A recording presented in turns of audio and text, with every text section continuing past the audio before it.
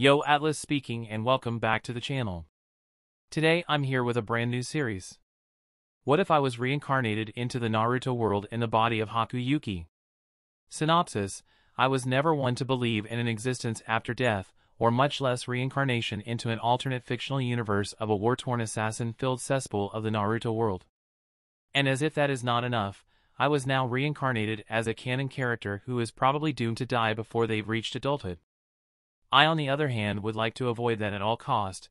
I will survive this cruel ninja world, no matter what it takes, and I have all the talent in the world to achieve that goal. Chapter 1: White. It's white. It's cold. It's pretty. The object of my attention has been here in this life for as long as I can remember. There's a strong sense of comfort in it even if I never liked the coldness of it in my previous life. According to my new mom, I'm named after the pure snow that surrounds our village all year round. The snow was so pure and white at the moment of my birth that my new parents decided to name me Haku, which means white. It's a pretty bland way to name a child. I mean, can you imagine naming your child after a color? It's one thing to realize that you are dead and gone. It's another thing to realize that you had been reincarnated to live a second life. What I cannot accept is that I have been reincarnated into a fiction story where the entire economy of the world is seemingly dependent on people paying for the services of killers for hire. No wonder this world never knew true peace until the child of prophecy came along. How is such an economy sustainable? To be honest, although Naruto became the 7th Hokage and his presence ushered in an era of peace at the end, I don't think it will last long unless he does something and puts some permanent measures in place. The only reason why the elemental nations are at peace with each other in the Boruto series is because no one is willing to go against the combined might of Naruto and Sasuke. The camaraderie between the 5 great shinobi villages forged from the 4th Shinobi War might have helped too, but that camaraderie won't last forever. Kind of ironic that Nagato was actually right, that true peace can be achieved only when everybody understands and share the same pain. Without the 4th Shinobi World War killing off half the shinobi population, the elemental nations would have never known true peace. This is the world of Naruto, where people known as shinobis are able to defy all laws of physics and common sense thanks to the presence of chakra. I'm fine with the idea of chakra. What I don't like is how people here use chakra for vile means. Chakra is beautiful, it shouldn't be tainted with such a bloody history. I can feel it thrumming beneath my skin. I cannot explain it properly, since it's not present in my previous world. How can you explain the feeling of having something that does not exist? Chakra gives me a sense of comfort. It's always there. I had unlocked it somewhere between my 4th and 5th birthday in this world. However, I am the Haku from the Naruto verse. I know what will happen if the secret of my bloodline is leaked out. I don't want that to happen. I'm content in remaining as the son of 2 simple farmers who are just living their lives in a small, snowy village in the land of water. I have no wish to take part in any of the bloody history and future of shinobi. The very thought of it scares me. Sure, I had seen blood before when I visit the slaughterhouse the uncle of my previous life runs a few streets away from my house. Sure, I had seen dead people when the elderlies of my previous family passed away one after the other. My previous family was huge and very close-knitted despite its large size, and I feel kind of guilty for dying since I know they will be heartbroken. So, how did I die in my previous life? My friends and I were playing by the beach and one of them decided to go for a swim. Somehow, the cliché scenario of the swimmer having cramps in his legs happened and he was too far out. To make things worse, there was an incoming storm. My friend was being quickly swept away by the currents that get stronger the further you are away from the beach and into the sea. Guess who decided to play hero and save him? I won't say that I regretted my decision. I was the best swimmer among the group and I at least knew for sure that he lived when I tossed a ring float at him to make sure he stays above water. However, I forgot to bring a float for myself in my haste and I was separated from my friend when an unexpected wave of water washed over us and I lost my grip on him. My friend was fine from what I can remember thanks to the float, but I was dragged further out into the sea. I may be a good swimmer, but there's only so much a human can do against a force of nature. And then I found myself here as a baby who just emerged through a woman's birth canal. I will skip the process of my rebirth, remembering it gives me goosebumps. It's not pleasant. Haku, it's time to head back. My sweet and loving mother gently tapped me on the shoulder from behind, and I immediately dropped the snow in my hands to follow her as she held my hand. I'm still too young to be of much help around the house or out in the farm. I still have no ideas how they manage to grow plants in a snowy land, but it's probably related to some chakra bullshit. This woman is my mother now. She has been nothing but kind and loving to me, and I cannot help but love her for it. My father is the same too. He loves Mum. And his actions thus far are starting to make me doubt that whatever happened in Canon will never come to pass, that even if he found out that Mum and I possess a Kekii Jinkai, he will still love us for who we are and not what we are. I know what he can possibly become if he ever finds out Mum's secret and that I inherited some traits from her, but I am not going to be so careless as to use chakra anywhere near him or the house. The Land of Water is not a peaceful place even if the bloodline purges had just ended. People still fear Kekii Jinkai users. I like playing with chakra, but I know that until Meitarumi takes over the position as Mizukage, I have to keep my abilities a secret. Too bad I am still unable to manipulate ice or even snow. But hey, I can make small pools of water move now. That is something. All I have to do is to put my hands in the water and infuse it with some of my chakra and voila.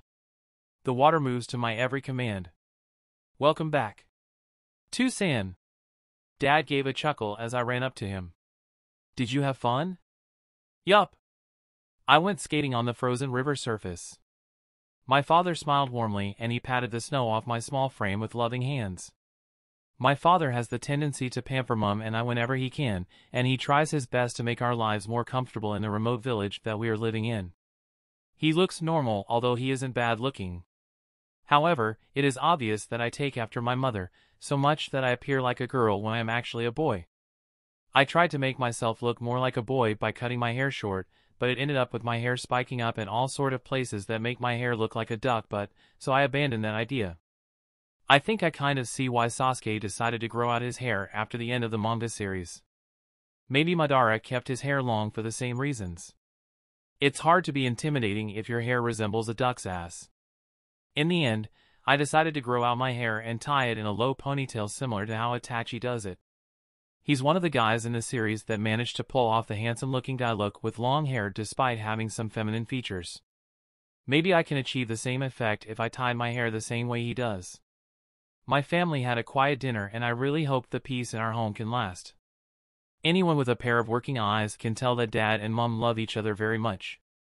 I don't know how and why the fear of Kekii Jinkai managed to drive my father to the point of being heartless enough to decide to kill his wife and only child in Canon, but I have no wish to find out. I don't want to be a shinobi if I can help it. The world out there is not a nice place and I am content with being able to manipulate small puddles of water instead of doing flashy jutsus.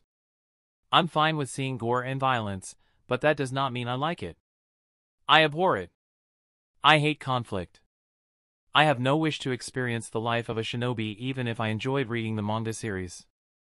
The only good thing that I got going for me is that the village I am living in is located in a remote area of the country and shinobis hardly pass by. Heck, if it wasn't for the fact that someone in the village mentioned chakra offhandedly in a conversation that I happened to eavesdrop and the fact that my name is Haku, I wouldn't have even known that I had reincarnated into the world of Naruto. It was from there that I decided to ask my parents more about the history of our land, and I had confirmation from their mouths that yes, we are located in the Land of Water and as her citizens, we are protected by our daimyo and Mizukage. Protected by the daimyo and Mizukage? Ha! Whatever. Right now, I am the son of two simple farmers who will probably grow up to take over their jobs when I grow up. I'm fine with it, honestly. Life is hard given the state of poverty of our village, but at least life is simple here. I want it to remain this way. What? What is the meaning of this? Dad confronted Mum with a snarl, holding up a pendant in his right hand as he shook in rage and fear. I had never seen such a frightening expression on his face before. The pendant he is holding up is a pure white pendant with a circular jewelry at the end of the loop. Engraved on the jewelry is a picture of a snowflake that looks more like a symbol of sorts. Dear. I can explain. How long are you planning to keep it from me? How long? Dad screamed as he kicked at a stool in his fury and it banged against the wall. I winced as I hid myself from view outside of the room. I have no idea what Dad is so angry about, it's just a pendant. This is the clan symbol of the Yuki clan. Dad gritted out. Why is it with you? Fuck. It's not what it looks like. I just picked it up when I was traveling before I met you. I thought it was pretty and it can be sold for extra cash if we really need it. I didn't know what it means. I'm not from a clan. I promise. I can't even use chakra. Don't lie to me. Dad seethed in rage as he inched closer to Mum, who took a few steps back in fear. You always use your hand to tuck your hair behind your ear when you are lying, like what you are doing right now. Haku also inherited that accursed power of your clan, didn't he? Mum slid down onto her knees as she hugged my father's legs and begged, tears streaming down her beautiful face. I want to yell in my father's face to tell him to stop being stupid. Can he see? Mum loves him. Why does the fact that we have the ability to control ice make him fear us that much? Mum and I will never hurt him. Please. I will do anything. Hit me, torture me, kill me, but please, Haku is innocent. He doesn't know. The powers of my clan did not manifest in him. He's our son. He dash. Someone with that kind of accursed power is not my son. I don't have a son like him. Are you listening to what you are saying? Haku is our child. Just at that exact moment, several villagers barged their way in and I quickly hid myself. We heard shouting and screaming. Did anything happen? Are you guys alright? I hid myself behind a shelf. I have no idea what to do. I don't want to make everything worse. Dad wouldn't tell them about Mum's secret, right? We are a family. The feelings we had for each other wasn't a lie, right? He loves the both of us. He cares for us. Surely that will be enough for him to at least keep our secret for now, right? He wouldn't tell on me and Mum. Right? My wife, no.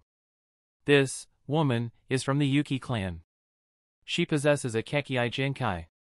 A sharp hitch of breath from my mum was all I heard before she broke into tears and sobbed.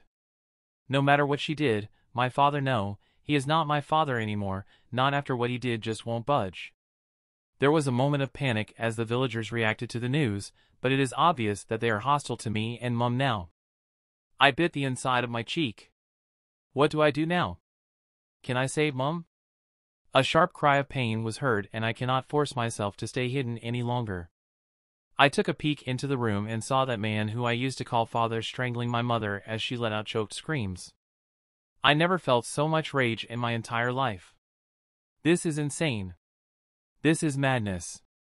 I can't believe that this is happening right in front of my eyes. Let go of Mum. I rushed in to tackle that man and punched him in the kidney, successfully forcing him to release his grip on Mum. The other villagers jumped back in fear, as if I will suddenly kill them with powers that I didn't even know how to call upon. Haku! Mum exclaimed as she hugged me and quickly cupped my face with her hands. Run! It's not safe here anymore. I'm not leaving you behind. You need to go. Your father and the villagers will kill you simply for being my child. A punch from a villager standing near us had me falling onto the ground and Mum screamed in rage as she hugged the man from behind to prevent him from hurting me any further. Isn't Mum from the Yuki clan? Can't she call upon her powers? Don't tell me. She wasn't a shinobi and never awoke them? Like how Hashirama is the only member of the Senju clan capable of awaking the wood release, being a member of the Yuki clan doesn't automatically mean that you will be capable of calling ice to do your bidding? Haku! Run! Another villager grabbed onto her long hair from behind, which elicited a pained cry from Mum. I snarled and picked up a traditional wooden hairpin lying on a nearby table that belongs to Mum and used it to stab the leg of the villager that was restraining Mum. My satisfaction was short-lived when I was picked up from behind and thrown into the nearest wall and my head hit the wall with such force that I swore that the entire room shook with it. I whimpered in pain and my head felt light as I fought to stay awake from the heavy blow to my head. That man who sired me stared at me with fearful eyes. I watched from the ground as he picked up a rake lying nearby that he uses for farming and walked towards me with slow, shaky steps. Haku! Run! A villager placed a hand on my father's arm. We can do the deed for you, you know, if it is too much for you to handle. Just wait outside. Dad's breathing hitched, but he forcefully calmed himself down. I can do it. The villager had a grim expression on his face but passed a dagger to father. Use this instead. It will be quicker and it's less painful for them that way. Mom gave another desperate scream and she somehow managed to break herself free from the hold of the other villagers and stood in between me and my father protectively. You are not harming Haku. That man said nothing as he raised the dagger high up in the air before plunging it straight down. Mom blocked it by using her hands to hold onto his wrist and prevent the dagger from making its descent, and the both of them wrestled on the floor as Mom pushed him down onto the floor with her. Wait! The villagers stood at the side, not wanting to partake in what will undoubtedly unravel to be a tragedy. I tried to ignore the woozy feeling from the blow to my head and attempted to get up from the floor. I need water if I want to save Mom, but there is no water source nearby. I am still unable to draw upon the power needed to freeze and create ice, but I can manipulate small amounts of water to an extent. I can use it to save Mom. A sudden silence befell upon the room and I watched in horror as the dagger buried itself deep into Mom's chest where her heart is. Her blood spurted out as that man removed the dagger from her chest. Tears streamed down his face and Mom's lifeless body fell onto the floor. No. No, no, no, no, no, no, no, no, no. It will be painless, I promise. Dad whispered as he walked closer and closer to me and lifted the bloody dagger again with shaking hands. I'm sorry. Haku. My mind wasn't registering the string of apologies that were coming out of his mouth. All I can register is the sight of my mom's lifeless body lying face down on the floor and her blood pooling around her. Her usually serene and loving face is turned in my direction, stained with blood and etched with the horror that she failed to save me, her only child. Mom, I said in a hoarse voice, and I felt my tears spilling out as I tried to crawl towards her. This isn't supposed to happen. I made sure to not practice chakra anywhere near the house, and I made damn sure that I'm alone whenever I was experimenting with chakra, so why the hell is this still happening? Is it because of the damn plot? Am I destined to die on the oh-so-great Naruto bridge so that the stupid child of prophecy can find his own ninja way? Is Mom's death necessary so that I can meet the stupid protagonist of a fictional world and die before I grow into an adult? The murderer had finished what he wanted to say to me and looked at me, the dagger still dripping blood and held up in the air with his hand. Goodbye, Haku. The dagger fell. And the room exploded in a burst of white. I held the wriggling fish in one hand as I began the long trek back to the clearing beneath the huge tree where I had set up camp. At least I won't go on a hungry stomach tonight. It has been a month since Mom was murdered. I am not sure if it was a blessing or a curse when my Kekkei Jinkai finally manifested itself when it did and killed every other soul in the room with huge ice spikes that sprouted from the ground. There are still times when I think that dying may have been a better option than staying alive in this cruel and twisted world, but I survived, and so I have a duty to live for Mom, who died for my sake. The awakening of my Kekkei Jinkai had also improved my control over water, and I can control larger amounts of them now. I am also now able to freeze liquids to create ice, although doing so takes a lot more effort. I am still unable to create ice out of thin air like what Canon did, but at least I can create them as long as I have a water source nearby. I absently touched Mom's pendant hanging around my neck and hidden under my shirt. It is the only thing I have that reminds me of Mom and the clan that I supposedly belong to. I refuse to acknowledge that man as my father, not after what he did. I am not going to take after his family name. I had loved him, I had trusted him, I had faith that he is different from the man that I know from Canon. I had decided to give him a second chance. Look where that had gotten me. I shouldn't have trusted him. I will never trust anyone again until they prove themselves worthy of my trust. I should have known. This is the world of shinobi, there's no one you can trust other than yourself. If there is one thing I regret, it is that I am unable to give Mom a proper burial. I had to leave quickly before the other villagers realized what happened. All I could do for Mom is to close her eyes shut before giving her a kiss on her forehead to say my farewells, grab whatever I think I need to escape out of here, taking Mom's pendant along with me, and bolted out of the village still caked in my father's blood. The sight of my parents' corpses is a memory I will never forget. Due to my Kekkei Genkai's reliance on a water source, I always keep at least a bottle of water on me, and it will always have some water in it. It's my only trump card if I want to stay alive. I'm unsure if the other villagers will track me down and hunt me for who I am. It's not hard to piece two and two together given the ice formation I left behind in my former home and the infamy of my clan that I never met. I decided to flee into the woods. I may have a higher chance to survive there. I will take on wild beasts any day compared to a horde of prejudiced, hate-filled humans. My bloodline can protect me from beasts, but not from humans. Thankfully, I met none of the two mentioned groups thus far.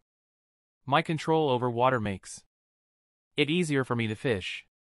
All I need to do is to take control of the surrounding water around the fish I want to hunt and lift it out of the river flowing through the woods in a poor imitation of a miniature water prison jutsu and drop the fish into my waiting hands.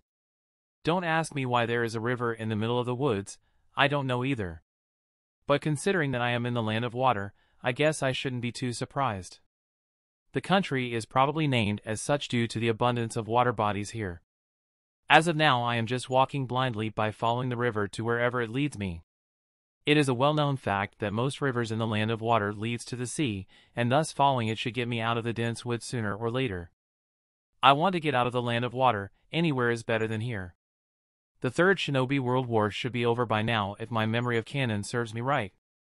I am 5 years old this year going on 6, only a few years older than Naruto who should be born by now, so going by that logic, there should be some semblance of peace in the elemental nations for the next decade or so. I need to get out of here.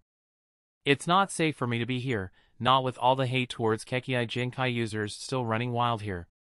Without a war brewing outside, anywhere is safer than here where genocides are a common occurrence. The land of water is made up of many islands that are clustered together, and it is surrounded by waters on all sides. To get out of the country, I need to somehow acquire a boat to ferry me to the continent that makes up the rest of the elemental nations. I don't think I can buy a ticket to get me out of here. I have no money on me since the stash of money my parents kept was destroyed in my outburst of power. So I either have to steal a boat and pray that it will be enough to get me out of the country assuming the sea don't swallow me up like it did in my previous life, or smuggle myself onto a ship and hope that I don't get caught. I uncapped my bottle and took a sip of water while walking before making a turn in the woods and found the clearing where I had set up camp, only to find that it is now occupied by a shinobi, if his gear and how he dressed himself are any indication, and a foreign one at that. There's no one in the land of water that is born with such dark skin. This guy is definitely from Kumo even if I don't see his forehead protector anywhere. Great, just my luck. Oh, who do we have here? A tall, slim man with dark eyes, black hair and goatee sauntered up to me and I inwardly cursed myself for not checking my surroundings. I had grown complacent with the lack of wild beasts and human presence in the past month that I was here. I had assumed that I was safe. This ninja is looking down at me for being a child, that much is certain, but what is a shinobi who obviously hail from Kumo doing all the way here in the remote woods of the land of water? As if he read my thoughts, the Kumo nin started to monologue. I just wanted to lose my tail so I decided to detour to the land of water. I never expect myself to bump into another kid. Are you a shinobi? You have quite a decent amount of chakra for someone your age. Can't have you going back to warn anyone else now, can I? The Kumo nin said as he twirled a kunai lazily with one finger. The large sack that lay beside where he used to sit before we found each other started to move. Something is in there, and I am not sure if that something is human. Damn, that kid is starting to stir. The shinobi grunted before focusing his attention on me again. I really want to meet up with my team near Kumo's borders. The weather here is so humid it's not even funny. But those damn tree huggers are hot on my trail and I have to detour all the way here just to lose them.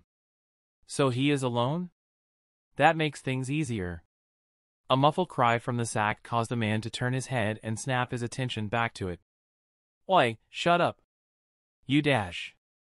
An opening. In this world, sometimes it doesn't really matter how strong you are. All it takes is for one slip up on your part and you will be dead before you know it. The opening of my uncapped bottle has been pointing in the shinobi's direction the whole time he was monologuing. The fact that he underestimates me helps too. He's also standing way too close to me. A jet of water shoots out from my bottle and turned into a spear of ice before piercing into the shinobi where his heart is. He let out a shout with a mixture of surprise, shock, and anger, but the ice burst out from within him before he could do anything else, and he soon lay on the floor in a bloody mess with spikes of ice jutting out from all over his body. I panted as I catch my breath and to calm myself down. I was extremely lucky that I managed to save myself from the near-death situation.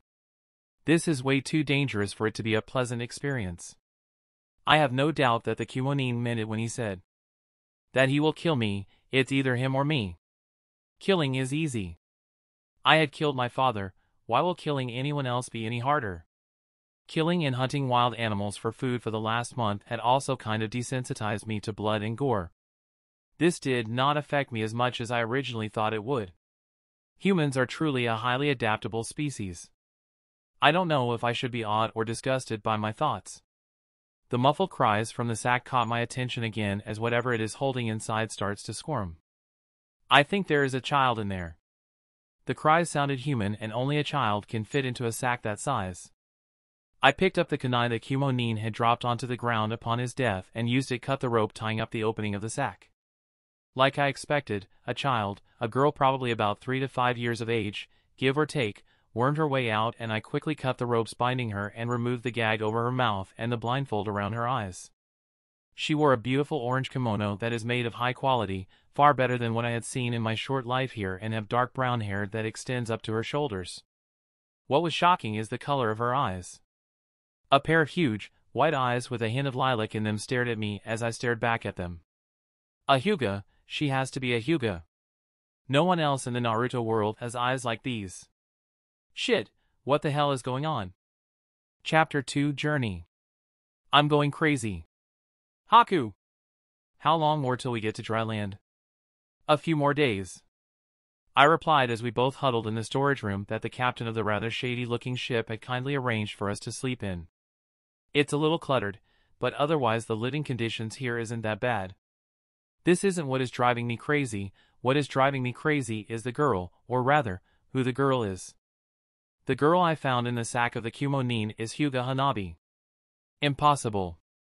There's no way this is possible, but the evidence is right here in front of my eyes.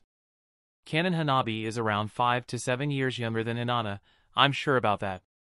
In Canon, Hinata was kidnapped by a Kumo shinobi when she was 3 years old, resulting in the Hyuga affair, so Hanabi shouldn't exist yet. But right here in this world, Hanabi had been born early. That alone told me that something had changed. From what I can see, the Hyuga affair did happen, but the Kumo shinobi somehow escaped, got himself in the land of water instead of running back to his village from what I understand in the monologue he gave before I killed him, and kidnapped Hanabi instead of Hinata. There are so many things wrong here that I don't even know where to start. The Kumo shinobi didn't get himself killed by Hayashi? He actually escaped out of the land of fire? Hanabi and Hinata are apparently of the same age? They're twins? What? How? Why? Just. Where did I exactly got myself reincarnated to? This is obviously a different Naruto world, a world different from the one that I had read about in my previous life. With Hanabi's early presence, there's no telling who is now alive and who is dead. For all I know, the first Hokage is Uchiha Madara and Senju Hashirama is the villain here. Maybe Jiraiya deserted the village instead and Orochimaru is the only loyal Sannin left.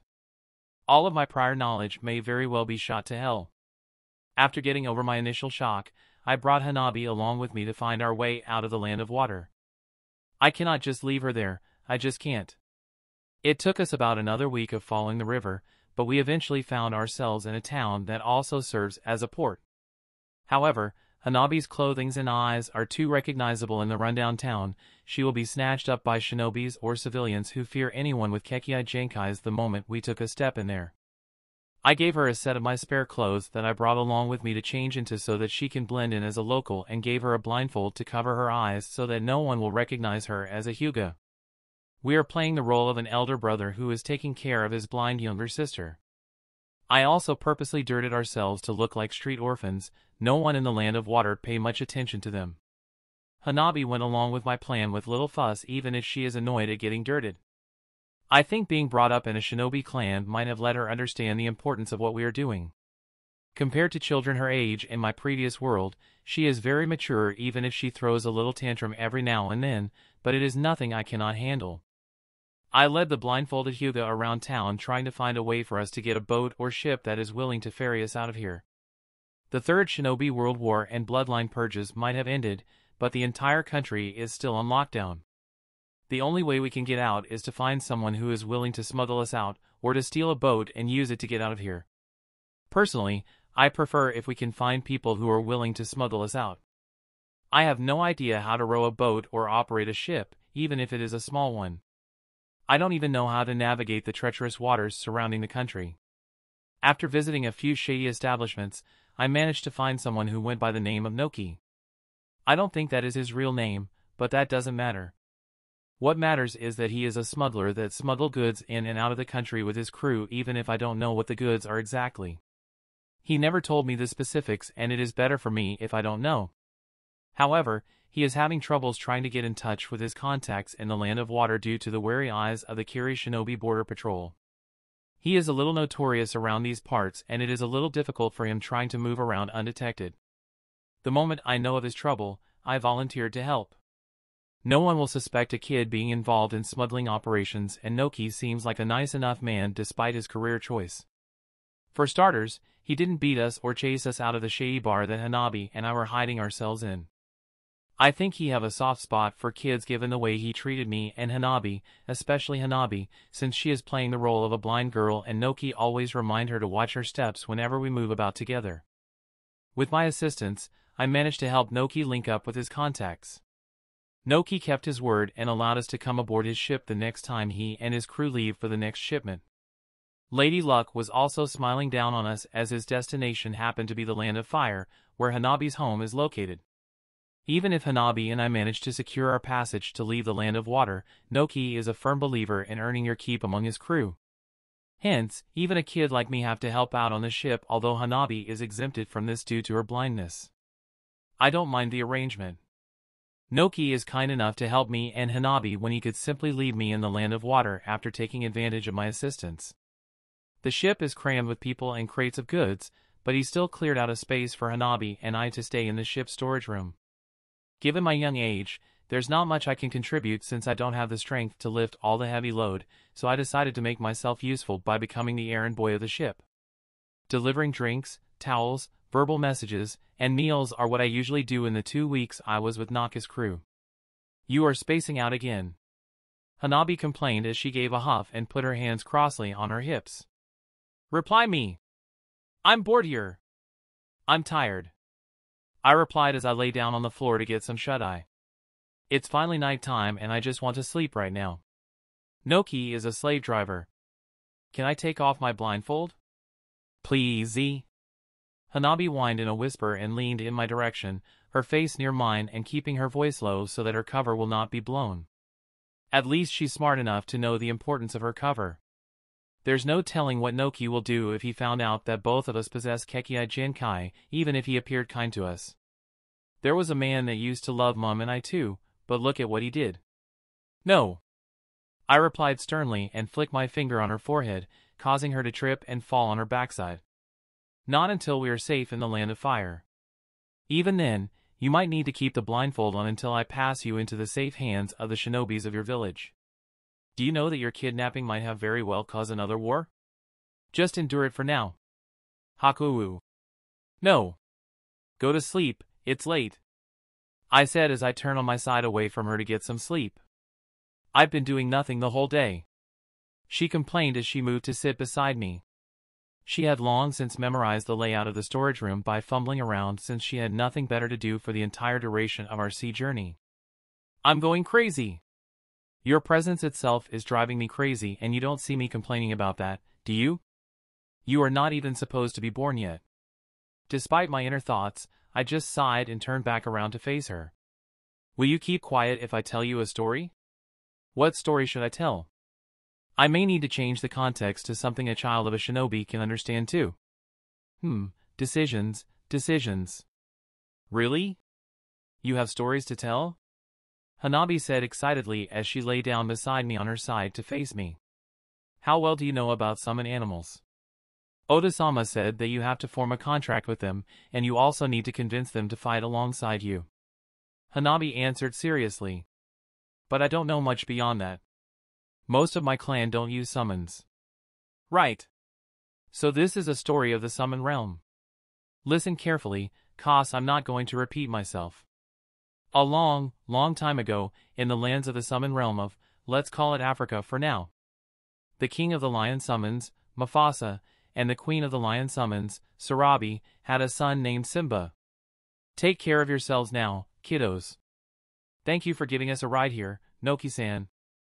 I said respectfully and thanked Noki on Hanabi's behalf as well. You guys are heading towards Konoha, right? Just follow the main road down there. It should be safe even for kids like you since it is heavily monitored by the Leaf Means as long as you stick to the main road. Noki helpfully pointed out with his finger in a direction that leads out of the coastal town that his ship had docked in. After saying our farewells and receiving some food and water from Noki, Hanabi and I set out for Konoha. I am having mixed feelings about this. Things are obviously different in this world from the Canon one that I had read about, and there is no telling what will happen if I am added to the mix. I have no idea what to expect from the shinobi world since my original village is pretty much isolated and cut off from the outside world. Hanabi doesn't know much either about her village since she is usually cooped up at home with her sister and she is only 4 years old no matter how mature she is. I could have asked Noki, but that might have raised suspicions that we don't need. I don't want to go to Konoha where most of the plot had happened. I don't want to get myself tangled into that mess. The best course of action now is to see if we can find any Konoha shinobis patrolling this route and to drop Hanabi off with them. Hanabi and I walked for a few hours, following Naka's advice and sticking to the main road. Our hairs are unkempt and our clothes are torn in a few places from all the traveling we experienced since we first met in the Land of Water, but otherwise we're okay. Hanabi still had her blindfold on just in case some nasty bandits or shinobi found out about her heritage and attempt to kidnap her again. She didn't like the arrangement, but I somehow managed to persuade her. I held her hand as we walked, and I am trying very hard to see if I can spot a Konoha Shinobi Border Patrol squad that might help Hanabi find her way back home. Apparently the location of the lookout of the Border Patrol are a secret from the civilians. None of them were able to direct me to a known location where Konoha Shinobis congregate other than the Konoha village itself and the town we initially found ourselves in do not have any Konoha Shinobis at the moment. I'm very tempted to just call out for them and hope they show themselves to us, but that might not be a very smart move and I have no idea if I will attract the right kind of attention. Let's rest here for the night, I said as we entered a small hole within a large tree not far from the main road. Some shinobi probably had hollowed it out for resting purposes. It's too neatly done for it to be anything but the work of a shinobi. The interior of the hollow tree will shelter us from the wind and cold during the night. Nah, Haku. Hanabi tugged on my sleeves to get my attention as I gave her the all-clear to remove her blindfold in this small and enclosed space. It's not healthy for her eyes to keep her blindfold on all the time. She blinked a few times to adjust to the waning sunlight that is disappearing thanks to the setting sun as I took out some rations for us to eat. What is it? I said as I munched on a dry dough-like thing. I don't even know what to call it and it does not taste remotely nice, but at least it is filling. Will you go back to Konoha with me? Hanabi asked as she sat in front of me, her face a few inches away from mine, and I instinctively tilt my head back to gain some distance. I prefer my own personal space uninvaded. Hanabi, on the other hand, have no concept whatsoever regarding personal space. Nah. I replied dismissively as I handed her one of those circular dough-like atrocity. I will see if I can drop you off with a Konoha patrol or if we reach Konoha itself, whatever comes first. But I am not going to stay in Konoha. But, why? Hanabi's voice rose a few notes higher as she started to visibly panic and her hands flailed about. Konoha is nice. You will love it. You don't have anywhere else to go anyway. I scowled and Hanabi immediately kept quiet. She knew that I don't like to be reminded of the fact that I lost my home. I didn't tell her of my past before meeting her, especially about my parents, but I told her enough for her to know that I have nowhere else to go and no one will miss me even if I am dead. The world is a big place. I'm sure that I can find a place to stay, I said as I took a gulp of water to rinse my mouth of the yucky taste that is still lingering there. Can't that place be Konoha? Hanabi said softly. If you don't stay there, we will probably never meet again. That will probably be the case, I admitted. But Konoha is a shinobi village, and I don't exactly have a good impression of any shinobi village that I know about. You will forget about me soon enough anyway. I won't, Hanabi said fiercely, and for a moment, I thought that she had awakened the ability to use her Byakugan instinctively. Despite the fact that she was born with it, she still hasn't learned how to use it due to her young age. Her parents had not gotten around to teach her yet. I won't forget you. There was a fleeting moment of warmth in my heart, but it faded away as quickly as it came. I patted Hanabi on the head and lay down on the floor. All the walking had tired me out. Hanabi had also finished eating by now, and she lay beside me and gave me a hug. I wanted to free myself, but it only encouraged her to tighten her hold on me. What do you want now? Hanabi lifted her face to look at me. She put on a pleading expression and her eyes started to glisten. Oh no, not the waterworks. No, Hanabi. Don't you dare. Her lips began to quiver and the frequency of it got faster and faster at each passing second. Hanabi's entire body starts to tremble as well, and I can see the liquid in her eyes threatening to spill out. All right. I will consider about it, okay? Hanabi's expression suddenly did a 180 and she gave a cheer. The hell, it was an act all along? I got fooled by the infamous puppy eyes jutsu. Yay! Now you will go back to Konoha with me. Hanabi pointed a finger at me. Don't go back on your promise. Otasama told me those that went back on their promise will never become a strong shinobi. I don't even want to be a shinobi. And I said I will consider the option, doesn't mean that I will definitely go to Konoha with you. I'm dropping you at the patrols or at the village gates, and that's where we will part ways. I retorted as I turned away from her on the ground, trying to get myself some sleep. There's never a moment of peace and quiet with Hanabi around whenever we are alone. Haku. We rose at the crack of dawn the next day, had our breakfast by finding some wild fruits to eat, refill our water supply from a nearby stream, and got ourselves ready for another long journey. I helped Hanabi put on her blindfold and we both set out once again, with me holding her hand so that she doesn't faceplant on the ground or knock into anything else. We should be safe since we are now in the land of fire, but I don't want to risk any chances regarding Hanabi's safety. If that Kumonin was able to escape all the way to the land of water, there might be a small chance that his allies or other foreign shinobis are hiding nearby as well. I wonder where the Konoha border patrol went. I haven't seen any hide nor hair of them. Are we still too far from the heart of the country where the village is located? Surely they must have noticed us by now, right? Or did something happen back at the village so that is why there's no one here to man the roads? The both of us made small talk throughout the journey to stave off the boredom, although we both made sure not to give our identities away in our conversations. I address Hanabi as Hana whenever we are outside to prevent any unwanted eavesdropper who might listen in on us as we passed by. It has been that way since we are in the land of water. The word Hana means flower, and it is a common enough name for girls in the elemental nations. We won't raise any suspicions that way. We spent 2 more days traveling in this manner, and the road we were on gradually smoothed out and looked more well-maintained the more we walked further inland. We are probably getting closer to Konoha. Noki had told us it would be about a 3-day journey to Konoha by foot, although it might take us longer since we are both kids. However, at the rate Hanabi and I are going, I think we can expect to see the legendary gates of Konoha within the next day or the day after that. Maybe we can see them before the sun sets today if we are fast enough. Who knows? It's not like we have a map to keep track of our location. I wonder how the Konoha village gates look like in real life. Will the eternal Chunin guards be stationed there? What are their names again? Ko something in. I forgot. Whatever. I will see if I can remember their names if I see them. Still, why is there not even a single presence of shinobi along this road?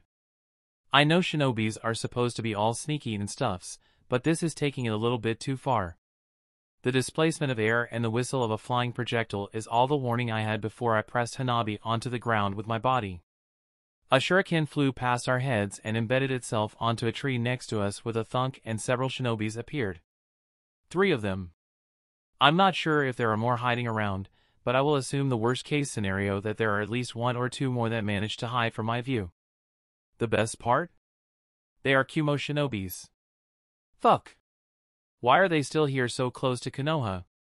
What is Konoha's border patrol doing? You will have thought that Konoha would have killed the Kumo shinobis after what they did to kidnap Hanabi. Hand over that girl and you will live, kid. One of the shinobis, a male, said in a monotone voice. It was good thinking on your part to cover her eyes in a blindfold and pretend that she is blind to hide her identity, but you can't fool us. I took a step back and placed myself in between the Kumo shinobis and Hanabi, my right hand clutching onto the cylindrical water bottle that I always kept on me. How are we supposed to deal with this situation? The only way that I can think of that might help us is a distraction. We need a distraction, and then the both of us need to hightail out of here towards Konoha.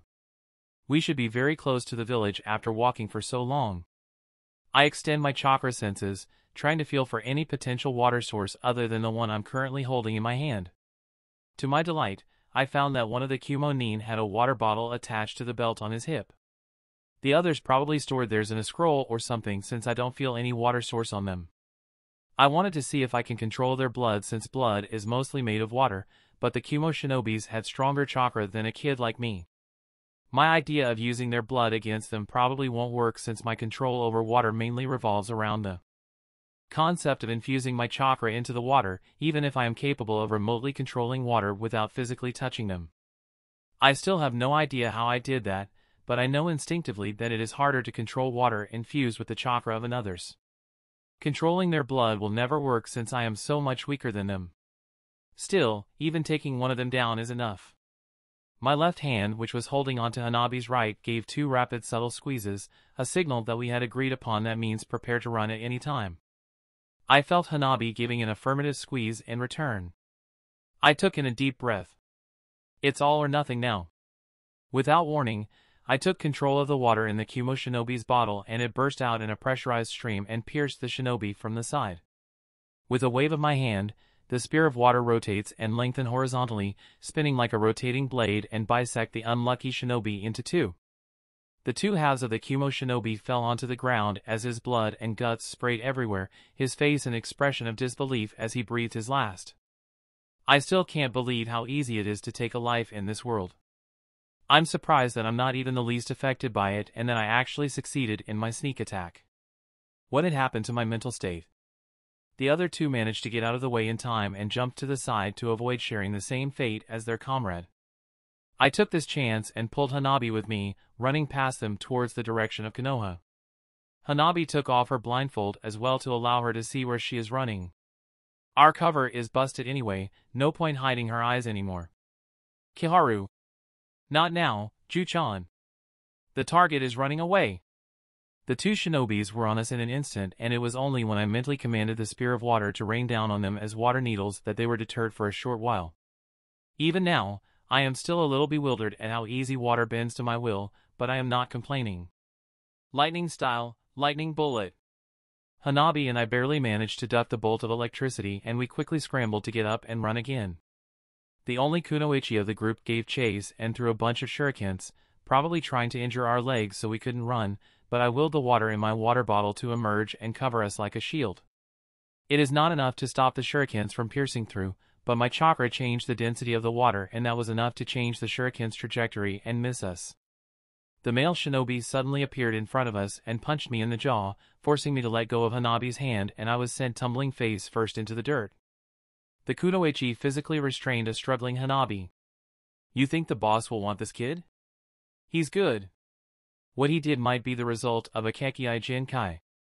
He killed Kiharu. We are on a mission. You know the risks. I growled as I saw Hanabi struggling to break free. What is with this world? It's not hard to imagine what will happen to Hanabi if she was taken back to Kumo. Her entire life will be spent as a baby-making factory. She will be raped by men the moment she is old enough to bear children, and they will keep doing so until she cannot do it anymore. And when she finally lost her usefulness, her eyes will probably be dug out and then. I shivered in rage at the thought of Hanabi's fate. This world is a screwed-up world. What kind of world is this where a father will willingly kill his wife and child simply because they are born with powers they didn't ask for?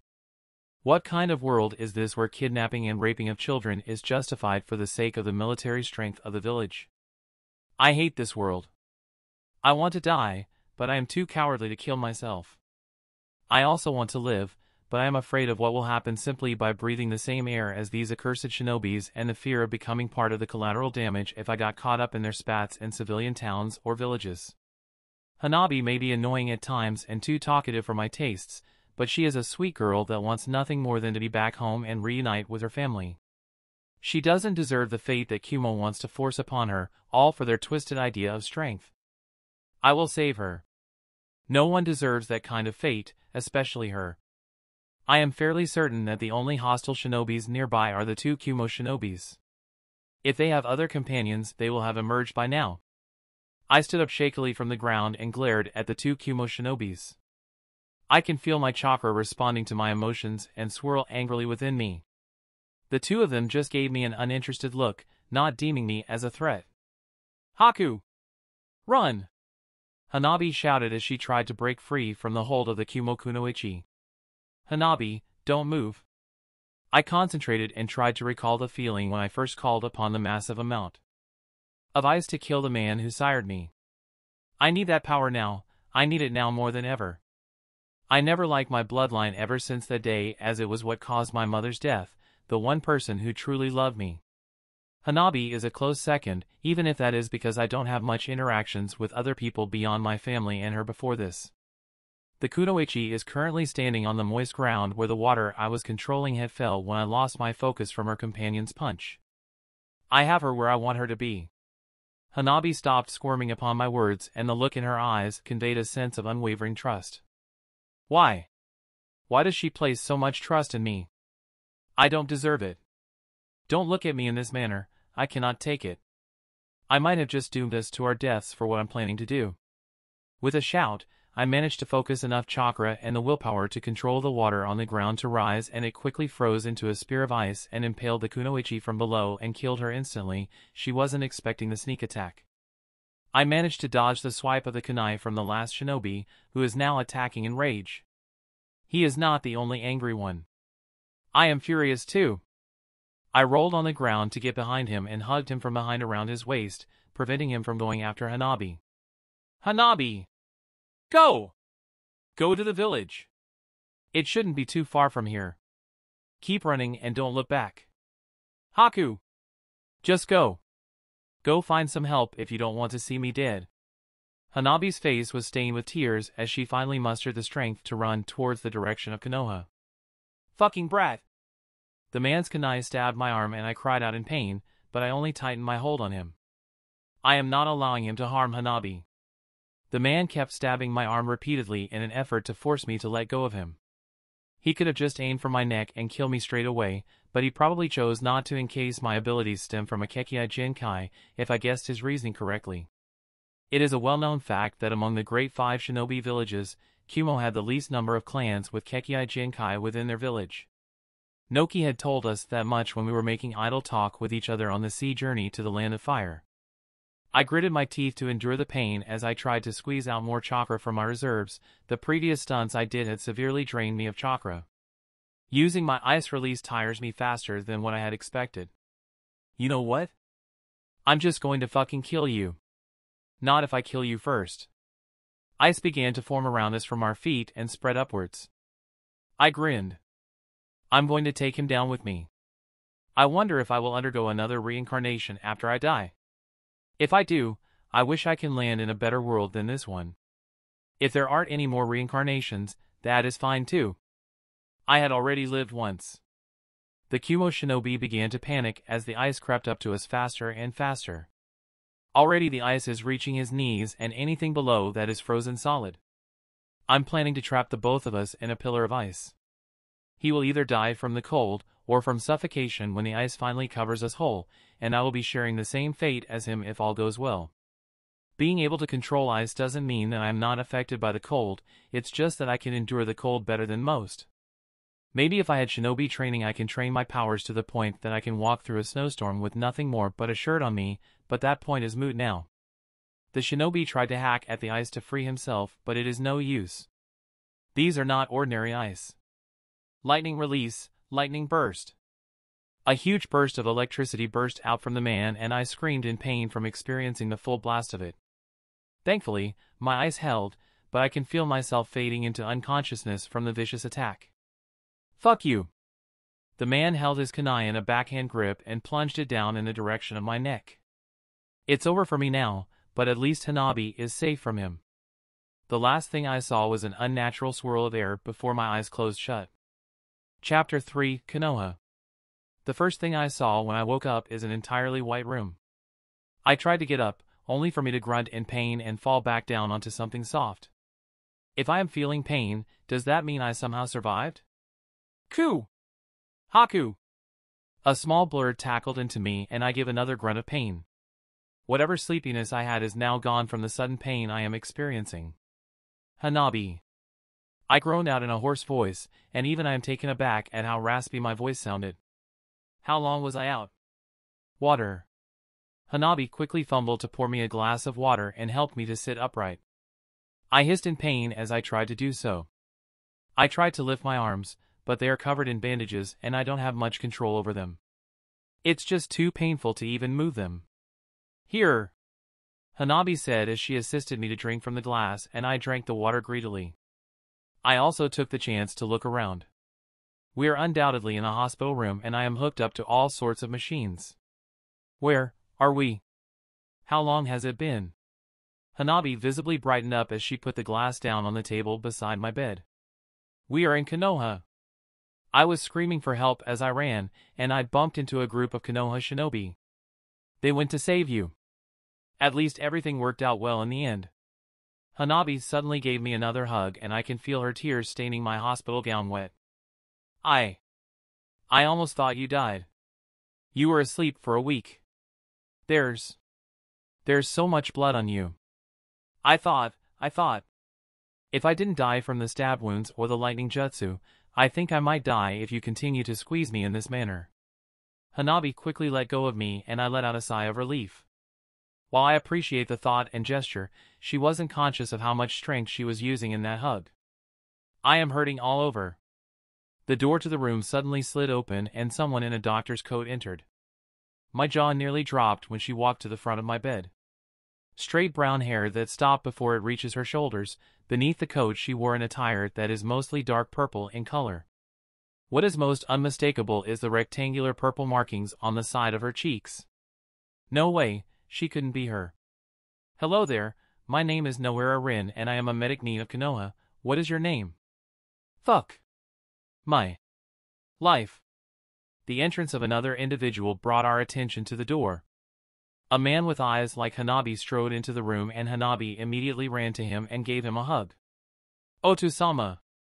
This must be Hyuga Hayashi. Hayashi just patted Hanabi on the head dotingly. I'm not sure if he is usually such an expressive man due to my impression of him in the manga series, or if the kidnapping of his daughter softened him enough to indulge in such acts of endearment with his child. I wouldn't be surprised if Hanabi's kidnapping changed him. No matter how cold he is as a shinobi, Hanabi is his daughter. The thought of losing her for about a month to Kumo with the knowledge of what they are planning to do to her must have drove him crazy. As if my worldview had not been shaken enough, more people entered the room. People who are supposed to be dead, presumed dead, or just not supposed to be here. Assuming I identified them correctly. Rin! Is the kid awake? Can't you see for yourself, you dope? He's sitting upright. Shut up, Bakashi. Nobody asked you. Language, Abito. A woman with long fiery red hair, the reddest I had ever seen in both of my lives, scolded as she pulled on his ear. There are children here. Kushina, calm down. You are scaring the poor kid. Oops.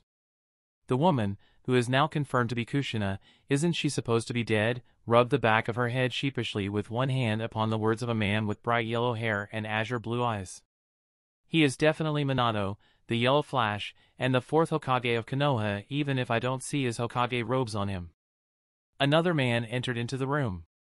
He had blue eyes and dull, pink hair which is styled in 5 different spikes in different directions. The way it is styled looks almost like a flower. He looks kind of familiar too. However, what was shocking is what I saw he was wearing when he finally pushed past the sea of people who had crammed themselves into my small room to greet me in a loud booming voice. This guy is the one wearing the Hokage robes. Minato is not the Hokage? Hey kid, name's Haruno Kazashi, the fourth Hokage of Konoha. How are you feeling? Are there any more pains? Or are there dash? Yandame-sama, you are overwhelming the kid. Rin politely interjected. I took deep breaths to calm my nerves. Kami-sama above, just what kind of world did I land myself in? After I got over my shock and mentally accepted the fact that my understanding of this world has been shattered once again, Rin did a round of questioning and tests to see my rate of recovery. Thankfully, none of the injuries I suffered were permanent, although I might retain some scars from the numerous stab wounds that Kumo Shinobi had inflicted on my arm. The other shinobis in the room were curious about me as well, since I am not from the land of fire. To them, what I did was hard to understand. A kid from the mysterious land of water had volunteered to help a shinobi child he barely knew about from the land of fire return to her homeland despite all odds. The fact that we actually reached the land of fire is a miracle in itself. When you put it this way, even I can't believe I did what I did. From what I learned, Haruno Kizashi, I'm pretty sure he is Sakura's father by now, is the current Hokage and succeeded Sarutobi Hiruzen, who was the third Hokage. I don't know how strong Kizashi is, but he has to be at least on Minato's level to even be nominated as Hokage.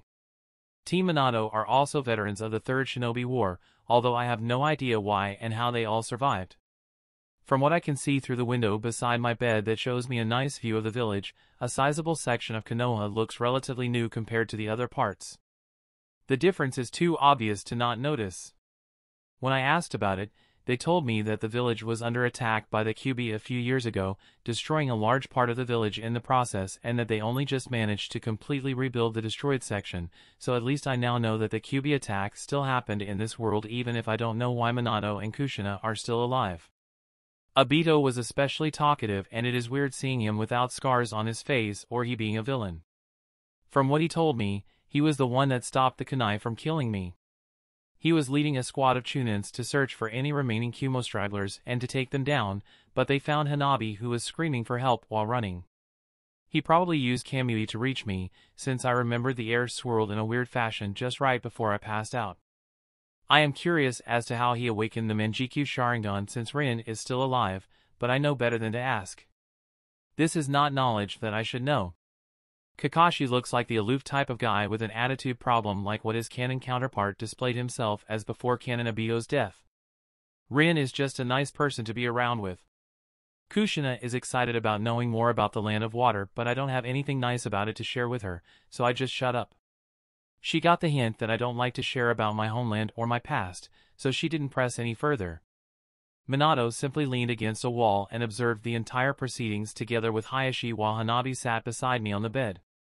Kizashi gave a clap to get everyone's attention on him. Alright, now that Haku is awake and well, we need to discuss the serious stuffs. Why is there such a sense of foreboding? Haku.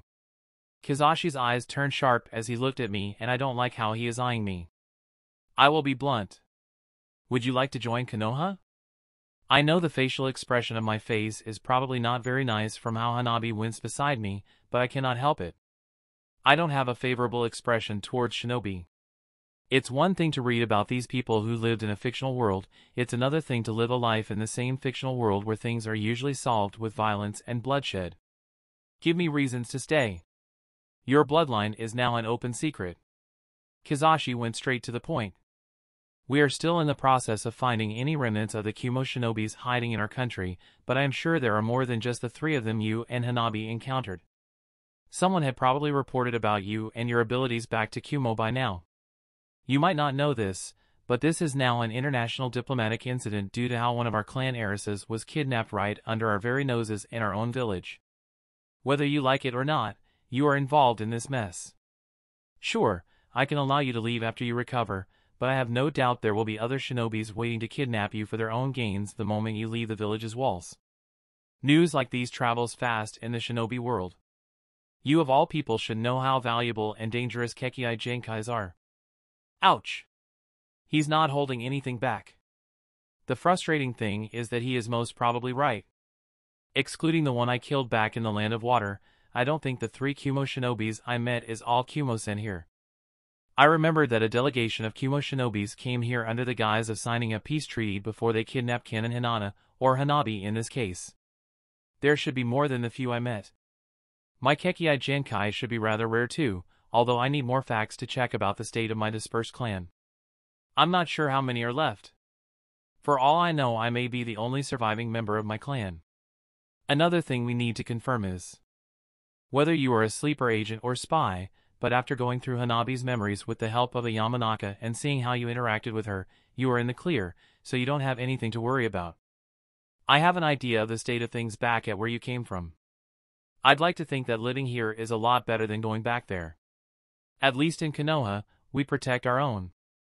Hanabi had told us a few times that you don't like the idea of being a shinobi.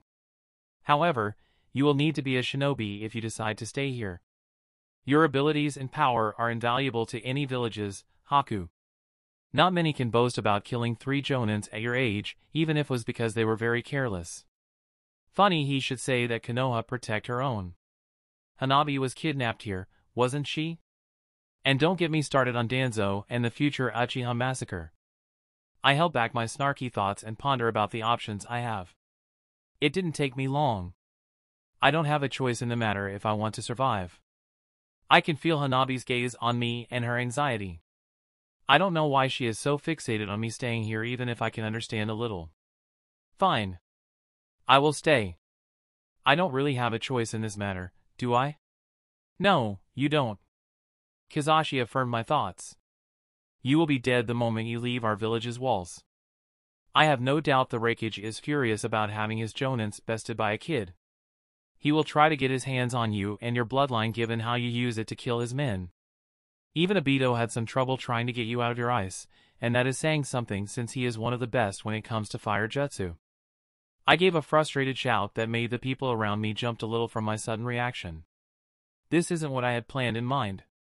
Now I will be stuck here for the rest of my life as a shinobi, the one thing I don't want to be, and I don't have a choice. Anything else I should know? Hayashi stepped up and I turned to face him. From what Hanabi told me, I understand that you are an orphan. The Hyuga clan would like to offer to adopt you as a ward of the clan. You will be taken care of as one of us. This is the least we can do after you returned Hanabi safely to us. A fate worse than death would have befell her if she didn't meet you. I felt a tug on my hospital gown from my side and I saw Hanabi giving me those eyes again. Hanabi, stop it. The waterworks threatened to make themselves known and I quickly weighed Hayashi's offer. In all honesty, it isn't that bad. At least I don't have to worry about food and shelter for the foreseeable future while I'm in Konoha. I have no idea how Konoha treated their orphans, but if Canon Naruto's experience is any indication, it probably isn't that good. Hanabi is sniffing by now and I groaned. Stupid puppy eyes. I need to start building resistance to them ASAP. Stop crying, I said as I flicked her forehead with a finger like how I usually do to her during our journey together to Konoha to get her attention. I accept your father's offer, happy now? Hanabi gave a shout of joy and glomped me. I am trying very hard to not whine in pain from how she is aggravating my injuries. The lightning jutsu fried more than just my hair. My skin is very sensitive to touch and pain now until they are fully healed. Rin had said that she could hasten the process with medical ninjutsu, but it will be better for my body in the long run to let it heal naturally. Medical ninjutsu cannot fix everything. Man, this kid is whipped. Doesn't it remind you of Sensei and Dash? You say something, Obito? Kushina threatened with a deceptively sweet smile and Obito paled quickly. In nothing, ma'am. He's the one who is whipped. Kushina sat down beside me and slung an arm around my shoulder, acting like we are the best of pals even if we only barely knew each other for less than an hour. If you cannot stand the stuffy Hyugas, you are always welcome to stay with me and Minato. Naruto will love to have you around too. And get myself involved with the troublesome child of prophecy? No thank you. He's the first person that I will be avoiding at all costs in this village. The next in line is Sasuke. Danzo too, if he is around in the village, assuming that some things remain the same as canon. Obito kept gesturing to me exaggeratedly out of Kushina's sight by crossing his arms in an X and silently mouthing the word ramen, if I read his lips right, and did a puking action. I think I understand what he is trying to tell me. Kushina probably only know how to cook ramen. Naruto had to get his undying love for ramen somewhere. I will die from diabetes from all the salt in that bowl of dish if I eat it constantly. No! Haku! You are staying with me. Hanabi grabbed onto my bandaged arm and I yelped in pain from the unexpected sudden contact. Rin is immediately by my side and Hanabi looked shocked at the realization of what she had done. It's fine. Nothing I cannot handle. I mumbled out as I endured the pain. The green shine from Rin's hands eased the pain somewhat. You are allowed to cry if it is too painful. You are just a kid. Rin admonished as she let my arm down gently. I have no idea how you endured your stab wounds. You are lucky that we managed to fix your arms. I lost count how many times you were stabbed when I was fixing it. I mumbled my thanks to her for healing me. It wasn't just her, I lost count on how many times I was stabbed too. I gave a mental sigh. Now that I'm destined to be a shinobi, I really hope that I can live past 20. Come on, Haku. Let's go play. Hayashi watched in amusement as the younger of his two daughters, even if it was only by a few hours, tried to drag Haku along from where he is lying on the ground trying to take a nap under the shade of the huge tree in the garden. The older of the fraternal twins, Hinata, looked torn between wanting to stop Hanabi from physically pulling Haku and her want to play with him as well. Niji just looked on impassively from the side of the garden. Hizashi sat by his side as they watched the children's interaction from where they were resting in their own corner. Hayashi is glad that the entire affair with Kumo ended in their favor. Kumo had the audacity to ask for a set of their clan's Byakugan even after what they did, but the fact that the entire Kumo delegation died outside their village's walls and that Hanabi was returned safely back to him gave Kumo little room to push for their demands. Konoha had erased any evidences that the deaths of the Kumo delegation were linked to them. If Kumo wants to play the part of the unreasonable thug, Konoha can do the same as well. The Hokage was also firm in his stand to protect the Hyuga clan and the safety of Konoha, and Hayashi is grateful to the Hokage for not giving in to Kumo's demands. Despite losing a large part of their shinobi's forces during the unexpected Kyuubi attack, Konoha still have strong shinobis in her ranks that allow them to stand at the top of the other shinobi villages. Minato alone is a threat to the current and fourth Raikage. Kushina's mastery in Fuinjutsu is more than enough to handle Killer Bee and Yujito in a one-on-one fight. There are also other notable shinobis in Konoha like Uchiha Fugaku, Sarutobi Hiruzen and Tsunade of the Sannin who are also famed for their strength in battle. Konoha won't lose in a war with Kumo, and Kumo knew it, so they did nothing but make empty threats over the entire affair. Haku is a very reserved boy that is too mature for his age. All he does is read during his spare time and devouring every knowledge about chakra and shinobi history. He has a huge interest in those subjects and he has an entire bookshelf crammed with such books in his room. Haku is only a year older than Hinata and Hanabi and the same age as Niji, but he will be attending the academy together with the twins instead. Haku could have enrolled together with Niji a year ago when he was first brought back to Konoha, but Haku simply had too much to catch up on if he were to enroll into the academy together with Niji at that point in time. Even if Haku is fluent in his speech, he only knows how to read and write a few words when he first arrived in Konoha and his physical abilities are subpar at best. So Hayashi decided to delay Haku's enrollment in the academy for a year so that Haku can first learn the basics that is required of him before entering the academy. Haku is bright, and that showed in his lessons and physical training. He caught up to the lessons taught by the tutors quickly and his taijutsu is actually good enough to even match Hanabi and Hinata when he finally decides to put in the required effort. Niji is still a little too advanced for Haku to catch up to, but Niji is a prodigy, so Hayashi wasn't surprised at the gap between the two of them. Still, he has faith that Haku will catch up to Niji soon enough. Haku is also a prodigy in his own right, and Hayashi have no doubt that Haku will grow into a powerful shinobi. Haku wanted to try learning the Gentle Fist, their clan's taijutsu style that involves the use of their dojutsu. Hayashi and Hizashi had tried to explain to him why that is impossible, but Haku had argued that if the Gentle Fist revolves around shutting the opponent's tenketsu points by injecting your own chakra into them, then it should be possible for anyone to learn it by memorizing the location of the tenketsu points since the location of these points is the same for every human being.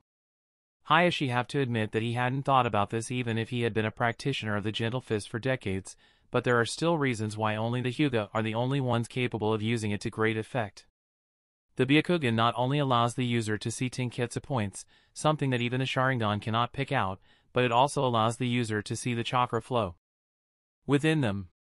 While the concept of the gentle fist, at the very basic level, is to shut off the opponent's chakra flow like what Haku said, the user needs to know how much chakra is needed exactly to achieve that effect, and that is usually not possible unless you can see the chakra flowing through the Tenketsu points with the Byakugan.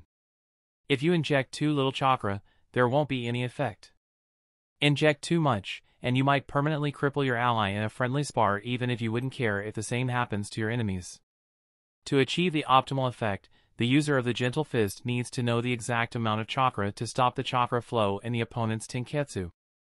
Overloading your opponent's Tenketsu points with a huge dose of chakra, even if they are an enemy, is also a huge waste of chakra and hence not practical in a real fight without the Byakugan, especially if you are facing a huge number of enemies at once. The way the taijutsu katas of the gentle fist is structured also takes into account the near 360-degree visual range of the Byakugan, making it a style that is only uniquely suited for members of their clan. Haku wasn't deterred, and he actually went on to compare the gentle fist with other taijutsu styles that the Hyuga clan are known to use. Not every member of the Hyuga clan are capable of using their dojutsu even if they are all born with it. There are members of the clan who are civilians as well. There are also a scant few who became shinobis even if they never managed to utilize their birthright for reasons unknown, so there are other taijutsu styles catered to members who cannot use the Byakugan that anyone else are able to use, Hyuga or not. What Hayashi wasn't expecting is for Haku to create his own gentle fist style. If Hayashi wants to get technical and nitpick at Haku's creation, his taijutsu style is a heavily bastardized version of the gentle fist, to the extent that the elders of the clan would have a fit if they ever saw it, and even Hayashi is hard-pressed to call it the gentle fist. But Hayashi cannot deny that it is effective. Haku basically memorized the major Tenketsu points in the human body, such as the one near the heart, the kidney, the ones that most shinobis use to channel chakra through their limbs, things like that. However, instead of injecting chakra into the opponent's Tenketsu points through his fingers, he uses Senbon to stab the Tenketsu points instead. The effects of such an action does not aim to completely stop the chakra flow in his opponents, but it is good enough to completely disrupt the chakra flow in the immediate area and cause a lot of pain if Haku decides to pump it with his chakra. Even if Haku ran out of Senbons to use, he can always create many more with his Kekkei Genkai.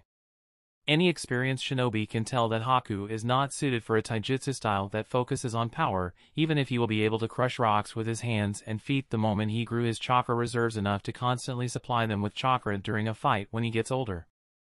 Haku's body is too lithe and slender for a destructive taijutsu style utilized by shinobis like Might Guy or Akimichi Choza. His body is more inclined towards a hit-and-run style suited for assassins, like the style used by Hatake Kakashi or Namikaze Minato, to take out an opponent by aiming their weak spots and take them out as fast as possible with a critical hit. The gentle fist would have worked too, since their clan were specialized in espionage and assassination even before they joined Konoha thanks to their dojutsu, but Haku wasn't born with the Byakugan. Haku's taijutsu style is mainly for self-defense than anything else, since it is obvious that he will never amount to much based on taijutsu alone. His body is not built for power and for taking hits. Haku's talent lies in his use of his Kekkei Genkai and water jutsus, and he will most likely grow into a ninjutsu specialist like Uchiha Bito. Already there are talks among the Hyuga clan that Haku will grow into a shinobi comparable to the nine-name Hokage, Senju Tobarama, in his use of water techniques despite his young age. Haku. Leave me alone, Hanabi. Haku groaned. I just finished my taijutsu lesson and I want to take a break. You are not even winded. Nei-san, Niji and Ai-san. Help me out here. Just go along with it, Haku. Hanabi-sama won't stop otherwise. Niji, you are supposed to be on my side here. Haku complained. Niji just shrugged in response. I'm giving you the count of 3. Hanabi's eyes suddenly have a mischievous look as she activated her Byakugan. Before I use you as target practice. Ota-sama said that I need more practice with my gentle fist. Haku scowled as he got up from the ground. Fine. What will we be doing anyway? Hanabi wanted to play hide and seek. Hinata replied meekly. Hayashi's eyebrows furrowed a little. Hinata is a kind child, but that meekness needs to go if she wants to be an exemplary shinobi. Shinobi cannot afford to be kind to their enemies, and her meek demeanor may be exploited. I'm hiding, Haku stated immediately as he walked off to find a hiding spot. You guys decide who you want to be the seeker. See you later. Haku! Get back here! You are the seeker! Haku simply disappeared around the corner and Hanabi gave chase with Hinata following behind. Niji just gave a sigh as he respectfully excused himself from the garden where Hayashi and Hisashi are also lounging about, and the twin brothers watched as their children and adopted ward went off to play. Not the most sociable person, is he? Hisashi states as he poured himself another cup of tea from where they are sitting next to the wooden table that is positioned between them. He was from the land of water, that place is a mess. The bloodline purges never truly stopped. Hayashi replied as he accepted Hisashi's offer to refill his cup for him. Haku never talked about his parents or his past, but I think we can all guess what happened to them. I'm not surprised at his behavior if he was a victim of the bloodline purges. It pains me to see him so jaded and distrustful of people at such a young age. I don't think he have truly opened up to anyone except for Hanabi. No kid should act like that at his age. True, Hisashi conceded. What about your thoughts about him and Hanabi? She's very close to him. A little too close. It will be fine, Hayashi reassured Hisashi. Haku is a very jaded child, but he is also kind despite how much he acts as if he doesn't care about anyone or anything. He was kind enough to escort Hanabi back here even when he was barely able to fend for himself. At least I know that he will take care of Hanabi, and Haku will definitely grow into a deadly shinobi in the future. Hokage-sama was right in persuading him to join Konoha. Haku is growing to be a very valuable asset to the village. I'm planning to let Haku be Hanabi's guardian like how your son is to Hinata. I might need to go see the Hokage to see if it can be arranged so that the two of them can be on the same team when they finally made it to Genin. You sound as if you want to marry your daughter off to him. Hisashi joked as he took another sip from his cup. I won't mind, Hayashi answered, and he watched in hidden satisfaction as his younger twin brother nearly choked on his tea, breaking him out of the stoic Hyuga facade that they all mastered since young. Hanabi adores him and Haku cares for her, and Haku will be able to protect Hanabi with how strong his Kekkai Jinkai will grow to be. He is only a ward of our clan now, but his permanent addition to the clan through marriage will only boost our strength. If we want to do it, we might as well start when they are all still young. Right now, I am just observing Haku's behavior and potential, but I am liking what I see thus far. He cares for Hanabi even if he cannot stand her chattering. I don't mind having him as a son-in-law.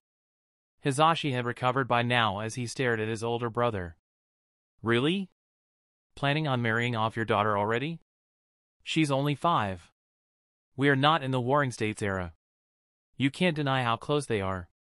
Hayashi replied calmly. And if Hanabi is happy with him, who am I to deny her happiness as her father? Like you, all I wish for my children is for them to be happy. I won't push for their union if things don't work out, so don't worry about that. Enough about my children, we need to talk about Niji. Oh? What did he do to earn your ire? Hisashi looked unbothered at the change of topic as he continued to drink. Nothing, Hayashi said as he refilled the empty teapot with boiling hot water. I am planning for Niji to take over the position of clan leader after me. I promised you that I will find a way to abolish the branch house system within the clan when we were young. It's time for us to make a move. Niji is a born leader, he is suited to lead the clan, he is a genius that we are blessed with. A prodigy that comes once in a lifetime. He can unite both the main and branch house. I know he can do it. Hayashi. You don't need to do this for us. Yes, I have hated you before, but we have put our differences behind us. You have Hinata and Hanabi, and they are also both equally suited to lead the clan. Niji is simply a better candidate. If the elders are too blind to see it, then that's their problem. I will deal with them, most of them are old enough to croak at any moment anyway. However, we need to find a better substitute than the current caged bird seal to protect our Kekkai Jinkai. We need a seal that isn't as barbaric in its function. Kushina and Minato are helping, but even they are not making much progress in this matter given how delicate and specific the seal needs to be. What we can do now is to start planning how we are going to make Niji's succession a smooth one. Hayashi, we are brothers, Hisashi. Like how you would have willingly died for me, I will do anything in my power for you as well if it is possible. Dad wanted to drive a wedge between us, but I'm glad that he didn't succeed. At least he is not around anymore to give us more problems. Hisashi remained silent. There's no rush, Hisashi. Take your time to think about it. We still have time. Thank you, Hayashi. Chapter 4 Academy. Haku, wake up! It's time to go to the academy. Hurry, hurry! I groaned as I turned to look at the clock hanging on the wall in my room. Hanabi, we still have an hour before we leave the compound. I pulled my blanket over my head and turned in the other direction to catch up on my disrupted sleep, ignoring Hanabi. I want to be there early. Ino had said that she will be showing us some really nice flowers before class today. In the end, Hanabi managed to pester me enough with her incessant bugging.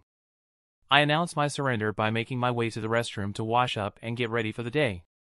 Half an hour later, Hanabi, Hinata, Niji, and I were on our way to the academy after having a quick breakfast.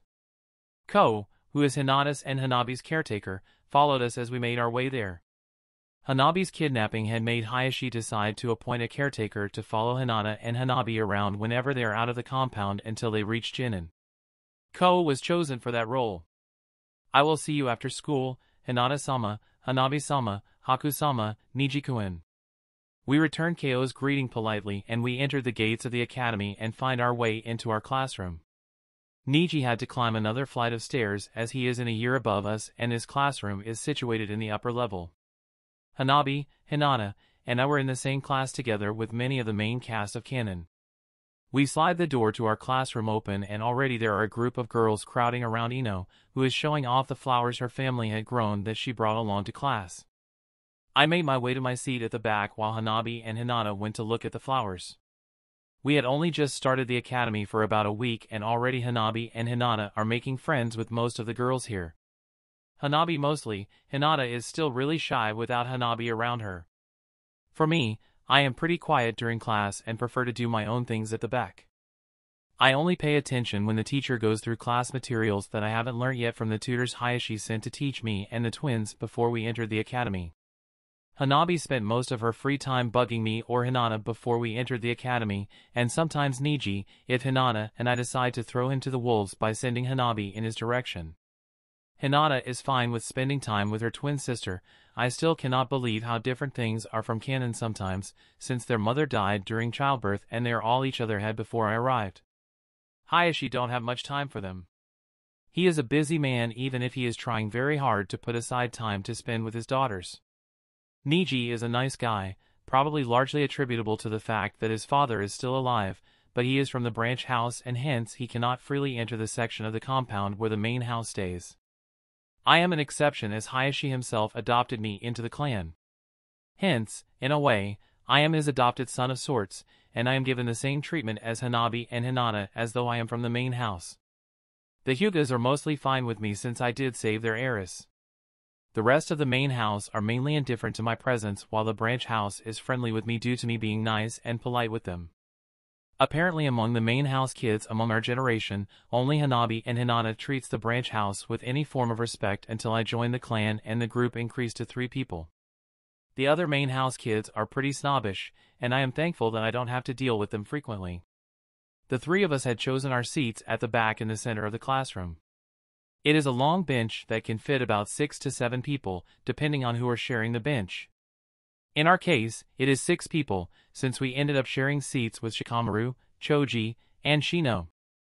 Choji takes up quite a bit of space due to his size. Choji is already here and munching on a bag of chips.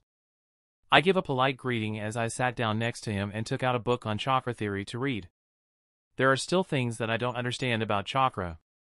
You cannot approach the concept behind chakra like you would do for subjects like physics and mathematics since unlike these subjects, there is no law on how chakra works, merely observations and theories on why it reacted in certain ways. Chakra is unpredictable, and even if 2 people use the same jutsu, the results can be very different depending on how they use the chakra to do it even if they look the same physically. There's no one that is able to teach me how to use my ice release, and hence I can only help myself. The first thing to go about doing it is to understand how chakra works in the first place, and hopefully, the knowledge I gain from these books is enough for me to try and grasp how to use my ice release properly instead of manifesting it in random ice spikes. There is an obvious improvement in my usage of the ice release ever since I started on these books, but it is still not enough at the moment. Hey, let me take a look at it too, Tabeo. Have I ever mentioned that in this world, Naruto is a girl? Quiet down, Naruto. There's no need to yell. We can all hear you. Sakura said as she passed Naruto a flower. And that Sakura actually belonged to a clan? The Haruno is apparently an offshoot of the Senju clan.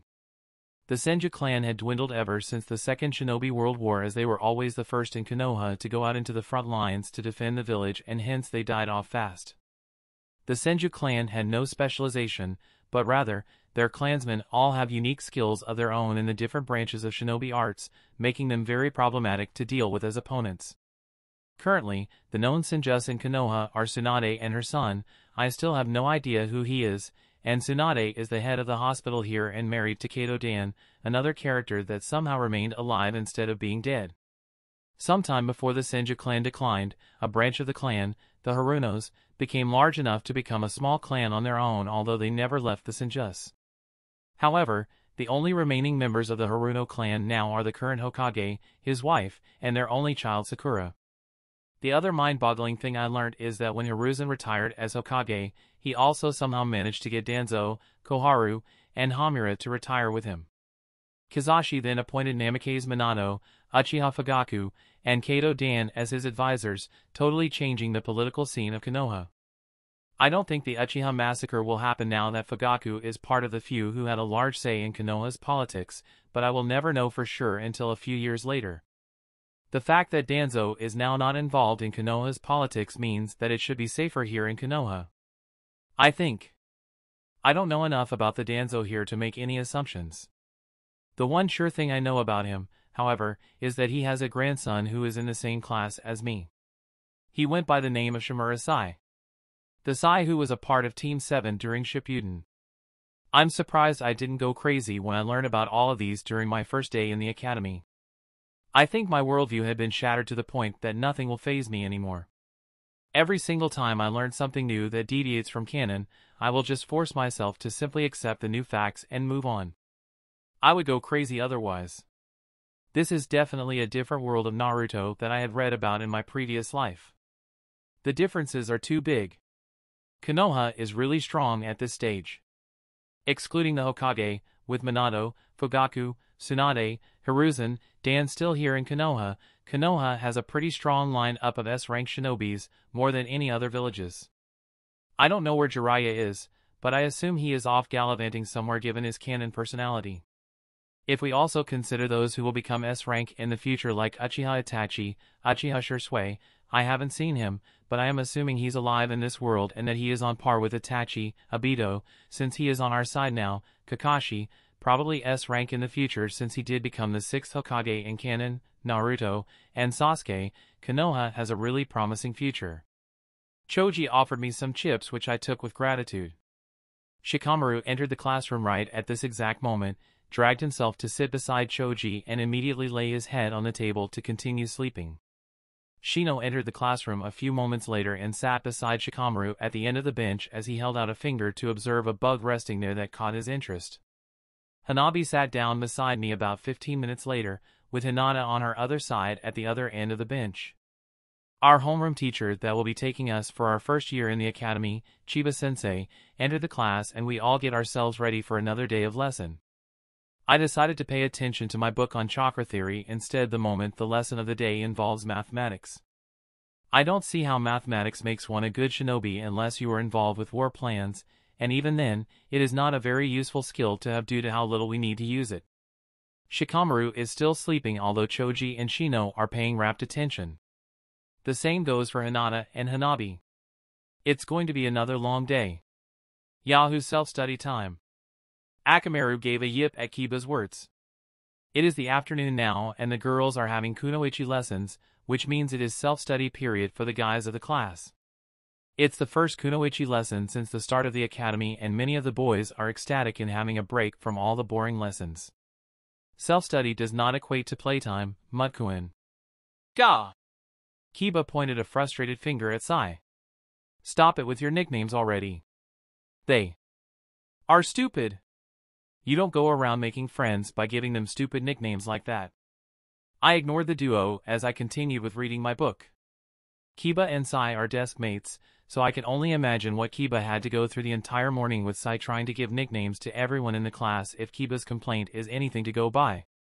Haku, why are you not at the kunoichi lesson? Choji's innocent question got the attention of everyone else in the class and I sighed. Despite how I try to make myself look like a boy, people still think that I am a girl, especially if they met me for the first time. My androgynous appearance is too delicate for me to look like a proper male at first glance. I haven't gotten around to inform my classmates of my gender either. There wasn't a proper time to correct their misunderstanding, I might as well start now. I am a boy, Choji. There was a muted silence in the classroom before the boys erupted. No way!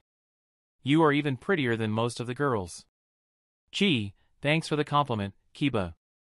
Even Shikamaru had deigned this issue to be worthy enough for him to raise his head from the table where he was resting. Sasuke and Shino, who are the more aloof members of the class, are also watching me with looks of disbelief. Really? I drawled. I think I have thought of a suitable nickname for you. Sai said with a creepy fake smile on his face. Your nickname can be Girly-kun. I'm going to castrate him when the instructors finally start on the sparring sessions, and then we will see who is the girl here. Sorry Ino, but your future husband is going to be a eunuch. In the academy, there will be a few hours every day where the instructors put us through physical conditioning and learning the katas of the basic academy taijutsu style. I still think that the taijutsu style I came up with is better than the one taught in the academy, but learning another taijutsu style won't do me any harm. You know what? You actually came up with a suitable nickname this time. Kiba said as he pat Sai on the back in an approving manner. I can't think of a better nickname myself. I am going to add Kiba into that list alongside Sai. I'm sorry for mistaking you as a girl, Haku. Choji apologized timidly as he offered me some chips. Chips? Thanks, Choji. I said as I helped myself to more of those chips. I can see why Choji is addicted to it, the chips he eats taste really nice. You can't really blame us for mistaking you for a girl. Shikamaru interjected. I think he is trying to help his friend by explaining the reasons for the misunderstanding. You are always with Hanabi and Hinata, and even you have to admit you can easily pass off as a girl if we put you in a kimono. Yeah. Tell me something that I don't already know. Why are you always with them anyway? Sasuke asked from where he is sitting. You are not a Hyuga, and Hyugas tend to keep to themselves. I don't think you have a right to say that considering the clan which you belong to, Sasuke. The Uchihas are a more exclusive group than most of the clans in Konoha. Despite my thoughts, I have to answer Sasuke's question since he asked politely. I am adopted into the Hyuga clan, Sasuke. I may not be a Hyuga in blood, but I am treated as one. My answer earned some raised eyebrows from the clan kids. I only found out much later after my adoption, but adopting someone into a clan is big business. It is not something that is done lightly given how clans tend to push away outsiders. Usually the practice of adopting someone outside the clan is done only when the clan finds out that one of the clan members had an illegitimate kid somewhere outside the clan, and the clan will then adopt the kid into the clan to protect their bloodline from being leaked out. I am obviously not a Hyuga, hence the looks that the clan kids are now giving me. Can we ask why? Or is that a personal question? Shikamaru asked as he finally sat upright. Let's just say that I helped the Hyuga clan once and that they felt indebted to me. I answered after some thought. It's not the full truth, but it should be enough to satisfy the clan kids for now. I don't think they are paying much attention about the political scene in Konoha or the latest happenings since they are only still kids. They won't be interested in it, no kids will at this age. Shikamaru would probably piece the information himself if he bothered to ask his father about my situation. It's not like the reason behind my adoption into the Hyuga clan is a huge secret among the shinobis of Konoha. What's so great about him? He's just a lucky bastard that managed to get himself adopted into a clan. One of the boys, probably civilian-born or someone who is not part of a clan, taunted. How did you manage to get yourself in anyway? Beg like a dog? I ignored the kid as I continued reading my book on chakra theory and making notes with my pencil. I don't even know who this guy is. I didn't bother knowing the names of most of my classmates unless they are part of the main cast or if they stood out. According to Niji, many of the students would have dropped out of the academy by their second or third year. The shinobi profession is not for everyone. Many civilian-born didn't make the cut. It's kind of unfair how clan kids have a huge advantage over those who are not part of a clan, but it's the reality here and the harsh truth of life in Konoha. If they cannot accept it, suck it up and move on. I know for a fact that Namikaze Minato is not a part of any clan until he married Kushina in this world, and he managed to earn an S-rank title for himself by his own merit. Instead of wasting time insulting me, this kid can use this free time to improve himself instead. Sadly, the other non-clan kids joined in, and I heard them referring to the instigator by the name Tai. I think they are all orphans by how they act around each other, and they obviously know each other before joining the academy. I just kept quiet and remained unbothered as I continued to read my book. Hey, cut it out. Kiba defended me on my behalf. What did Haku do to you anyway? It's not nice to insult someone you barely know.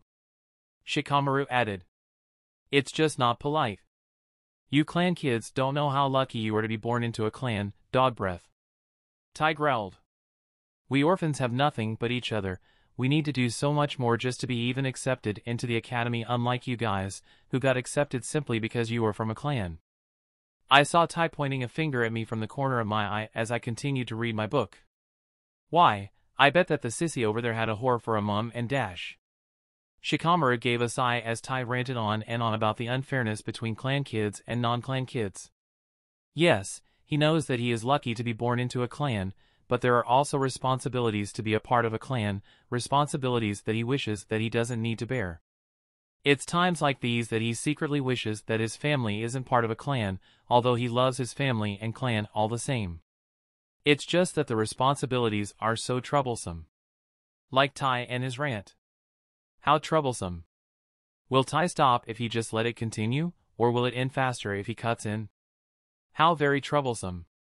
He should just continue to pretend to be asleep. Why, I bet that the sissy over there had a whore for a mum and dash. That's taking it a bit too far.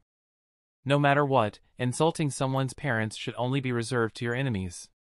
That's what Dad had told him during their discussion on taunting tactics. Snap. Shikamaru turned around at the sound and saw the broken pencil in Haku's hand.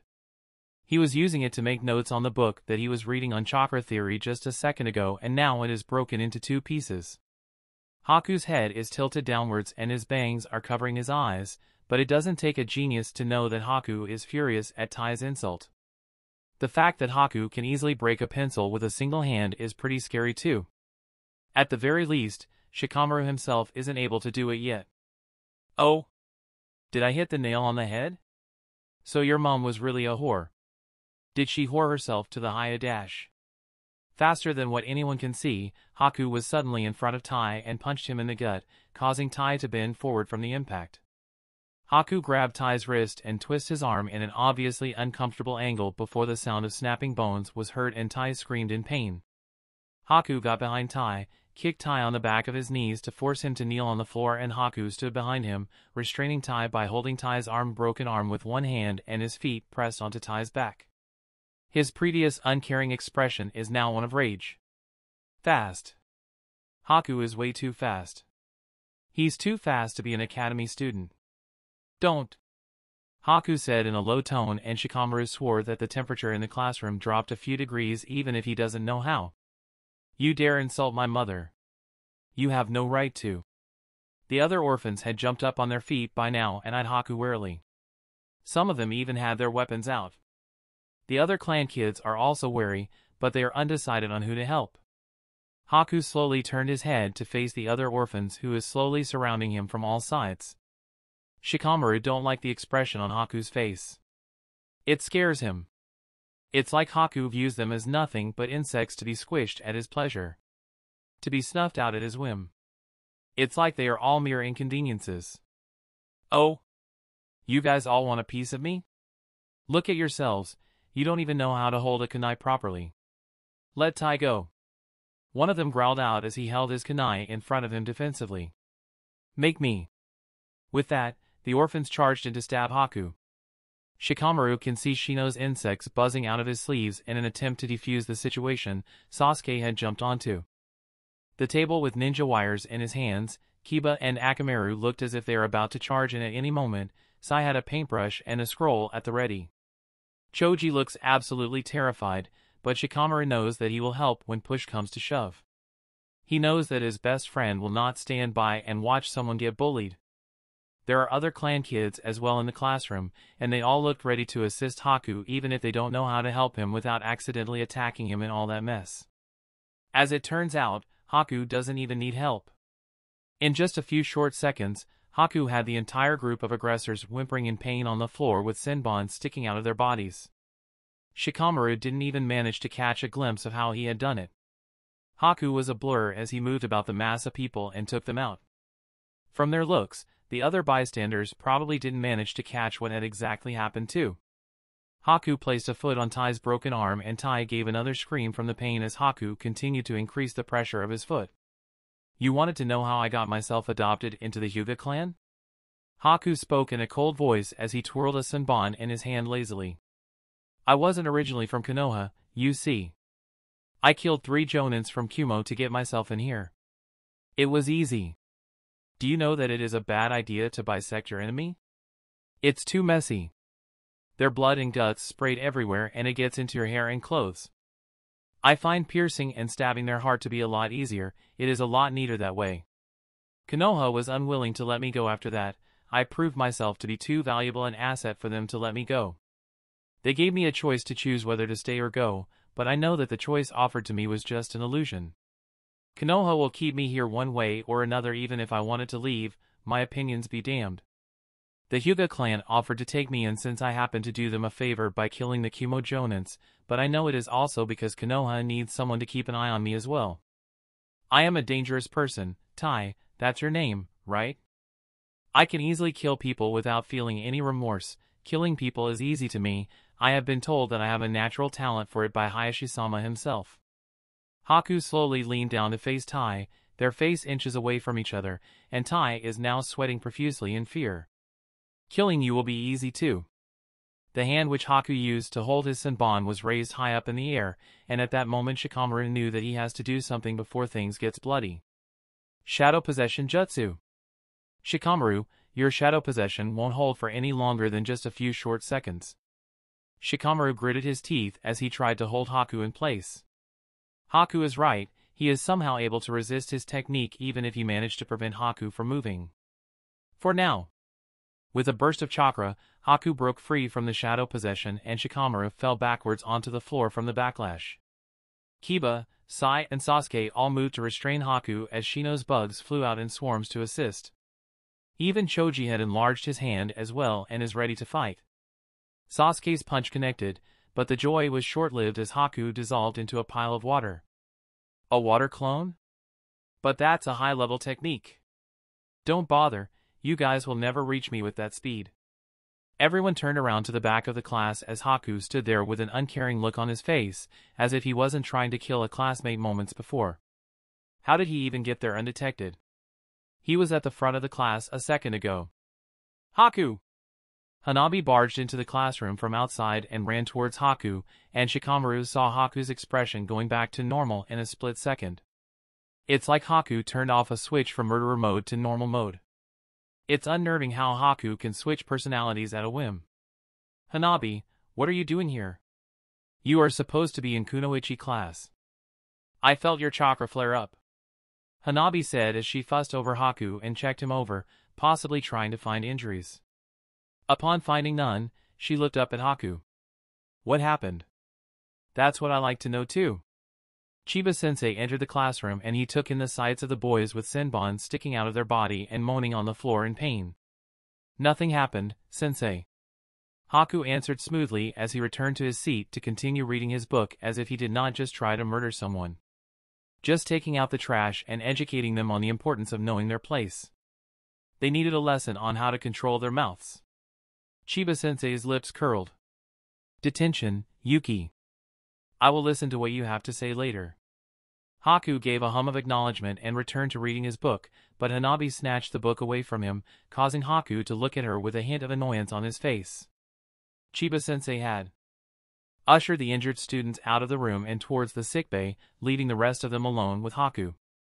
Shikamaru thinks that it is a bad decision on Chiba-sensei's part to leave a bunch of kids together with someone who won't hesitate to kill them off at the drop of a hat, but at least Haku looks subdued and normal as long as Hanabi is around with him. What happened? Hanabi said as she put the book somewhere inaccessible to Haku behind her and glared at Haku. Oto-sama will not be pleased at this. They insulted my mother, so I told them how I killed those Kumo-jonins. Remember the 3 that we met on the way to Konoha? I was deciding on whether I should give a live demonstration too. Oh! Hanabi visibly winced. That wasn't nice of them. You were planning to bisect them like what you did back then to that Kumo-jonin? On second thoughts, that's too messy, and I will have to clean out their blood from my hair and clothes. So, no. I should do something else. Maybe impaling them like what I did to that Kumo-kunoichi? Will that be less of a hassle? Shikamaru stared with wide eyes at the conversation between Hanabi and Haku. The hell? Haku really killed Kumo-jonins? And by the name of the sage, Hanabi, stop encouraging Haku. This revelation is most disturbing. Shino whispered to himself, but it was heard by the group of clan kids who jumped in to attempt to restrain Haku as they continued to watch the interaction between Haku and Hanabi. Why? It doesn't even seem like he was bothered at the thought of killing our classmates, even if we are supposed to be comrades in the future despite our individual differences. I didn't even see him move or create a clone. Sasuke added. The only person I know who is close to our age and able to do something like that so flawlessly is Nii-san. I'm more curious as to why he was facing 3 Kumo-jonins. Sigh but in. And Girly-kun did say he wasn't originally from Konoha. Where did he come from then? Sai has a point.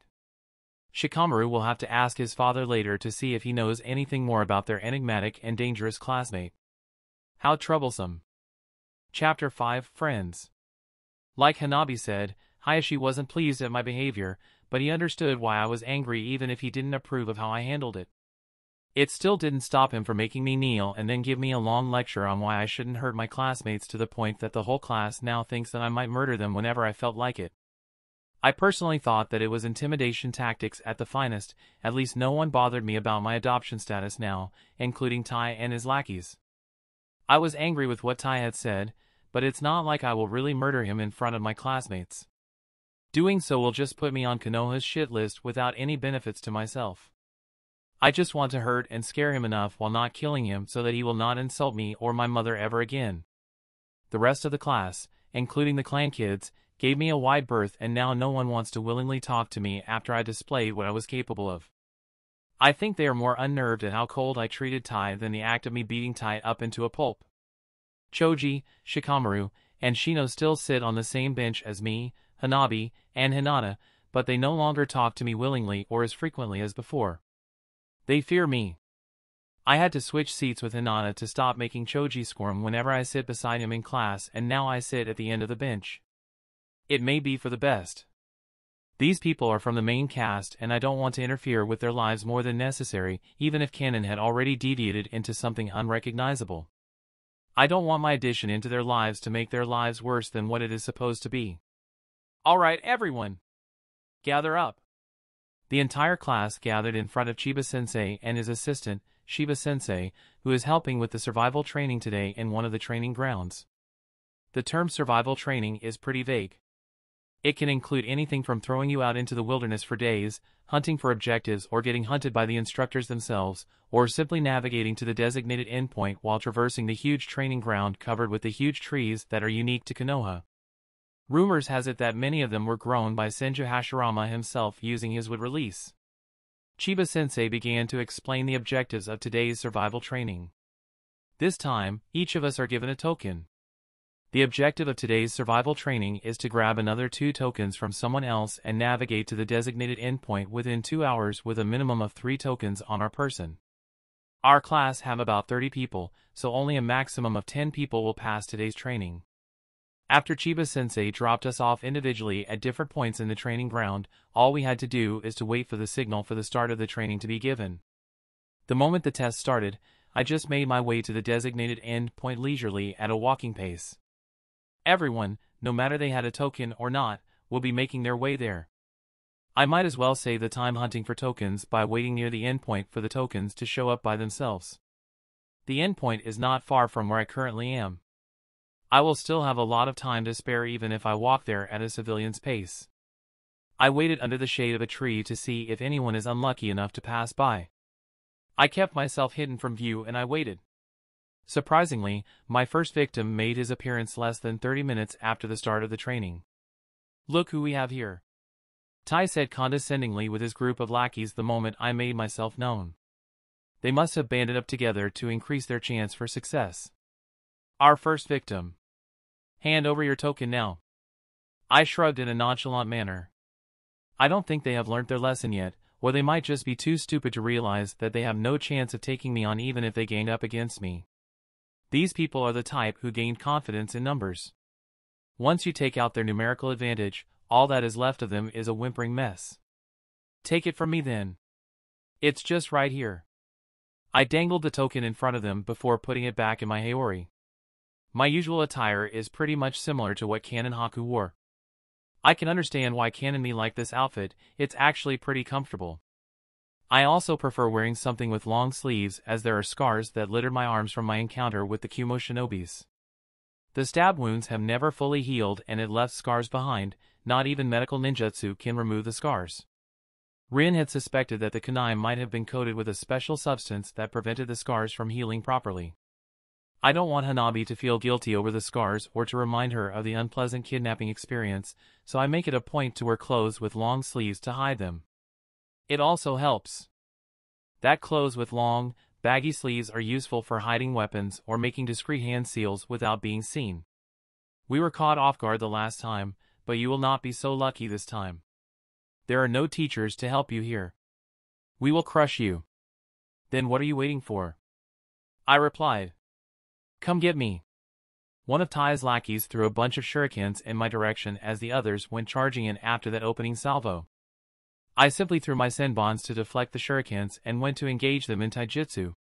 Taijutsu will never be my strong suit as one good hit is all it takes to get me winded, but that is all the more reason for me to practice. Tai and his lackeys happen to be very good practice. And I also get to punish them one more time for insulting my mother, this time through legal channels, although I will never admit to it if asked. The fight was over even before 10 seconds was up, even if I took the time to be doubly sure not to break anything this time, much to my disappointment. I didn't even need to use my senbon in my taijutsu style. Hayashi was very helpful in helping me to develop my own taijutsu style. His training methods must have been really good for me if this is all I need to take them down.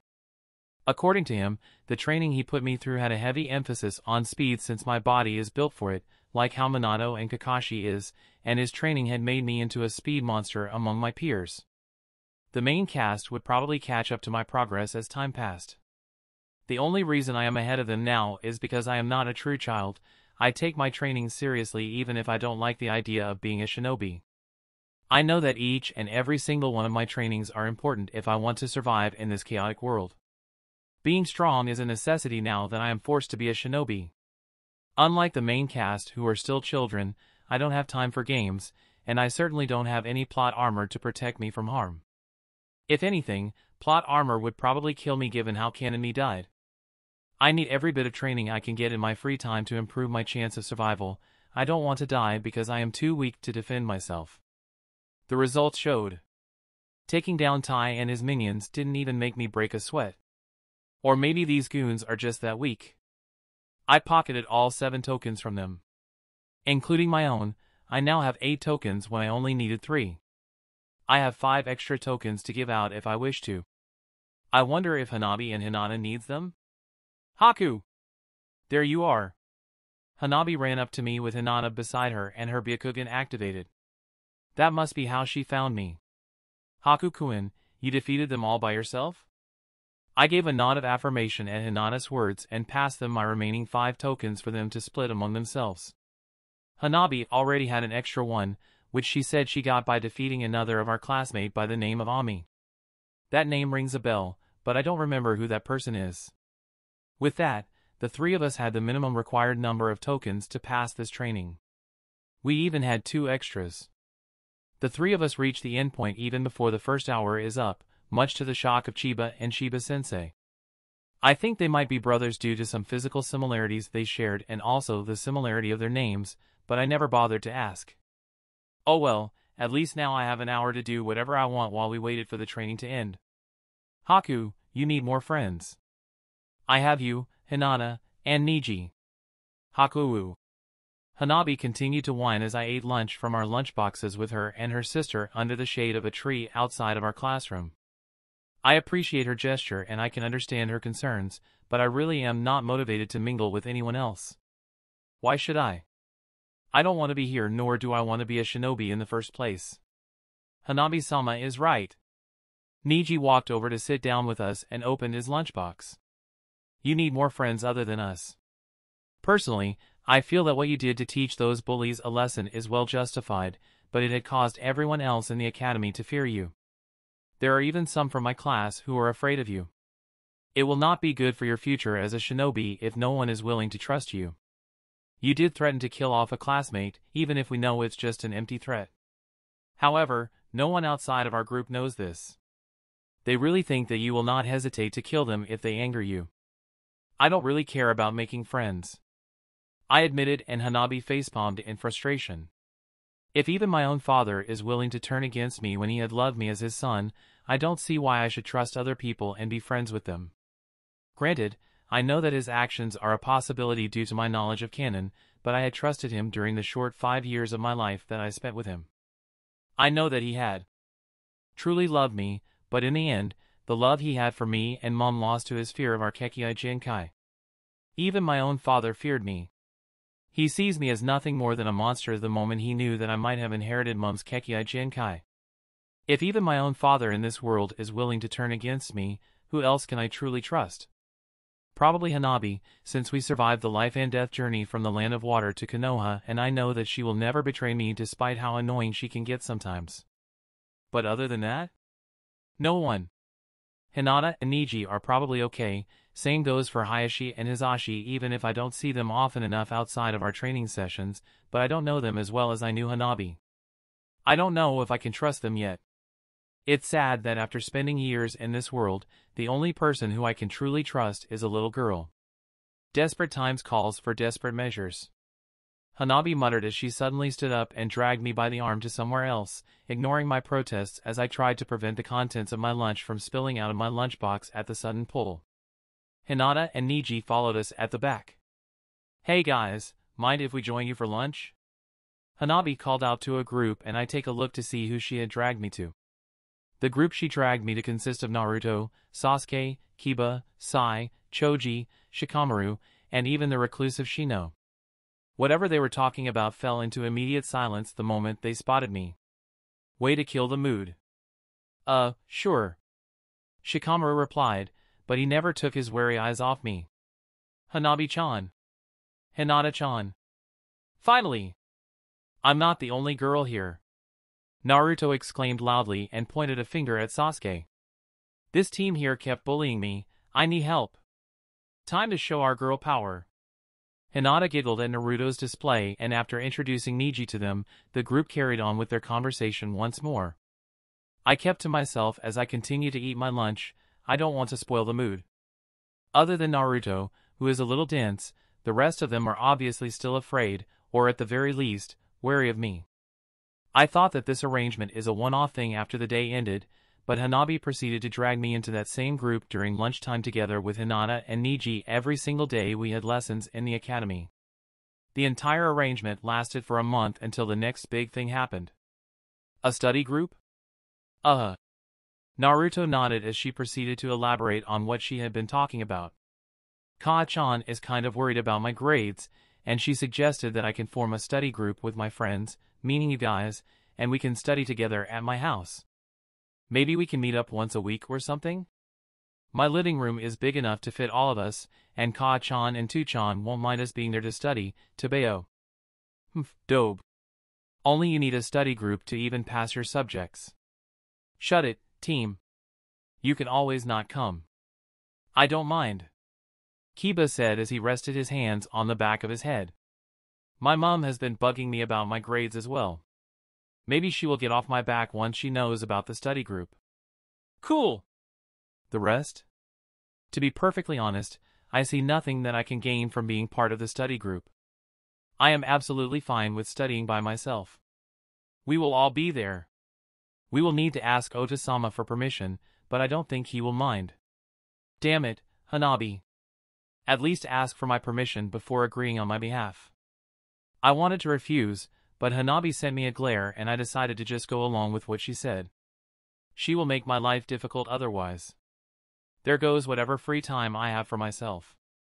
No, you dope. You need to multiply first before subtracting. This is the third time I'm going through this with you, just get it in your head already. Huh? But I still don't understand. Just memorize it. In the end, everyone in the group turned up for the study session.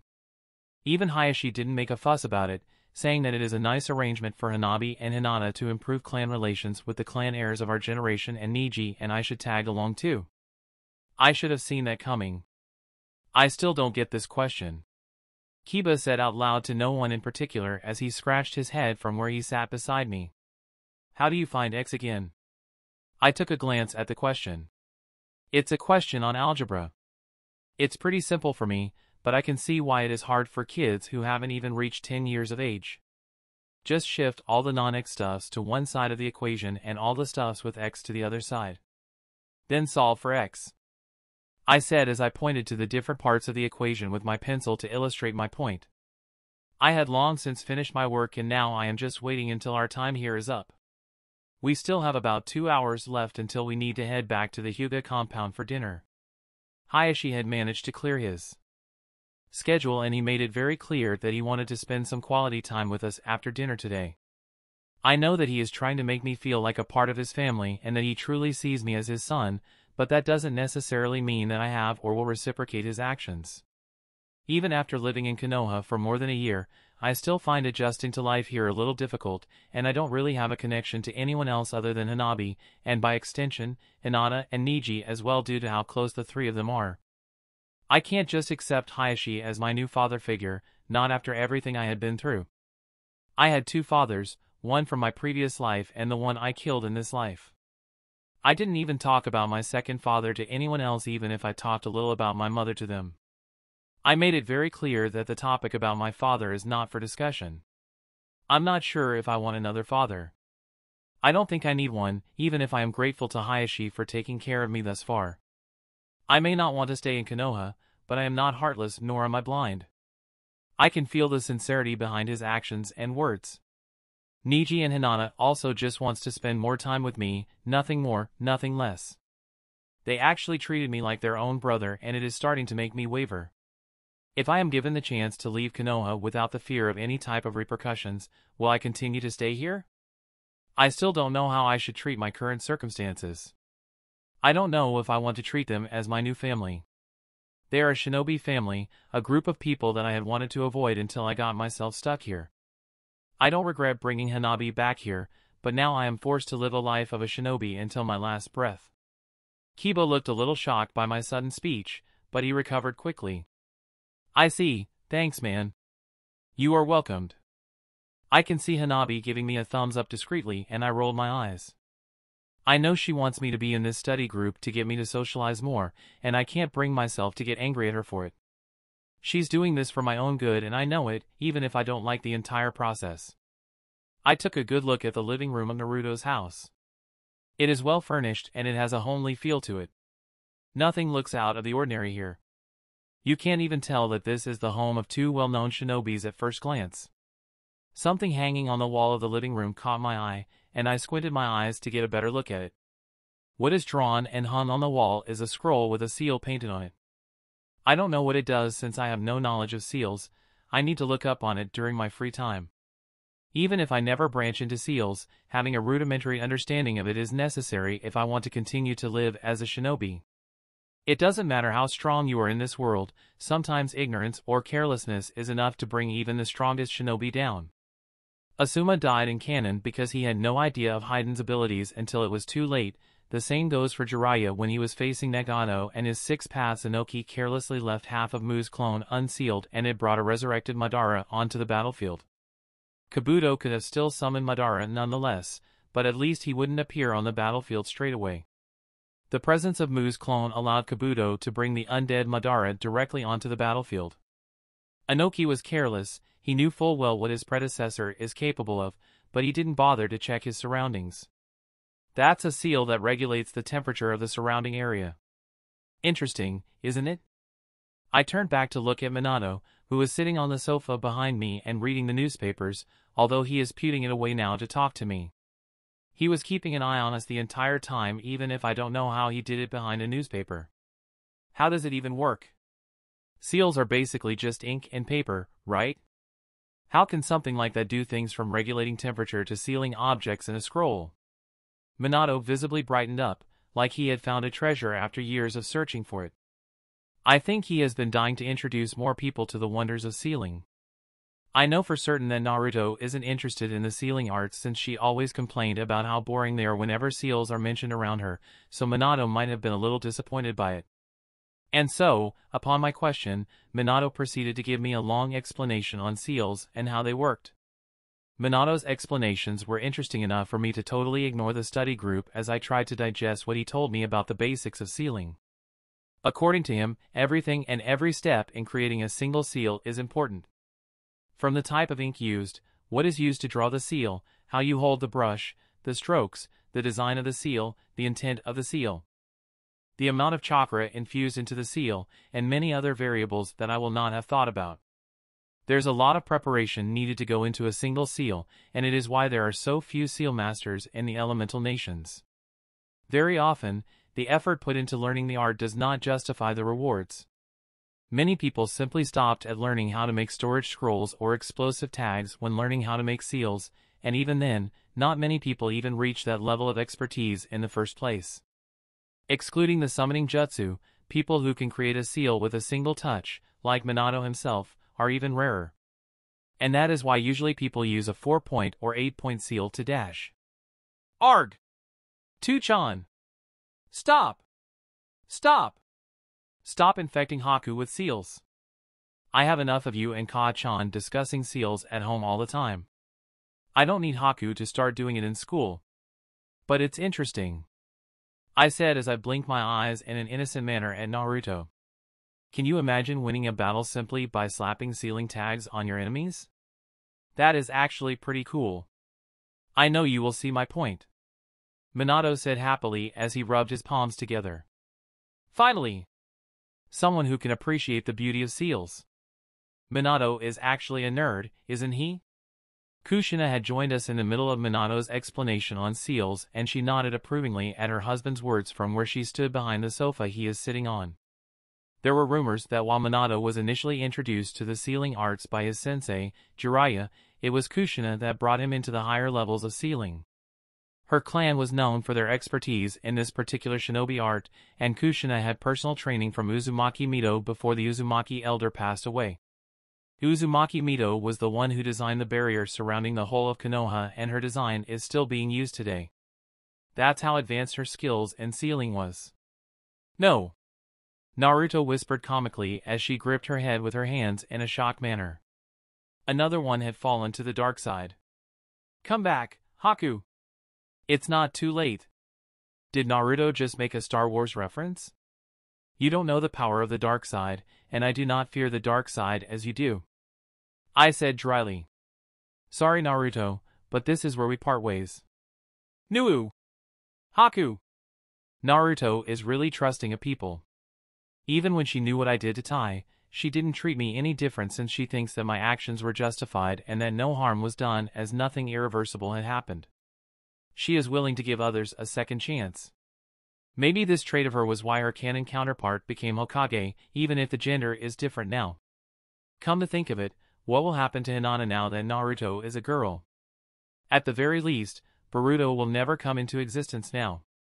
If you are interested in learning the sealing arts, we can arrange a lesson for you whenever you come over for the study session," Kushina said as she placed a hand on my head to ruffle my hair in what she thinks is an expression of fondness.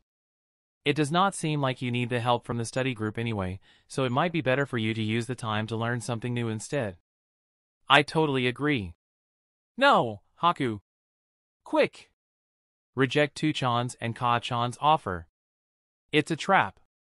You will never get out of it the moment you enter it." "Shut up, Dobe. At least Haku is smart enough to learn sealing, unlike you who still have trouble with the multiplication table." "What did you say, team? How troublesome. Someone shut them up." "I agree. Why? The din that they are racking up is making it impossible for us to concentrate on our homework." I tuned the conversation out and turned to face Minato and Kushina. "I'd like that very much, Minato-san, Kushina-san. Hayashi is not against the idea of me learning sealing from Minato and Kushina. In fact, he encourages it. I think he might have his own agenda in doing so, but so far, I don't see a downside for me in learning the sealing arts from the two seal masters of Konoha. My lessons on sealing were mainly conducted by Kushina, since Minato is a busy man as he is an advisor to the Hokage. Minato took over the role of the teacher sometimes, but both Kushina and him are equally knowledgeable about seals. Our study group will come together to Naruto's house to study once every week, and I will have my sealing lessons in a corner of the living room with either Kushina or Minato, while the rest of my classmates will have their own study session in the middle of the living room. It was during one of my lessons with Minato that I learned another shocking deviation of this world compared to the one from Canon.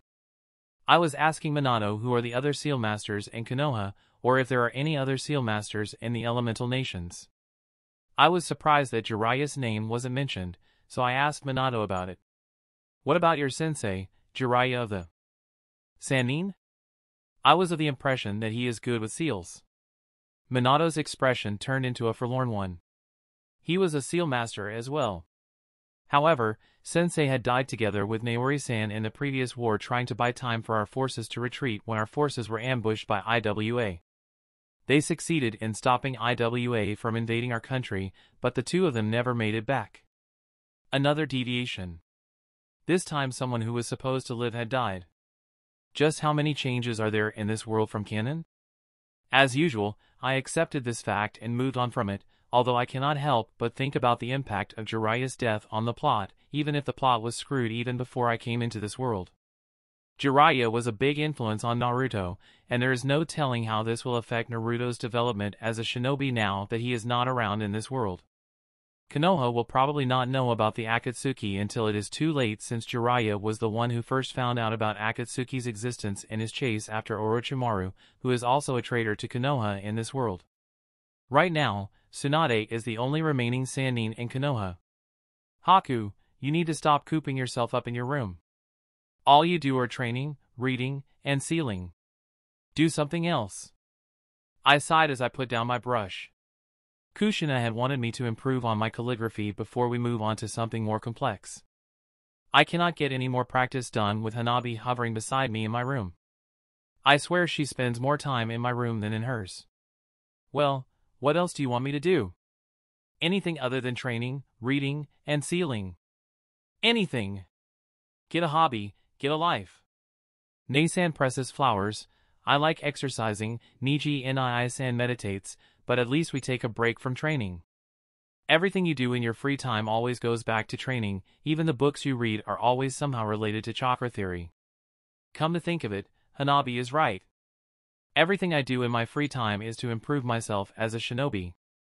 I can't help it.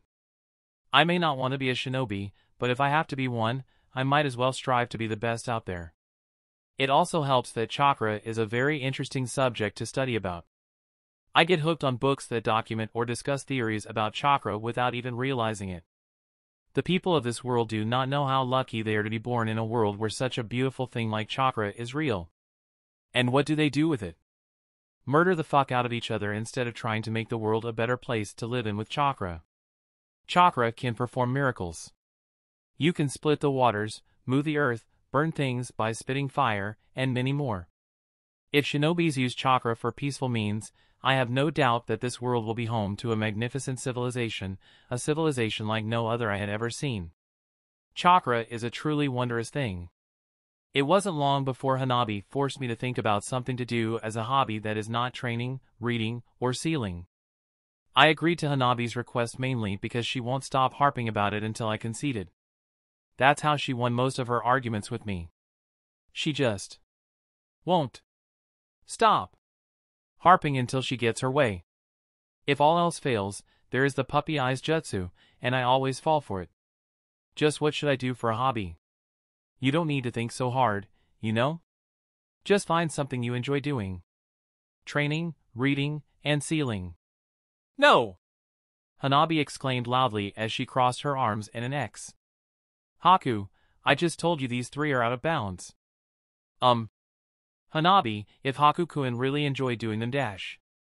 Nei-san, Haku needs to get a life. I agree. I don't want to hear that from you, Niji. Well, then find something to do as a hobby. Even I have a hobby. All you do is to sit there and be a stone. That counts as a hobby? It's called meditation. It helps people to achieve a mentally clear and emotionally calm and stable state. It still sounds like stoning to me. Maybe Haku-kun can try gardening? Hinata suggested, and it cut off my argument with Niji. Bad idea. The last time I asked him to help me take care of a small cactus, Nei-san, and it died in less than 3 days. They don't even need much taking care of, and Haku screwed it up.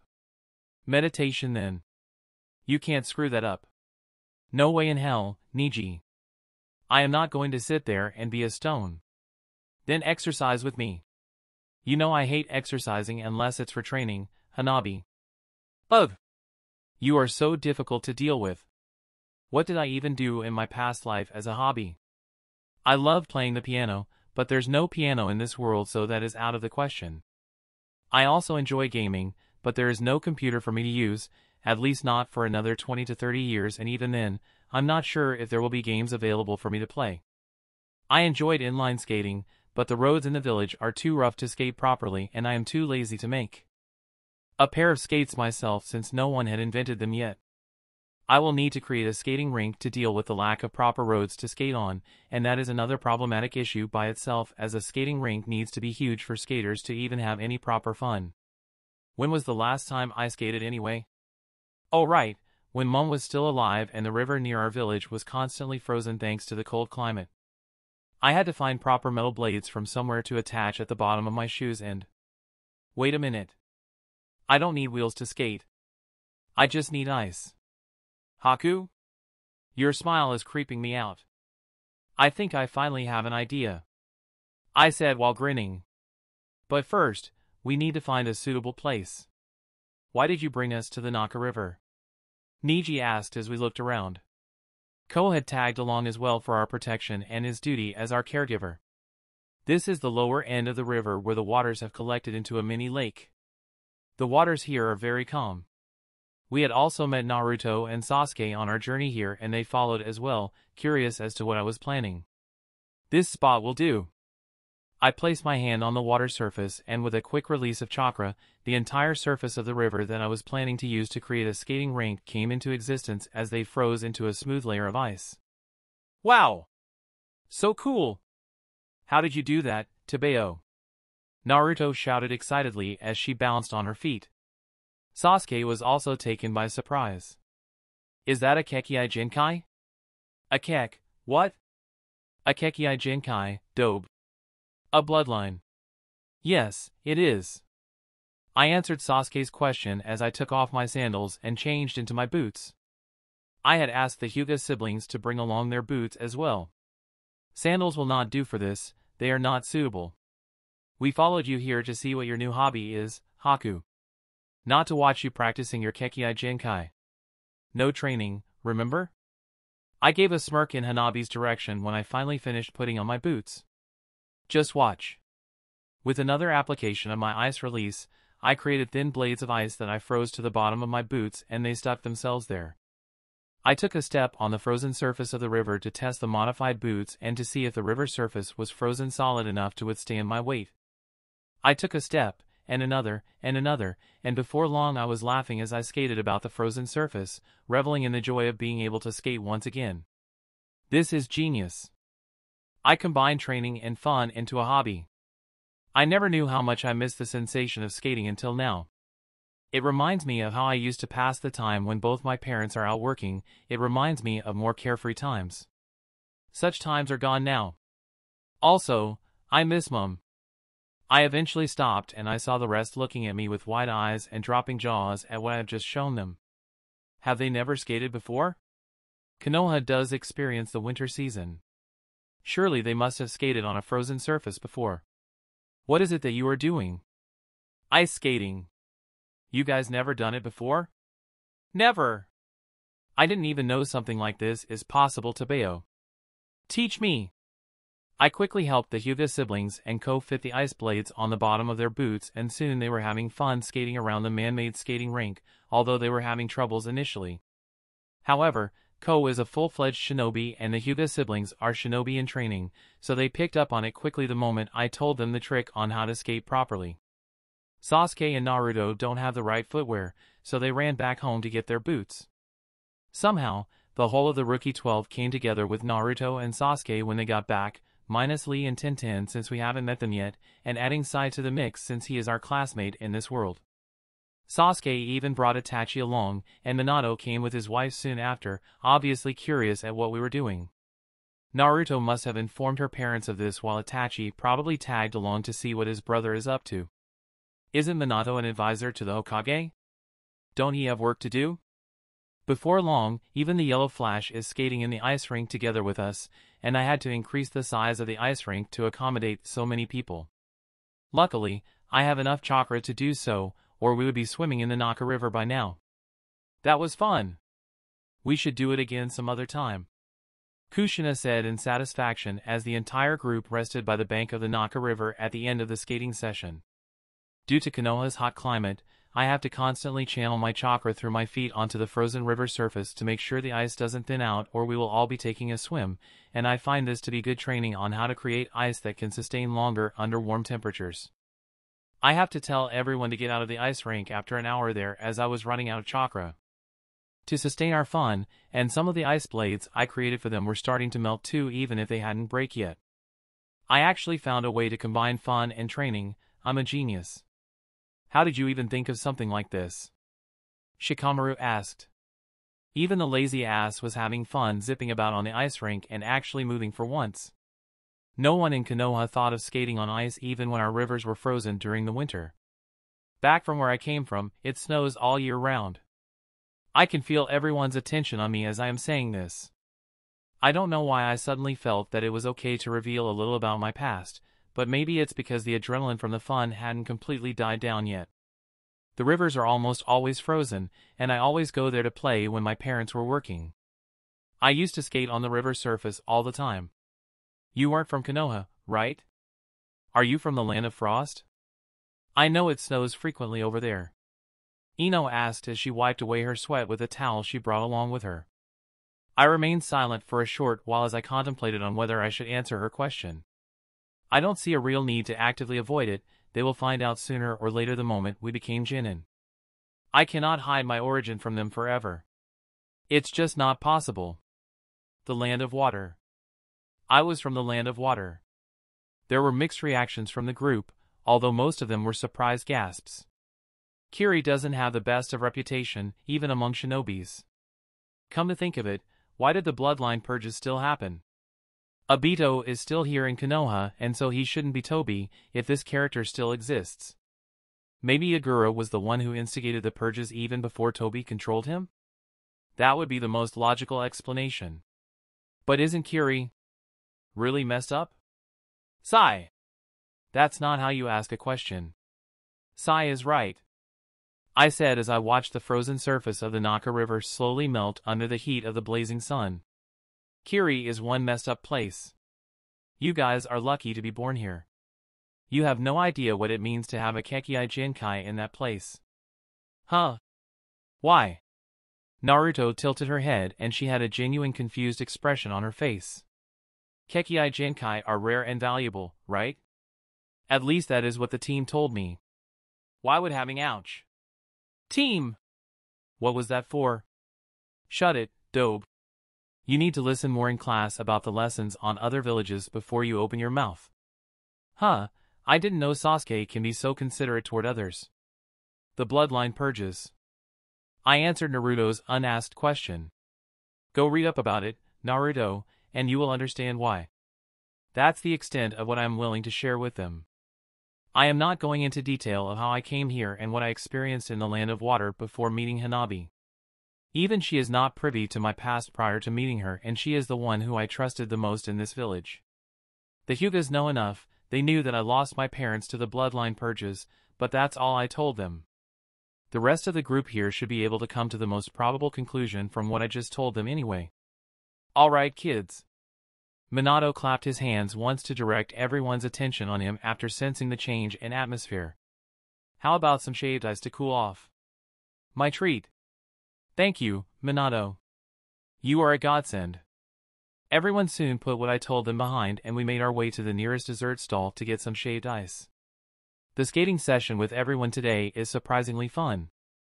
Hanabi may be right, having some friends here might not be such a bad thing after all.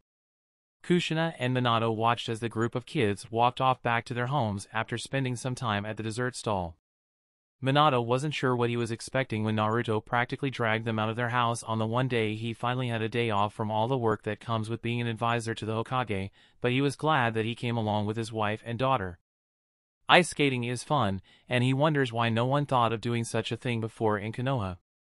Minato and his wife waved at Naruto as she left with Sasuke and Itachi. Naruto wants to go over to Sasuke's house to play, and they both have no problems with it. Mikoto is Naruto's godmother, and she loves Naruto as if she is her own daughter. Itachi had also promised to bring Naruto back home before 10 p.m. and to see to it that Naruto eats her vegetables when she has her dinner over at their place later, so there's nothing to be worried about. Minato turned to look at his wife and saw that Kushina looked a little troubled. Minato followed her worried gaze to see what is troubling his wife. Is there something about Haku that is troubling you? The couple watched as Haku disappeared with the Hyuga siblings and their caretaker as they took a turn to walk back towards the Hyuga compound. Kushina gave a sigh as she took a seat on a nearby bench, and Minato sat beside her and placed a hand on hers. The couple watched the sun setting down in the orange evening sky as Kushina began to explain her worries to him. I see myself in that boy, Minato. I can understand what he is going through, and I know that it isn't easy trying to adjust to living in Konoha when you lost your home and forced to stay here without your consent, but I don't know how to help him, Tebane. Ah, so that is what is troubling her. Like Haku, Kushina was brought into Konoha at a young age from outside the village. Their circumstances are similar enough to draw parallels. Both of them had lost their homes, both of them are outsiders, and both of them face the same problem of trying to adjust to life here, a life that they never asked for. The only difference between the two of us is that I wanted to feel included into the village. I still remember boldly declaring to be the first female Hokage when I first came to class in order to try to get people to accept me. Haku is different. It's like... Kushina struggled to find words to complete her sentence, and Minato can understand why. It's a little hard to describe the antisocial boy. Even after having a few lessons on sealing with Haku, that boy hasn't even opened up to them. Not even a little. He is a bundle of problems tied up in numerous twists and knots, and trying to disentangle one of them might very well produce more knots than you can solve. Haku is a flight risk.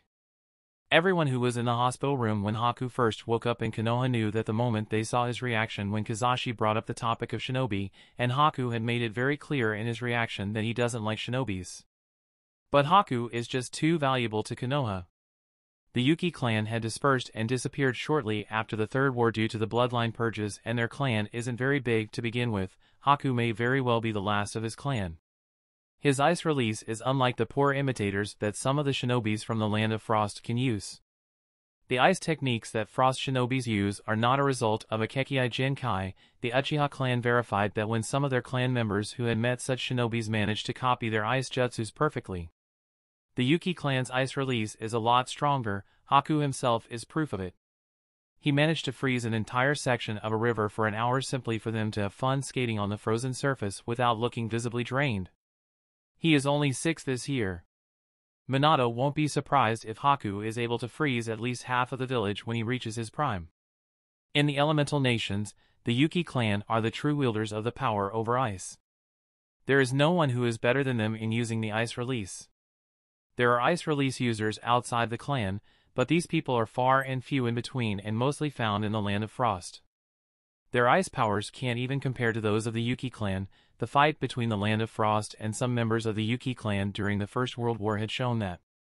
During the Second War, the Yuki clan had single-handedly defended Kiri from an attack from Kumo. The clan alone were enough to repel an entire army of Kumo shinobis when they are fighting on their own turf. Their numbers had dwindled significantly after 3 world wars, and it forced the entire clan to go into hiding during the bloodline purges, but that does not make their reputation any less fearsome. They may not be as bloodthirsty as the other bloodline clans that made their home in Kiri, but their powers are way stronger than most of the other clans there. The people over there called their clan an accursed clan for bringing the winter with them. There are a few areas in Kiri that snows almost all year round, and these are usually areas where a fight with an extremely powerful Yuki clan member used to take place many years ago, be it in one of the previous wars or even the Warring States period. Minato suspects that Haku's hometown may be one such place. Haku had revealed enough for them to know that he inherited his ice release from his mother. It may be why his mother chose to settle down there in the first place. A place which holds some reminder of her lost clan may have brought her some comfort. The reputation of the Yuki clan and Haku's potential was why Kizashi was so adamant on letting Haku stay here in Konoha. Kizashi never gave Haku a choice when he asked him, and Haku knew straight away that he wasn't given a choice. He knew that nothing short of death will get him out of Konoha at that point in time. He's a sharp kid. If Konoha let Haku leave, there is a very high chance he might be snatched up by some other village and turned against Konoha as an enemy. No one likes to fight against a shinobi from the Yuki clan, and no one wants to make an enemy out of them if possible. Instead of empowering your own enemy, why not claim that power for yourself? If Konoha managed to get Haku to stay, the Yuki clan might be revived in Konoha, and it will further bolster their military strength as time passed. The entire arrangement leaves a bad taste in Minato's mouth, but they are shinobi. There are times when they have to do unsavory things like these, even if it is to a child that is only a year older than his own daughter. Minato knows Kizashi feels a little guilty about this issue as well, and the least they can do for Haku is to make his life in Konoha as enjoyable as possible. Minato also knows that Kushina would have filed for Haku's adoption to their clan, even if it is only a clan of 3, and Minato himself isn't an Uzumaki by blood, as she sympathizes with Haku's plight, and Kushina will no doubt give him all the love she has to make Haku feel welcomed here. It's just how she is. Hayashi beat her to the punch, however, and he have a better reason for adopting him as compared to Kushina. The Hyugas don't like to leave their debt unpaid. The fact that Haku shows some attachment to Hanabi in their short interaction with him in the hospital room also suggested that it might be a better idea for Haku to be adopted by the Hyuga clan instead, and hopefully, he will slowly integrate himself to the village and not remain as a flight risk. Very often, shinobis who left their village do not experience a kind death. I don't know how to say this, Minato. Kushina sighed once again and leaned her head against his shoulder, and he wrapped an arm around her to comfort her.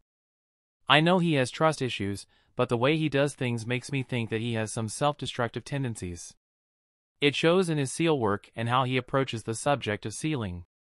He wants to do things on his own. He doesn't want help unless he really needs it. He tries to cut off contact with others. I'm not even sure if he is aware of it, but he unconsciously holds himself back from trying to make friends. It's like he is trying to not befriend anyone here so that he will not have any attachments to Konoha should he finally have the chance to leave, so that he can leave with a peace of mind, so that it will be easier for him to just pack up and go without a word to anyone else. This cannot be healthy, Minato, and I am worried for him. When I see Haku, I see what I could have been. Our circumstances are so similar, and when I see him, I can't help but wonder if I would have turned out like Haku if I did not have Mito Oba-san, you, and Mikoto. I am lucky in this regard. Mito Oba-san was an Uzumaki like me, and it helps to have a relative taking care of you. Haku has no one. I know that look in his eyes. I had it once. He is lonely, but unlike me, he accepts it. He wants to be alone. Just what did he go through to make him turn out the way he did? He's still a child. The way he looks at others is scaring me too. Even the fox doesn't scare me, but the way Haku views others does. It's like he doesn't register the presence of anyone else, it's like he treats anyone else as mere afterthought and that we are just there. It's like how we look at the insects and birds around us, we don't pay much thought to them. They are just there. To Haku, we are the insects and the birds. Only that Hanabi girl managed to really befriend him, and that is probably because of how they met. Minato gave a quick kiss to Kushina's forehead to show his support. That's why you offered him the chance to learn sealing. You want to try and make him feel included in Konoha, and having him meet up with you regularly for lessons is so that you can have regular interactions with him, to help him in adjusting to life here. I thought that you just wanted someone to pass your knowledge onto when you made the offer, since Naruto isn't interested in sealing, but even I can tell that Haku is not the prime candidate to learn sealing, so it threw me for a loop. It takes a special kind of mind to truly master sealing. Haku is bright, so are Sasuke and Shikamaru, but none of them have the correct mind that will take them to the level of seal masters if they learn sealing. Kushina nodded in agreement. You always do catch on fast. You need a special affinity to learn and then master sealing. It's almost like a Kekkei Genkai given how rare such people exists. My clan is the only known clan where we are so predominantly suited in sealing. We just have the affinity and, like you said, the correct mindset for it. Being smart doesn't automatically guarantee that you will be a seal master in the future. The Sandaime, for example. He is good, but nowhere near the level of a seal master. You always wanted to have a student to teach, don't you? Your request to be a Jonin sensei was revoked previously because of your furry problem, and after Naruto was born the both of us don't really have the time for anything else outside of work and being at home for her. Your furry problem is gone now, and Naruto doesn't need as much attention as before. Why don't you try and take on a student officially? Kushina looked up to face Minato. You mean? Yes, I mean exactly that. Take Haku as your apprentice. An apprentice to the sealing arts. Not only can you pass on your knowledge and try to help him in your own way, but you also get to finally teach a student, your student, and I know you have been wanting to take on a student for a long time now. I will help too if you need it. Kushina's frowned a little. Do you think Kizashi will approve of it? Haku is still a flight risk, and if he really leaves Konoha in the future with all the knowledge we taught him about sealing, even if he never became a seal master. That's what we are there for, isn't it? We don't need a Yamanaka to know that Haku has severe trust issues. This is the whole reason why we are discussing this topic in the first place. I don't think Kizashi realized this yet, but if he wants Haku to trust Konoha and to be loyal to the village, we need to first show him some trust. Trust is a two-way street. I think that is why Hanabi managed to befriend him. She earned his trust by putting all her trust in him. She never doubted him once. Do you really think that I can help him? If anyone have a chance of getting him out of his shell, it is you. I am also thinking of letting Haku meet my team during your lessons. Rin and Obito might be good for him. I'm not too sure about Kakashi, but who knows? As long as that brat don't bring his porn book and read it in the kid's presence, I'm fine with it. Kushina glared at Minato and he could only give a sheepish smile in return. At some point in time after the Third War, Minato was at his wit's end in trying to get Kakashi to open up and socialize with people other than his own team. He was discussing about his worries to some of his closer friends, and the Sandaime happened to overhear it when he walked past, and he gave Minato a suggestion.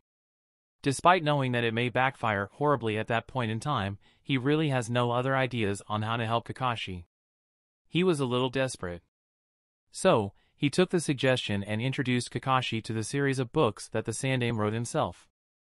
Introducing Kakashi to Ika Ika is one of the worst decisions he had ever made in his life. Kushina gave him hell for it, and when Kakashi actually got addicted to those adult novels and read it openly in the public, she was pissed. On the bright side, it did help Kakashi open up a little, even if Minato doesn't know how reading an adult novel helps one to open up. He mentally sighed, the things a sensei do for his students. An enraged Kushina is an unstoppable and scary Kushina. Even when her anger had subsided, he was still ordered to sleep on the couch for an entire month before she was appeased. I swear to the Shinigami, Minato, if Kakashi introduced Haku, or any other kid, to that thrice-damned perverted book, you will be sleeping outside the house, and I will burn all of Kakashi's private collection. If I have to be the next Hokage to ban these books from being sold in the village, then I will do it. Minato winced. He knows when Kushina is kidding and when she is not. She is definitely not kidding right now. He really needs to warn Kakashi about this. His place on the bed is at risk, and where he will be sleeping in the near future depends heavily on his students' behavior. More importantly, he also needs to find a better hiding place for his own collection too, just in case Kushina finds them. He doesn't want to know what will happen to him if she happens to chance upon them. Maybe he will just claim it's Kakashi's? Minato had already taken on Kushina's rage once for his sake. It's Kakashi's turn. Kakashi will understand his reasoning, right? Chapter 6 C Rank Mission. Haku, stop reading these boring scrolls already. These are high-level jutsus, Hanabi. How are they boring? Look at how they document the chakra usage. It's interesting to just read about it. I can't wait to try performing the jutsu already. Niji watched on in silence at the side as he perused through the Hyuga Jutsu library with Hinata beside him.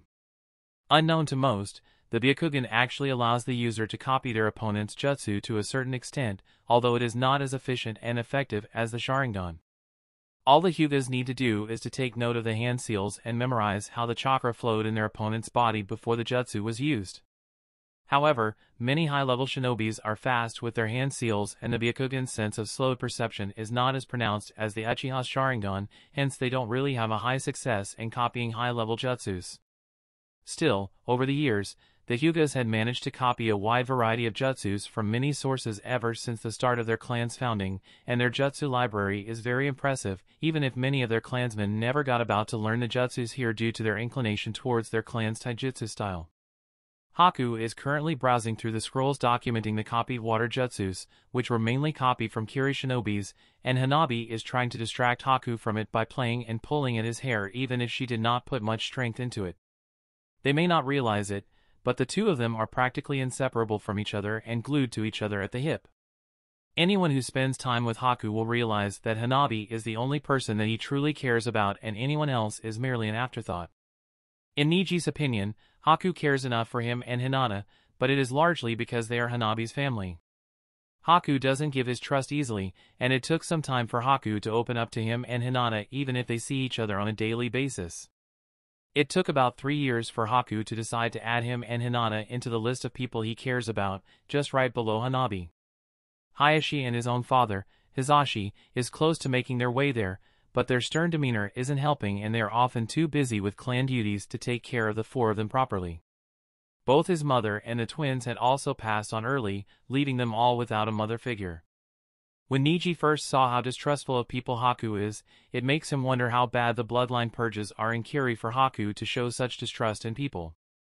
Hanabi probably earned his trust from their shared circumstances due to how they met and helped each other find their way to Konoha while trying to make sure they don't catch the eyes of foreign shinobis. They had experienced life and death situations together. Such bonds are not easily ignored, and they tend to bind people closely to one another if they survive the ordeal. Haku. Haku. Haku. Stop whining, Hanabi. Haku said as he completely ignored Hanabi waving her hand frantically in front of his face. I'm trying to concentrate here. Hanabi may be the heiress of the clan alongside Hinata, and Hayashi had never declared who he wanted as his successor, but the way Hanabi carried herself is usually frowned upon by the main house as it is not the proper behavior as an heiress of the clan. Hanabi is usually stoic and reserved in public to uphold her image as an heiress, but she can be a talkative and rambunctious girl when she is alone with them. She is also having too much physical contact with Haku, a stranger and an outsider despite his adopted status, and such behavior from women is also unacceptable in the eyes of the clan, who have strict and traditional views on how a woman should interact with a man who is not part of her family. Niji had gotten himself into a genin team by now, and soon it will be his siblings' turn. Niji can be very exasperated by his team's antics, especially from those of his sensei and his mini-me, but he is glad nonetheless that they are his comrades. He can trust them with his life. He hopes that the three of them who he views as his siblings can also find people who they can place their trust to as well, especially Haku. He needs to be more trusting of people. Haku. Haku. Niji silently wondered if Haku had secretly invented a jutsu to allow him to ignore Hanabi's antics altogether given how unbothered Haku is at Hanabi's actions. It's not hard to see that Hanabi is very fond of Haku, and that she probably had developed romantic feelings for him somewhere down the line ever since Haku was adopted into their clan. Niji isn't sure if Haku realized Hanabi's feelings for him, but he knows that Haku also cares for Hanabi in his own way, although he is probably still a little broken to truly know what love is. Hanabi is trying her best to fix Haku with help from Hinata and him, and Niji thinks that it is working. It's just that it takes a long time for any visible effects to be seen. Ever since Haku introduced them to ice skating, Hanabi had mandated Haku to go ice skating at least once every week to take a break from training and also to socialize with other people, or she will pester him nonstop otherwise. Their whole class had somehow gotten wind of the skating session, and everyone in their class loves it when it is time for the weekly skating session and practically invited themselves to the sessions, much to Haku's annoyance. Even the Hokage himself came a few times to try it out when he heard it from Sakura. Haku's hobbies soon attracted all sorts of shinobis, and some of them were very famous, like the Sandaime Hokage and even Kato Dan. The weekly meetup soon turned into a session where people from different clans and backgrounds will get together, and it has improved clan relations in Konoha. The part of the Naka River where they use for ice skating was soon turned into a place to lounge about, courtesy of the Uchihas, who have jurisdiction over the area. Konoha's weather is too hot for ice skating most of the time, and hence Haku is usually needed to be around since he is the only one in Konoha capable of turning the river into ice even when it is the summer season. Niji knows that Haku don't really care about the fame that comes about with the skating sessions, since he is more concerned with secretly training himself and using his ice release while having fun and fulfilling Hanabi's demands, but many shinobis in Konoha are now aware of Haku and his potential. The fact that he can maintain the frozen skating rink for hours under the hot sun speaks volume of his improved mastery over his Kekkei Jinkai. His control over water is even more outstanding. Hanabi had given up at pulling Haku's hair by now and plopped herself down to sit beside Haku, leaning her head towards the scroll in an obstructive manner and forcing Haku to tilt his head in another direction to continue reading the scroll. The archaic clan elders will probably be jumping on their feet if they saw the close contact between Hanabi and Haku. This is not a proper Hyuga behavior, especially for her status as heiress, even if Niji knows that Hanabi never cared if she was declared as the next in line or not. Hanabi, I can't read if you keep blocking me with your head. That's the whole point. Stop bugging me and go do something else. Go get a life and stop reading already. Hinata shook her head at the sight in fond exasperation, and she continued to read the scroll that explains about the technique and chakra control required for the more advanced techniques of the gentle fist. Despite being twins, Hinata and Hanabi have very different personalities, and sometimes Niji feels as if Hanabi is closer to Haku than to her own twin. Hanabi purposely moved herself to sit in front of Haku in between him and his scroll, only for Haku to substitute himself with a nearby stool to escape Hanabi. Haku! Stop chanting my name. Haku. Haku. Haku. Haku Haku Haku Haku Haku Haku Haku Haku Haku Haku dash. Damn it, Hanabi. Stop chanting. It's annoying. I will annoy you my whole life if I have to. Stop doing training stuffs already. You have been at it for 3 hours. 3 hours. Today is a weekend. We should go out and have some fun. Niji allowed a small smile on his face. These are his siblings, blood-related or not, and being near them always bring him a sense of joy and peace despite how different they are in their personalities. He will do anything for them, just like he knows they will do anything for him as well, even if Haku tries to deny otherwise. Haku is not as cold as he appears to be. Beneath the cold and uncaring exterior is a kind heart, and Niji knows that the ice surrounding Haku's heart will melt one day. They just have to wait for Haku to come around. They are siblings, and he will do anything for them. This is the moment of truth. Today is the graduation day. Today is the day where we will be placed into Genin teams, and I really hope that my presence didn't screw anything up. Team 7, Uzumaki Naruto, Uchiha Sasuke, Haruno Sakura, your Jonin leader will be Hatake Kakashi. Well, at least the members of that team didn't change, even if now there are 2 Kunoichis on the team instead of 1, and the Kakashi of this world don't possess the Sharingan, although he did lose an eye even before I met him. Naruto's family name is also the same as in Canon. She took up her mother's clan name instead of her father's family name. In a shinobi village, there is a lot more power behind a clan name instead of a non-clan one, which should be the reason behind the decision. I listened on as Irika-sensei read off the list and found that the teams of the Canon Rookie 12 remains the same, surprisingly enough. However, neither my name or Hanabi's had been called out yet. Team 13, Hyuga Hanabi, Yuki Haku, Shimura Sai, your Jonin leader will be Uchiha Obito. I am in the same team as Hanabi? And also with Sai and Obito? God, this is a recipe for disaster. Sai is the most socially awkward person I have ever seen, and I have seen Obito a few times in my lessons with Kushina Shursho and Minato Shursho when Obito happened to visit them together with Kakashi and Rin. Kushina and Minato had taken me on as an apprentice in Fuinjutsu a short while after I started my lessons with them, and so I have many opportunities to interact with the students of the Yellow Flash. Obito is a trouble magnet, and sometimes his antics can get out of hand without anyone keeping an eye out for him. Only Rin truly knows how to keep him in line since she is his girlfriend. I am still curious though, given what I knew about their relationship in canon. I wonder how Obito managed to ask Rin to go out with him. They were dating even before I got myself into Konoha. After Irika-sensei finished with listing out the teams, Jonin instructors began to enter the classroom one after the other to pick up their new teams. I don't see Obito anywhere. He probably is late trying to help an old lady cross the road or to save a cat that is hiding up on top of a tree. Even Kakashi is already here and had picked up Team 7. The only thing that didn't change about Kakashi is that this world's version of Kakashi is a huge fan of Ika Ika as well, but the author of the series this time, surprisingly, is the Sandaime instead of Jiraiya, who is already dead. Our previous Hokage is a super perv.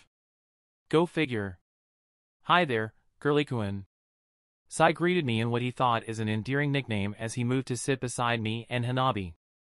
We are the only ones left in the classroom. Obito, I guess I should start calling him Obito-sensei now, is probably going to be very late. Sai, it is not nice to call Haku by that nickname. I can't think of a more suitable nickname for Girly-kun, Crackers-chan. I sighed. Sai is hopeless. Sai had decided to call Hanabi Crackers, as Hanabi's name means fireworks and her temper and personality can be very similar to a firecracker, spontaneous, unexpected, and loud when ignited. I glanced at Hanabi and Sai, who are now arguing about the nicknames. Hanabi's combat attire now consists of a sleeveless, blue V-neck shirt with mesh armor underneath, together with blue shorts and sandals. She also wore a beige color jacket that is similar in design to Niji's over her shirt, but she left the zipper open instead of closing it up like what Niji preferred. Her hair had grew past her shoulders, but I know she has been contemplating on whether to cut it short or to grow it out. Let's just go and find our new sensei, I said as I stood up. Knowing him, he will be at least 2 hours late if we wait for him to find us. Lead the way, Girly-kun. I swear, Sai. One day, I am going to castrate you for giving me this nickname. No matter how we searched, we just can't seem to find Obito-sensei. Not even Hanabi's Byakugan got a glimpse of him. Hanabi's range is not able to extend to the whole of Konoha yet, but it should be wide enough to at least catch a glimpse of Obito-sensei by now. We have been searching for an hour. Sai had also helped with his ink techniques to draw a large number of rats to search for Obito-sensei, but there are no results. Something's not right. Sai gave a hum of agreement as we took a short break in the park at the center of the village. Even if Obito-sensei is a Jonin, we should have at least found a clue to his whereabouts by now if he is truly lost on the road of life for being overly helpful. This means that he is actively hiding from us. He knows that we are searching for him. This is a test. Huh? Hanabi said in a confused tone as she turned to look at me. Our new sensei is testing us to see if we have what it takes to locate him. There's no other reason why we cannot find any trace of him in the village unless he is out for a mission, which shouldn't be the case since he should be notified that he will be taking on a Genin team prior to this. Even if it is an emergency mission, someone from the Hokage office would have informed us by now that our sensei is temporarily unavailable, so Obito-sensei must be purposely hiding from us. I think I have come up with a suitable nickdash. Not now, Sai. How are we going to search for Obito? How is he hiding from us? I don't think he is using Kamui since that will be overkill and we are only Genins, so he must be hiding in a way that it allows us to find him if we give it enough thought. If tracking him doesn't work, then we need to flush him out or to bait him out of his hiding place.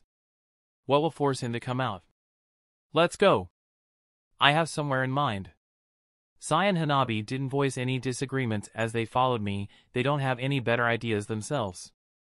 I hope Obito isn't too pissed at what I'm planning to do. Obito slammed open the door to his sensei's office in the Hokage Tower.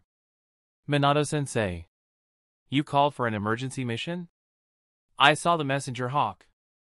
Obito watched as his sensei looked up from the pile of papers on his desk and greeted him with a smile. I am not the one looking for you. Minato pointed to another corner of the room where 3 brats are resting on a couch nearby. They are. Obito turned to look at who his sensei is pointing at and found the Genin team that he was assigned to looking at him instead. Hanabi even had the audacity to wave cheekily at him. Hello, Obito-sensei.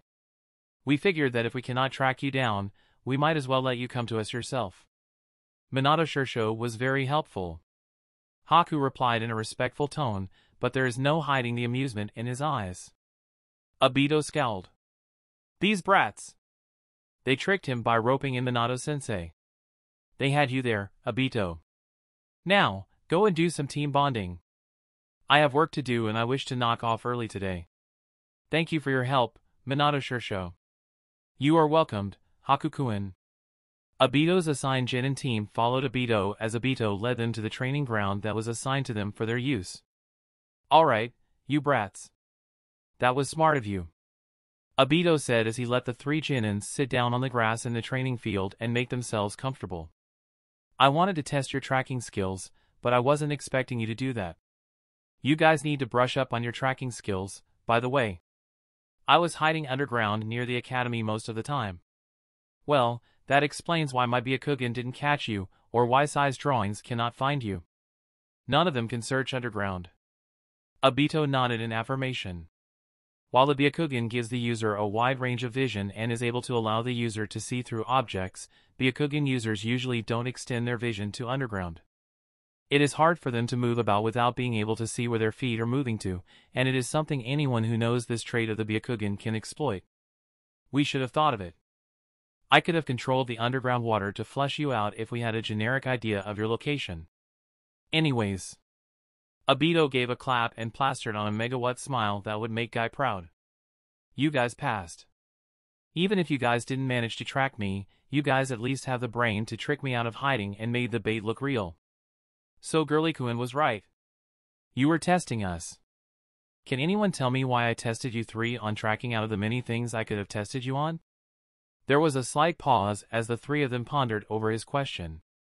With Hanabi's dojutsu and Sai's drawings, we are pretty much able to search for anything so long as we have a clue on what we are searching for. I don't know where I fit in, but I think we make a pretty good search and rescue team. Sai is able to ferry many people with his drawings, he had done it before. Haku replied as he laid out his reasoning and Obito nodded. His reasoning made sense. We can also be an ambush and assassination team. My clan is known for being lethal assassins with the combination of our dojutsu and gentle fist, and Sai is one of the stealthiest in our class. Haku is no slouch in this area as well. Haku can be very fast while remaining silent. I didn't know you think so highly of me, Crackers-chan. Shut up, Sai. Bingo! Obito clapped his hands a few times. You guys are absolutely right. What Hokage-sama is aiming for when he put you 3 together is to double as a search and rescue team and an ambush team with a slight inclination towards assassination. Well, given your skill sets, you guys can pretty much be anything, really. The 3 of you together makes a very well-rounded team. I am more of the idea of training you guys into a quick response team to be able to handle any situation and to aid teams that are in need of help. From what I know, you guys are capable of traveling quickly, especially with Sai's ink birds. It's still a little too early to fit you guys into a fixed role, but at the very least, being a search and rescue team or an ambush team like Hokage-sama intended requires you guys to be adept at tracking and navigation. That's why I tested you guys on your tracking. Obito cleared his throat before continuing. I wanted to test on your teamwork and combat skills as well, but your file states that you 3 are pretty high up there in terms of combat skills for Genins, and the teamwork you displayed when trying to find me is also better than what I expected it to be. And with that dash. Obito made a hand sign, and a huge congratulatory banner complete with party poppers bursting out colored streams of papers appeared out of nowhere. I officially declare the birth of Team 13. Not bad at all. Obito murmured to himself as he watched his cute little Genins sparring against his shadow clone. It has been 2 weeks since he passed them and got themselves officially registered as a Genin team. His team of Genins are all a bunch of little geniuses, unlike him when he was young. Obito have nothing much to teach them when it comes to combat skills. Hanabi is most likely going to be a taijutsu specialist like most of her clansmen are, and there's nothing much Obito can help her with in her taijutsu. Her clan is better suited in teaching her. Sai's battle style is also very unique, but Obito can't even sketch an egg properly, much less teach him how to fight with his ink techniques. The most he can do is to put Sai through more training like evasion training, taijutsu training, physical conditioning, tracking practices, and that's basically it. These are stuff that Sai can improve during his own time, Sai don't necessarily need him for these. Haku has a good mix of taijutsu and ninjutsu, even if it is obvious that he will be favoring ninjutsu in his battle style and eventually grow into a ninjutsu specialist like him in the future. Obito can teach him a few water jutsus he copied thus far, but that's about the extent he can teach Haku. Haku is a natural at water techniques and he came up with quite a number of jutsus of his own creation. Some jutsus he had were reverse engineered after he heard the description and the theory behind it once, like the water prison jutsu. Obito knew Haku prefers not using his bloodline unless necessary, and he had seen firsthand how scary his ice release is. He was the one who first found and rescued him from the Kumo shinobi. After all, he had saw the state of the other 2 Kumo shinobis Haku killed. One was impaled from below, the other was cut into half from the waist. Haku would have been dead if he were to arrive just a second later. Haku had partially froze himself in ice together with the Kumo shinobi, and even Obito himself had a hard time trying to thaw and melt the ice to retrieve the unconscious Haku with his fire jutsus without injuring him. In the end, he decided to warp Haku away with Kamui, leaving the medic means to figure out how to safely thaw Haku out instead. The only thing Obito can train them in now are team formations and how to fight as a team, along with teaching them advanced levels of tracking and evasion. By all rights, the lessons on tracking and evasion are usually reserved for Chunins and higher, but if his cute little minions are able to digest and utilize what they learned from his lessons at this stage of their career, he doesn't see why he shouldn't teach them. For Genins, the 3 of them work well together even during the first try in their team exercises. At least it was a lot better than his own team under the tutelage of Minato-sensei back when his team first got together. There were obvious kinks to be smoothed out for Team 13, but that was to be expected. Hanabi and Haku knew each other's battle styles and preferences, and it is obvious that they know how to fight against and alongside each other. Again, not a surprise, since Haku lived with the Hyugas and Hayashi had adopted him into the clan, making Haku his pseudo-son. Haku and Hanabi must have trained and sparred with each other very frequently. The addition of Sai disrupted Haku's and Hanabi's momentum somewhat, but the duo adjusted to Sai's addition quickly enough for it not to be a big issue, even if their teamwork still can be improved. There are many things that you can tell about a shinobi from the way they fight. Sai is calculative, and he likes to observe from the sidelines as his teammates figure out the extent of their opponent's abilities before going in for the kill, much like a snake. Sai will make a good assassin, and considering who his grandfather is, Obito isn't surprised. Hanabi is a little short-tempered and impatient, and it reminded Obito a little of his younger self, but Hanabi controlled herself well enough in combat, although it is a different story once she is out of combat. Hanabi is a little spoiled at how everyone in her family treats her like some sort of princess, and only Haku can control her the moment she gets into her princess mode or bossy mode. Hanabi prefers to be in the thick of things and decimate her foes with her taijutsu, although she can be very cunning if the situation calls for it. Haku likes his battles to be short and decisive and won't hesitate to aim for the vitals to bring his foes down as quick as possible. He is capable of providing both short and long-range support and is especially wicked with how accurate he throws those senbons of his. If he ran out of those, he will substitute the senbons with water needles or ice needles if he thinks it is necessary. Haku is unrealistically pragmatic and is the type to do first, ask questions later in combat. He had heard of that infamous stunt he did in the academy to his fellow classmates who insulted his mother, and there was a long period of time where many students in the academy were unwilling to interact with him after that. They fear and distrust him, and Haku doesn't trust most of them as well. Among his peers, the only people who truly earned his trust are Hanabi, Hinata, and Niji, and that is because he had been living with them since he came to Konoha. And that is the worrying thing. Although Haku is able to socialize with others normally, he has trust issues and doesn't give his trust easily to anyone else. In his eyes, being on the same side doesn't necessarily equate to being your comrade. Haku needs evidence to show that whoever he is fighting together with won't stab him in the back before he can trust you to fight alongside him. The only person who he seems to care about is Hanabi, and by extension, Hanabi's twin sister and her cousin, since they all grew up together. According to the files compiled by the Academy instructors, some of his classmates from the Academy had managed to earn a little of Haku's trust as well, so at least Haku isn't that much of a lone wolf as much as Obito had feared he would be. Great! Hanabi has temper issues, Haku has trust issues, and Sai has social issues. His entire team has issues. Hanabi's temper issue isn't that big of a problem since it is only a slight one. Sai's social awkwardness does not affect his performance out in the field. However, if Team 13 is to be a real shinobi team, then Haku's trust issues needs to be fixed or they will never achieve a higher level of teamwork. Obito is glad that the Hokage at least have the sense to place Haku with Hanabi to mitigate this problem somewhat, but Obito really have no clue on how to help Haku further than this. He could enlist the help of a Yamanaka to counsel Haku, but something is telling him that it will push Haku away more than it helps him the moment he sees a Yamanaka therapist walking his way. More bonding session for the team, perhaps? Maybe he should drop by and visit Minato-sensei later, he may have some ideas. Minato-sensei always have ideas. Water release, water prison jutsu. Haku released a stream of water from his mouth and they quickly surrounded Obito's shadow clone in a sphere of pressurized water, trapping the clone. Hanabi and Sai had shepherded the clone to where they wanted to be and it allowed Haku to go in for the finishing move. Well, they did it. They definitely could be better at capturing his clone though, but that's what he is here for. He is their sensei now and he is here to teach them. Good job, my little minions. Obito gave a clap as he dispelled his shadow clone and the memories came flooding in.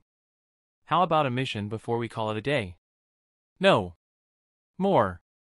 Tora. Or I will kill you, sensei.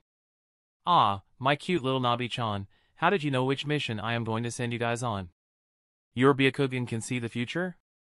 Hanabi looked like she wanted to pummel him this instant, but Haku placed a hand on her shoulder and prevented her from attempting to murder him. Sai just looked unaffected at whatever is going on around him.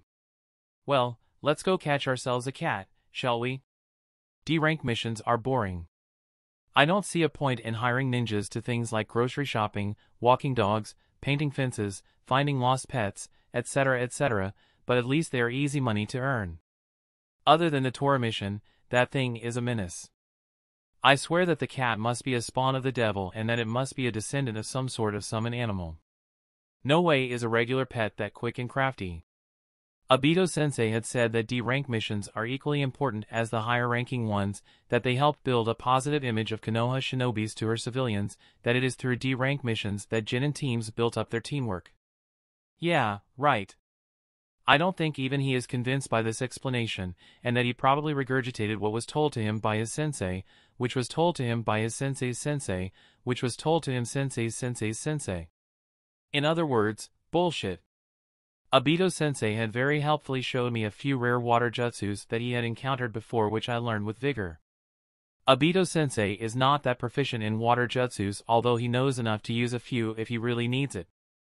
His chakra nature is more inclined towards fire and earth jutsus. He also knows that none of our team will be good enough in Jinjutsu, and so he taught us how to identify and break Jinjutsus instead, and that is the extent he taught us about the subject on Jinjutsu. Hanabi is the best at spotting and breaking Jinjutsus thanks to her Byakugan, but Sai and I are not bad at it either. After Obito-sensei is satisfied that the three of us are up to snuff with our combat techniques and after the three of us had complained to him about the slew of D-rank missions, including Sai, who also had enough of doing chores, Obito-sensei decided to acquiesce to our request to take on a C-rank mission. Thus, that's how the four of us found ourselves outside Konoha's walls and moving towards the small civilian village that we are tasked to help out with their bandit problem. I had never ventured outside Konoha's walls ever since I found myself in Konoha, and I don't think things have changed back in the Land of Water. I'm not sure if the bloodline purges are still ongoing in Kiri or whether the rebellion had started, but I'm glad that I'm no longer there, even if I hate getting myself stuck in Konoha as a shinobi. I had grown to accept my circumstance, but there's still a small part within me that secretly hopes for a shinobi-free life, even if my rational mind told me otherwise. Hanabi and Sai are also excited to go out of the village's walls as well, although Hanabi was a little apprehensive at first due to her kidnapping experience, but her curiosity won over her trepidation in the end. Hanabi can be a little uncontrollable at times whenever she is excited. Upon learning that we will embarking on our first C-rank mission, Hayashi just reminded Hanabi and I to be careful and told me to help keep an eye on Hanabi, which I will, even if he did not say anything about it. We assumed a diamond formation as we traveled, with Hanabi taking point and Sai and I at the side. Obito-sensei brings up the rear and we made small talk with each other to stave off the boredom. Soon, it became a conversation of Sai trying to find a suitable nickname for Obito-sensei. He still hadn't managed to come up with a satisfactory nickname to describe Sensei, even if it has already been weeks since we were a team. Come on, Sai. Give me a cool nickname. Sai brought a hand to his chin in a thinking pose, and I have no doubt that he is legitimately thinking really hard on a suitable nickname for Obito-sensei. How about Sensei, I see the village up ahead. Hanabi deactivated her Byakugan and it took us another 2 minutes before we saw our destination. Alright, time to find our client, and then we're taking out the bandits. It only took us minutes to find our client. The client is the chief of the village, a middle-aged man in his 40s, and he circled out the area on our map where the bandits are known to be sighted. Alright, check your radio sets. All good? Then spread out and let's begin searching. Roger. Affirmative. Yes, Sensei. I went towards the east side while the other three of them spread out in other directions as we tree-hopped silently to search for clues on the bandits' hideout. Half an hour later, I stumbled onto the bandit camp that is partially hidden among the rocks and trees near a small hill. As per protocol, I sent the rest of my team a signal through the radio set for them to converge on my location before we take them out together. For now, all I need to do is to stay hidden up on the tree and wait for my team's arrival. MFFPH. MFFPH. I turned towards the strange sound that caught my attention and saw a few bandits returning to camp with a girl, about 15 years of age, tied up and gagged as they dragged her along the ground. Hey boss! Look who we got here. Ain't that a cutie? Who's going at it first?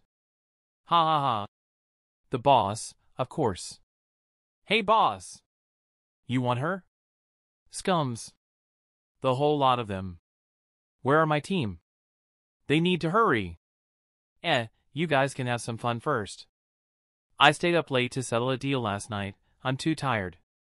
There were whoops of cheer from the remaining bandits, and after a game of rock, paper, scissors, the winner proceeded to drag the girl towards an isolated corner which is out of sight of the bandits' camp.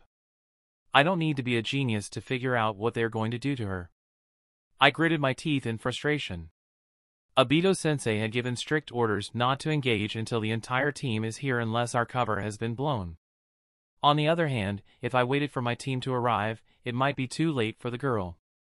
For some reason, the predicament of this girl reminded me of the time when Hanabi and I ran into the Kumo shinobis.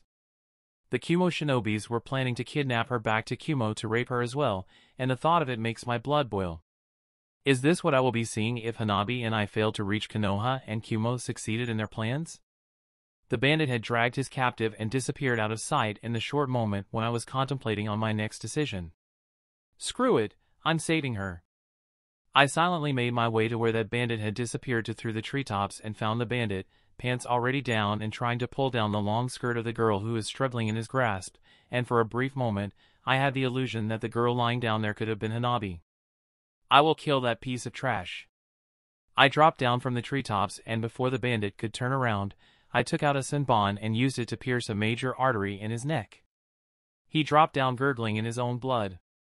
And he was dead within seconds. Easy. It's still so easy to take a life even if the last time I had done it was so long ago. Why do I still find it so easy? What is wrong with me? The me from my previous life can't even look at a chicken getting slaughtered without feeling queasy. Keep quiet. I whispered to the frightened girl as I put a finger to my lips in the universal gesture for silence. I am a shinobi of Kana Adakur, I'm here to help. I cut open the ropes tying the girl with a small blade of ice I conjured and freed her. We need to wait in silence until my team arrives, can you do that? The girl nodded quietly and I can taste the fear in her simply by crouching beside her. She's scared. Oi, Bashi, are you done? Crap, one of them is getting closer and closer to our location. What should I do? Even if I hinge into the bandit I killed to impersonate him, his corpse is still bleeding and lying right there. I don't have time to hide it and I don't know any Earth-style jutsu to bury it. Bashi? Damn it, this mission just went foobar. I fished out a few senbons from my weapons pouch and hid in a corner. The bandit calling out for Bashi appeared seconds later and he saw Bashi's corpse, but I got him before he could get another word out and killed him silently in the same way I killed Bashi. Everything should have turned out alright. The only thing I didn't account for is that the girl I saved gave a shocked gasp at the sight of me killing the second bandit. From what I can hear where most of the bandits are supposedly congregated, the noise of their movement suggests that the entire bandit camp had heard her and they are now moving towards our location. I don't know how and why they linked the gasp to a possible infiltration, but I guess the lack of the sounds of the girl screaming as she got herself raped might have been a huge clue that something is wrong too. The camp isn't very big to begin with, and the gasp from the girl could be easily heard given how loud it was. I could take the girl and hightail out of here, but that would mean that the bandits will know that the location of their hideout has been compromised and they will escape from here, which means that our team would have failed the mission. I should have just let the girl remain tied up. I tapped onto my radio set as I gave the stink eye to the girl, who had just realized what she had done. Sensei? This is Haku. Haku? What is it? Change of plans, my cover has been blown, I have to act now. You guys better hurry. What? Haku, you dash. Whatever Obito-sensei tried to tell me was cut off as I dropped the connection. I am not a true sensor, but I am able to have a rough feel of the chakra levels of those around me if I stretch my chakra senses enough. To my relief, none of the bandits' chakra were abnormally large for a civilian, suggesting that none of them were ex-shinobis. Water release, water clone jutsu. I spat out a large glob of water and it split into 4 water clones, who immediately took off quietly in different directions to enact my plan. I have the element of surprise while the bandits have the numerical advantage. This could go either way. I don't know how good my skills truly are in the real world since I never had the chance to test it out other than with the kids in the academy, but I think that handling the group of bandits on my own shouldn't be an issue. There was a loud cry from the bandits' camp and I knew that my plan has started.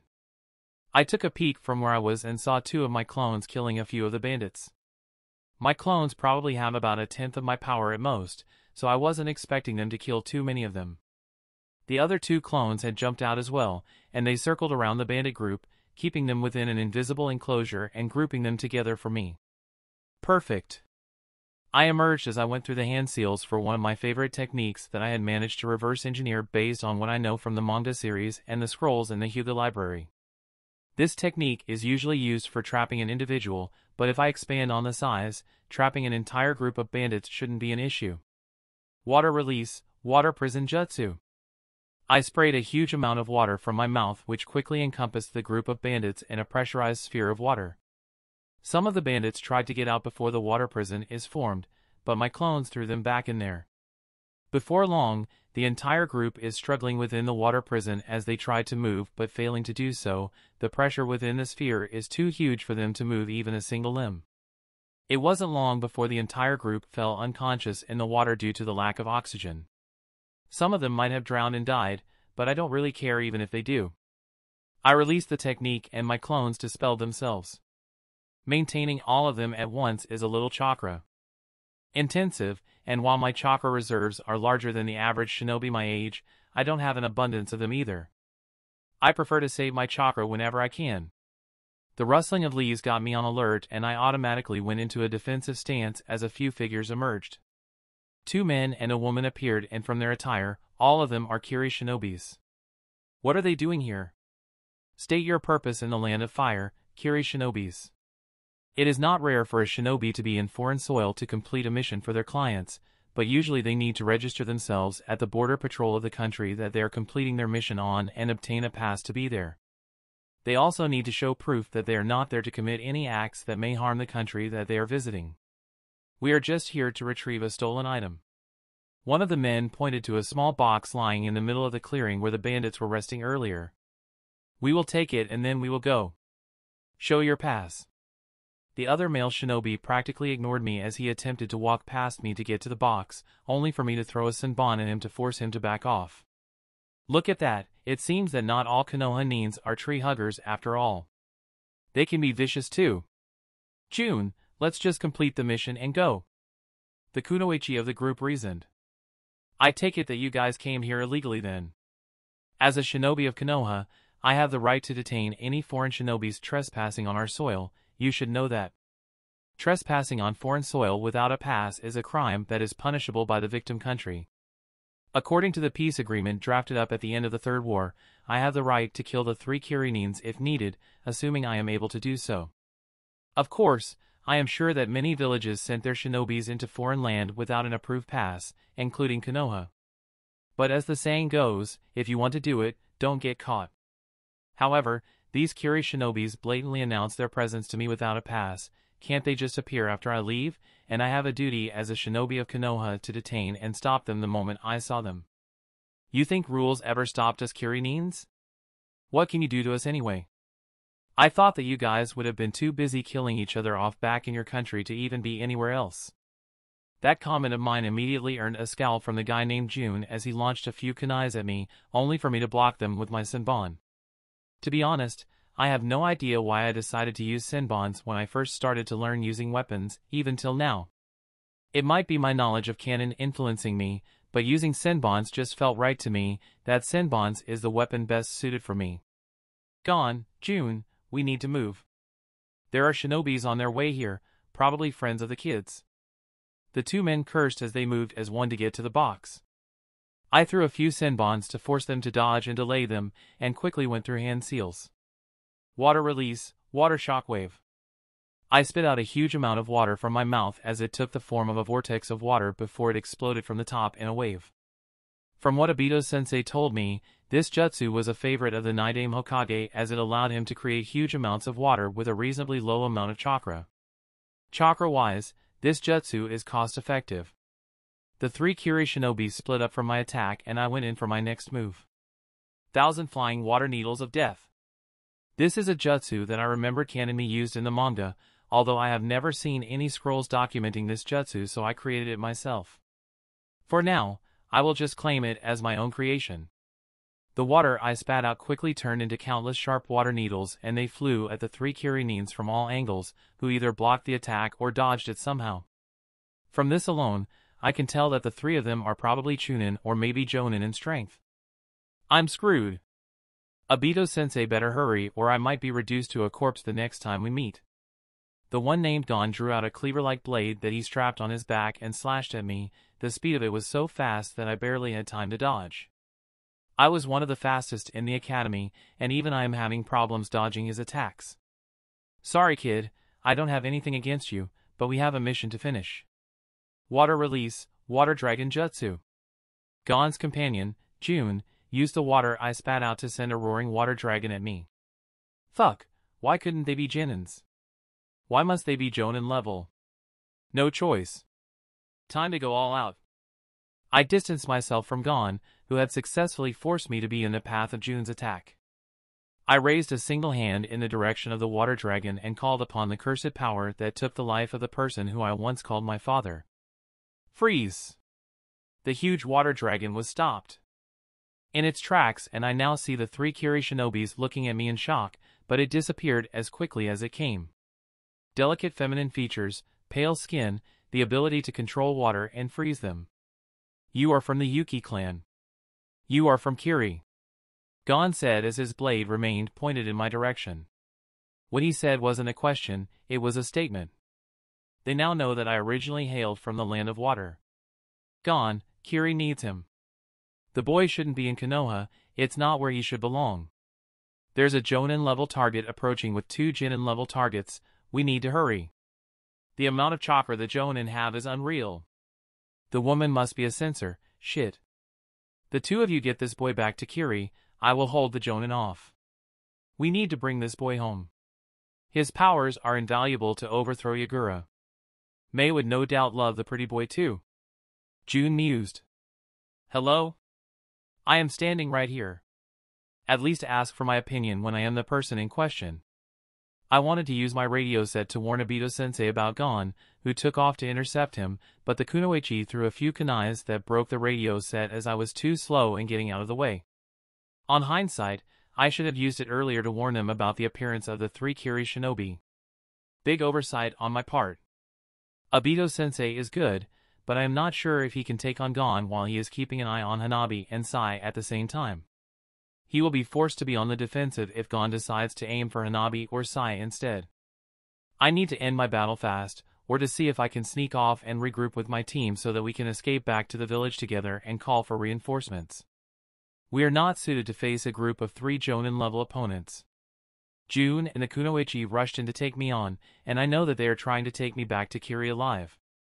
That gives me some advantage since I know they don't want me dead, although I have no idea on how far I should push my luck. I jump back to rush through another set of hand seals. This technique takes up a lot of chakra and it's my best bet to overwhelm them to find a chance to get out of here. I don't have masterful use of this technique yet, unlike Canon me, since I don't have any references or notes about this technique other than watching it through the TV once in my previous life, and I don't have a teacher who is a master of water jutsus like Zabuza to teach me anything, so I created it from scratch. There are still many flaws in this imperfect technique, but it should be enough to get me out of here. Ice release, demonic mirroring ice crystals. Numerous mirrors made of ice rose from the damp ground and surrounded my opponents in a dome. I entered into one of the mirrors and my reflection appeared in every mirror. Sorry guys, I don't have anything against you, but I really don't want to go back to Kiri.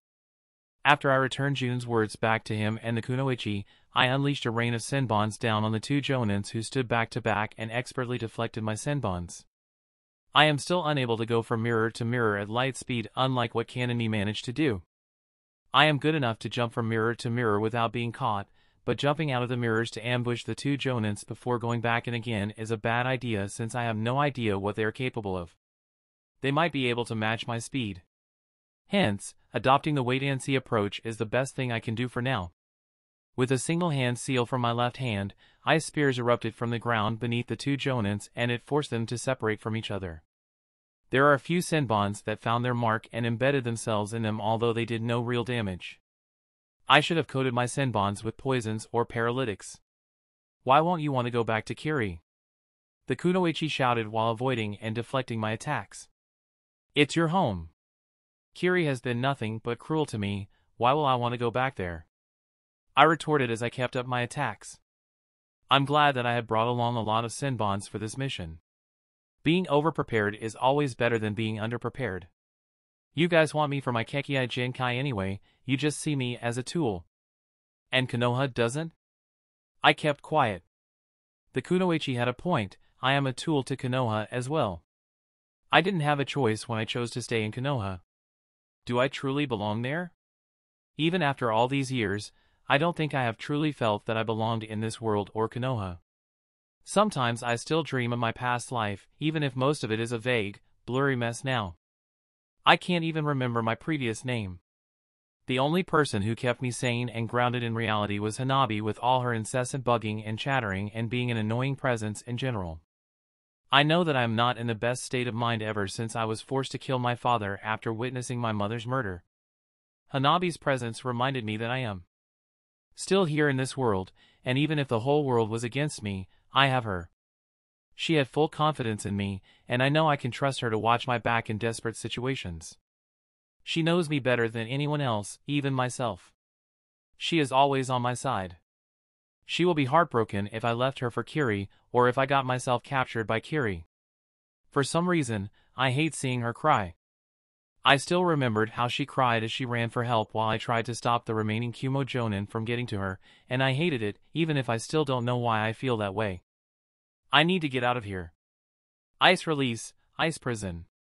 Numerous ice pillars sprouted from the ground and the 2 Jonins are forced to dodge.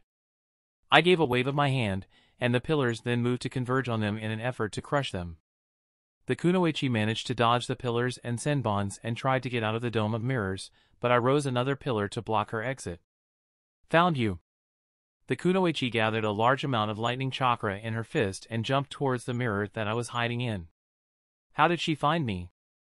I quickly moved out of the mirror I was in to jump into the next one in case the kunoichi is really capable of breaking my mirrors with her bare hands like what Tsunade did once.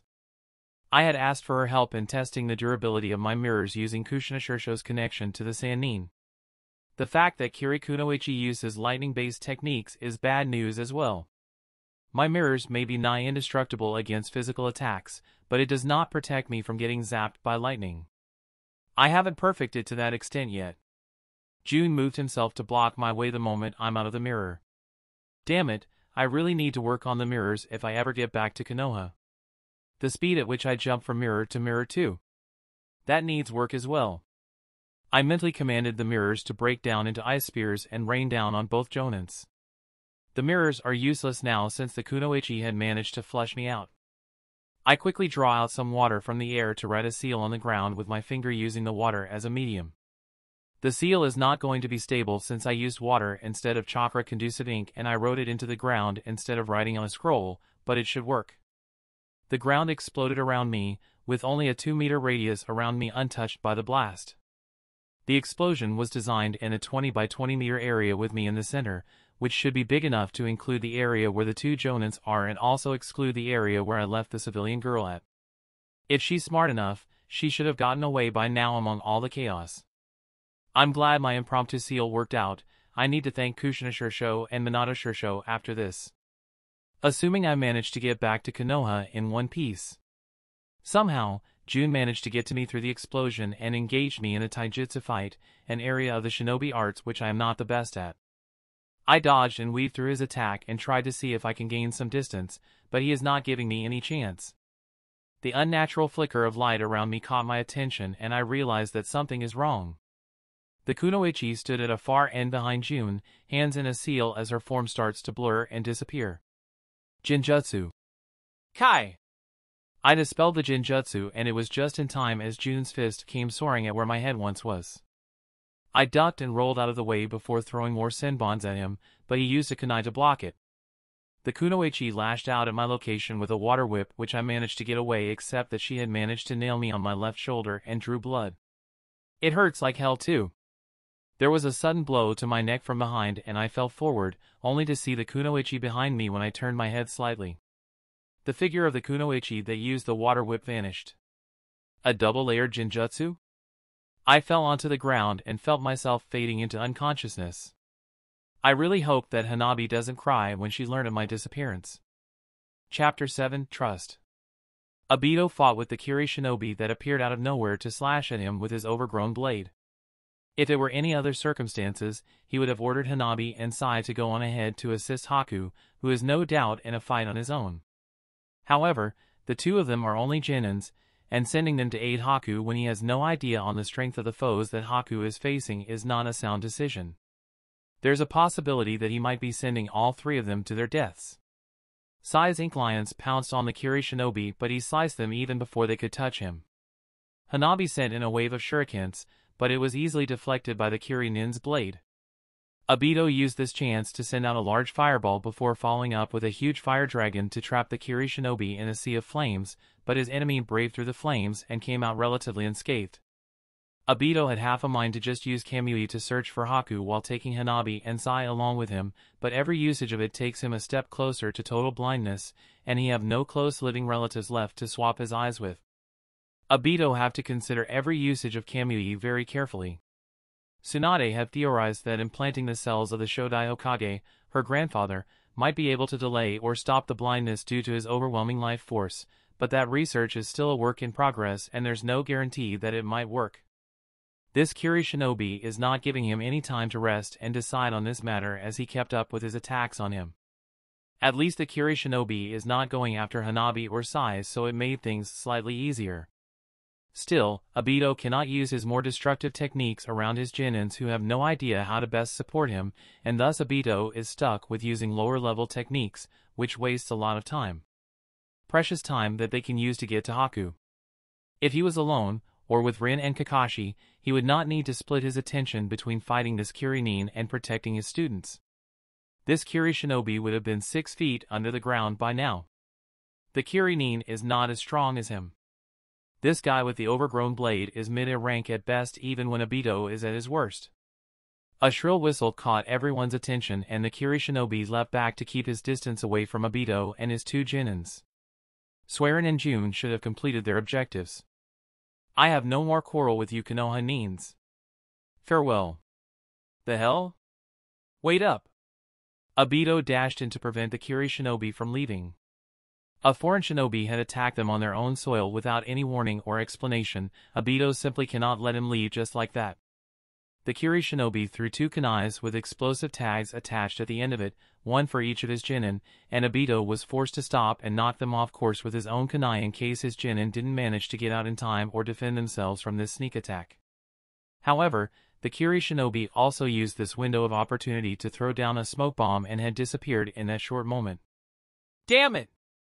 Every shinobi in the elemental nations know that it is common occurrence that shinobis sneaked in and out of the country's borders and everyone turns a blind eye so long as you don't get yourself caught on foreign soil and don't try anything that might start another war.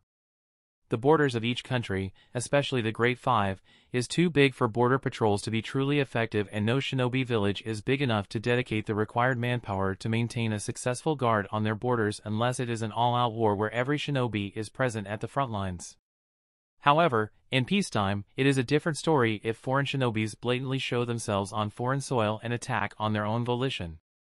Obito have no idea if this means that a 4th war is brewing, but he cannot leave the safety of the village and his students to chance. Obito sent an emergency flare out into the sky that will get the attention of the border patrol. They will be on alert and keep a lookout for any foreign shinobis now. That particular flare had meant that some foreign shinobis had sneaked in and that everyone should be on high alert. The border patrol will also probably be sending a small team here to investigate. Hanabi! Can you get a visual on Haku or the Kirin? I'm still searching for him, but I think I found the bandit camp, and Haku isn't there. Damn it, what happened? The portable radios set they have on each of them are unable to connect to Haku's as well. They have no idea whether Haku is dead or alive. Since Haku isn't at the bandits' camp, the 3 of them continue to move at high speeds towards the direction that the Kiri shinobi had most likely disappeared to, and Obito ran through the options in his mind on what they can now possibly do. I found the Kirin. He has 2 other companions. A shinobi, and a kunoichi, the other shinobi is carrying. Haku?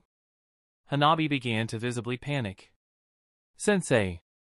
They got Haku! They are trying to bring Haku with them. Crap! They must have found out about Haku's bloodline somehow. Hanabi, how far are they? About 3 kilometers at our 2 o'clock.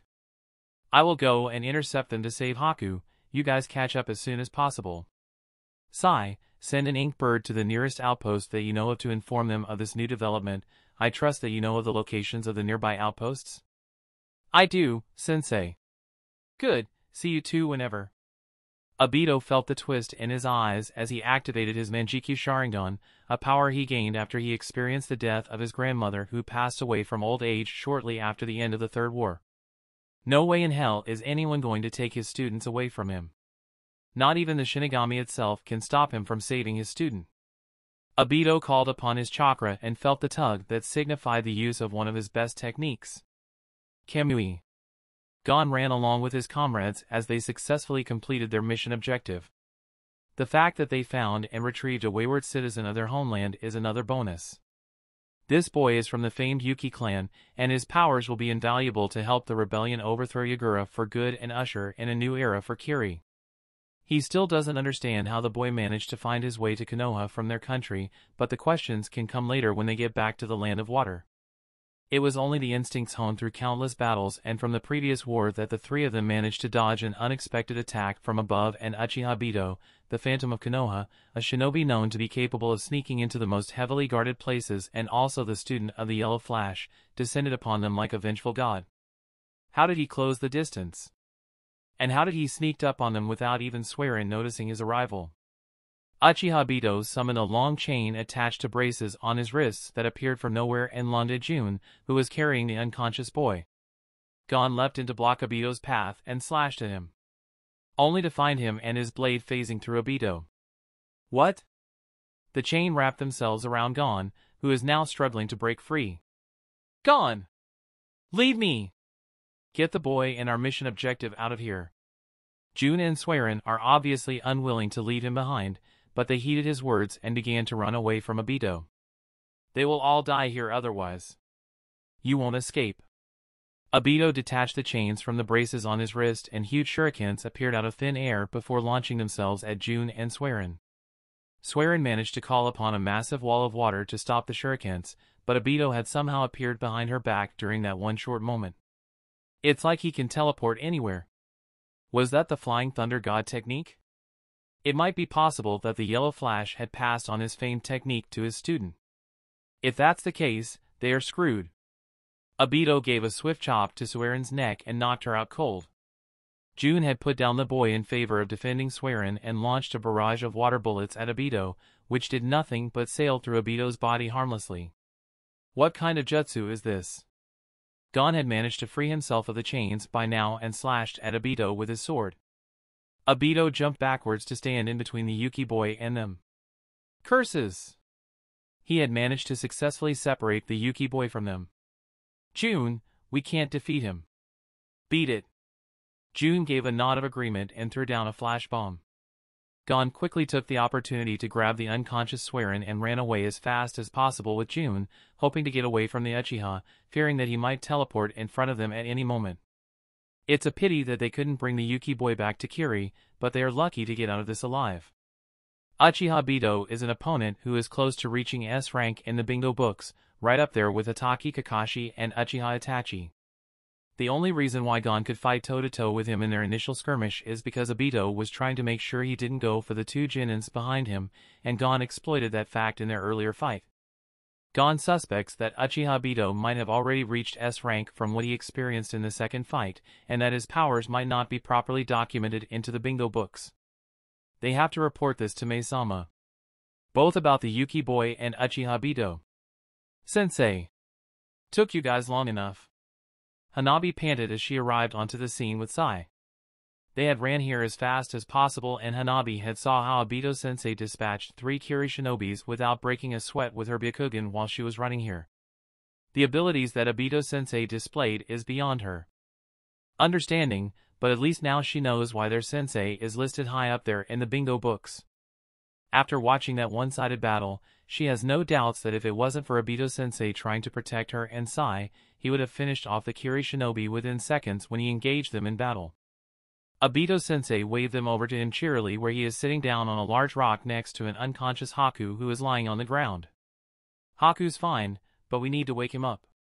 You know what to do, Nabi-chan. Hanabi activated her Byakugan again and tapped on several of Haku's Tenketsu points. Haku began to stir. Ow! Hanabi? Sensei? Sai? Where are the Kiri shinobis? I drove them off. You worried us sick, Haku. What happened? Haku slowly sat up and rubbed the back of his neck with a single hand. Well, the bandits captured a girl and attempted to rape her, and I cannot in good conscience see that happening in front of me, so I assassinated him. Another one passed by and I did the same thing with the same success, but the civilian girl was a little too loud at the shock of seeing me killing people and it attracted the rest of the bandits, so I have to take them out as well. They weren't the problem. 3 Kirinins appeared out of nowhere shortly after I took the bandits down, supposedly to retrieve a stolen item from the camp or something, but they didn't produce a pass when I asked for it. We fought, they found out about my bloodline, and I lost soon after. I tried to warn you guys that one of them is coming after you, but the Kunoichi broke my radio set before I could get the message across. I see. Obito-sensei said as he closed his eyes and thought briefly. We need to be more careful when we are completing missions outside the village walls from now onwards.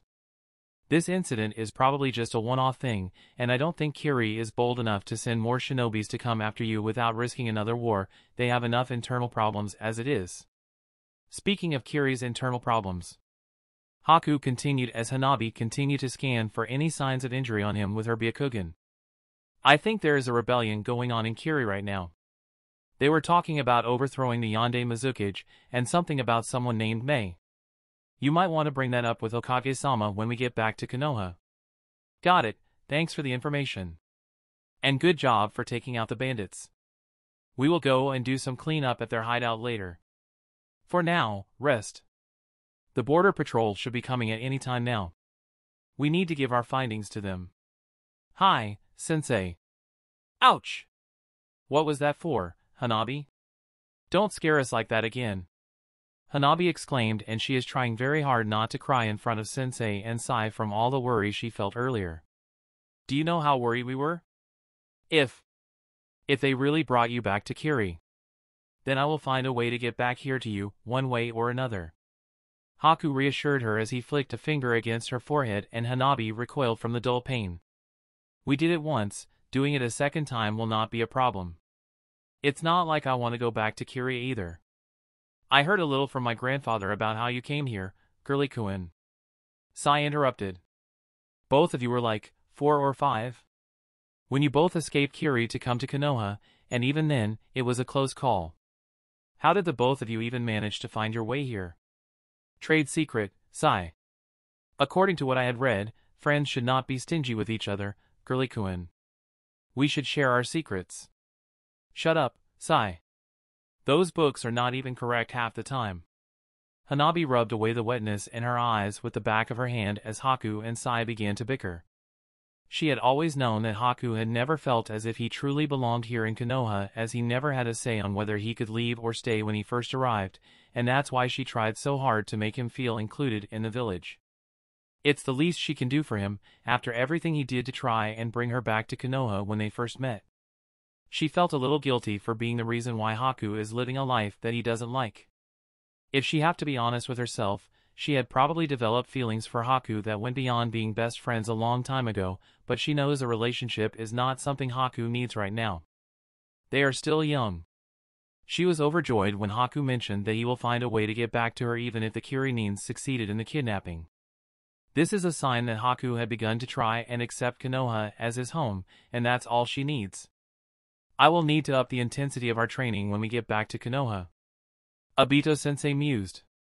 You guys have been slacking off if even Haku was taken out so quickly. Sensei, those 3 have to be Jonins, even if they aren't the strongest of Jonins. You expect a fresh Genin to beat them all? Seriously? You 3 are my students, Haku. Of course I will hold you guys to a higher standard. You are crazy, Sensei. You haven't seen even half of it. Haku paused for a short while as if he is trying very hard to get something out of his mouth. Thanks for coming to rescue me, guys. I really appreciate it. Thank you. Aw, my cute little Haku-chan is embarrassed at being the damsel in distress. How cute. Obito-sensei said in an obnoxiously loud voice as he purposely ruffled Haku's hair roughly with a single hand. According to another book I read about friends, it is expected for good friends to put their lives on the line to save each other in times of danger. You have nothing to thank us for, Girly-kun. We are friends. We are a team, Haku. Hanabi said as she pinched and twisted Haku's ear as he tried to free himself from her death grip. Of course we will try our best to save you, even if Sensei did most of the job this time. Sai, look at it. Nabi-chan and Haku-chan are so cute together. I agree. According to a book I read about boy-girl relationships, their behavior around each other that I observed since the start of our academy can be considered as flirting. And when their relationship progressed to the next level dash. Hanabi's face flushed red and quickly let go of her grip on Haku and threw a stone at Sai and Obito-sensei, who merely ducked out of the way. According to a book about emotions, this emotion is called embarrassment. Absolutely correct, Sai. You are making progress. Obito-sensei definitely isn't helping things. I take it back. Haku grumbled as he threw senbons at Sai and Obito-sensei to shut them up, and they're now busy with dodging Haku's senbons. I take it all back. I take back everything nice that I was going to say about the team. Hanabi cannot help but giggle. Team 13 feels like a real team now. A goofy sensei, a socially stunted artist, a jaded training maniac, and the boisterous princess. They are a bunch of misfits, but they are each other's misfits. This is Team 13, her Team 13, their Team 13, and Hanabi loves every single one of them. They are finally a true team. We got back to Konoha about a week after our run-in with the Kiri shinobis. The border patrol had turned up quickly like what Obito-sensei had said, and we reported what we encountered to them. We also went back to clean up the bandits' hideout and to make sure that there aren't any more of those around the client's village. We head back to the village to bring the client to see the destroyed hideout as proof of the completion of our mission, claim the reward from our client, and head back to Konoha. The first thing we did when we reached Konoha is to report directly to the Hokage Tower about the successful completion of our mission.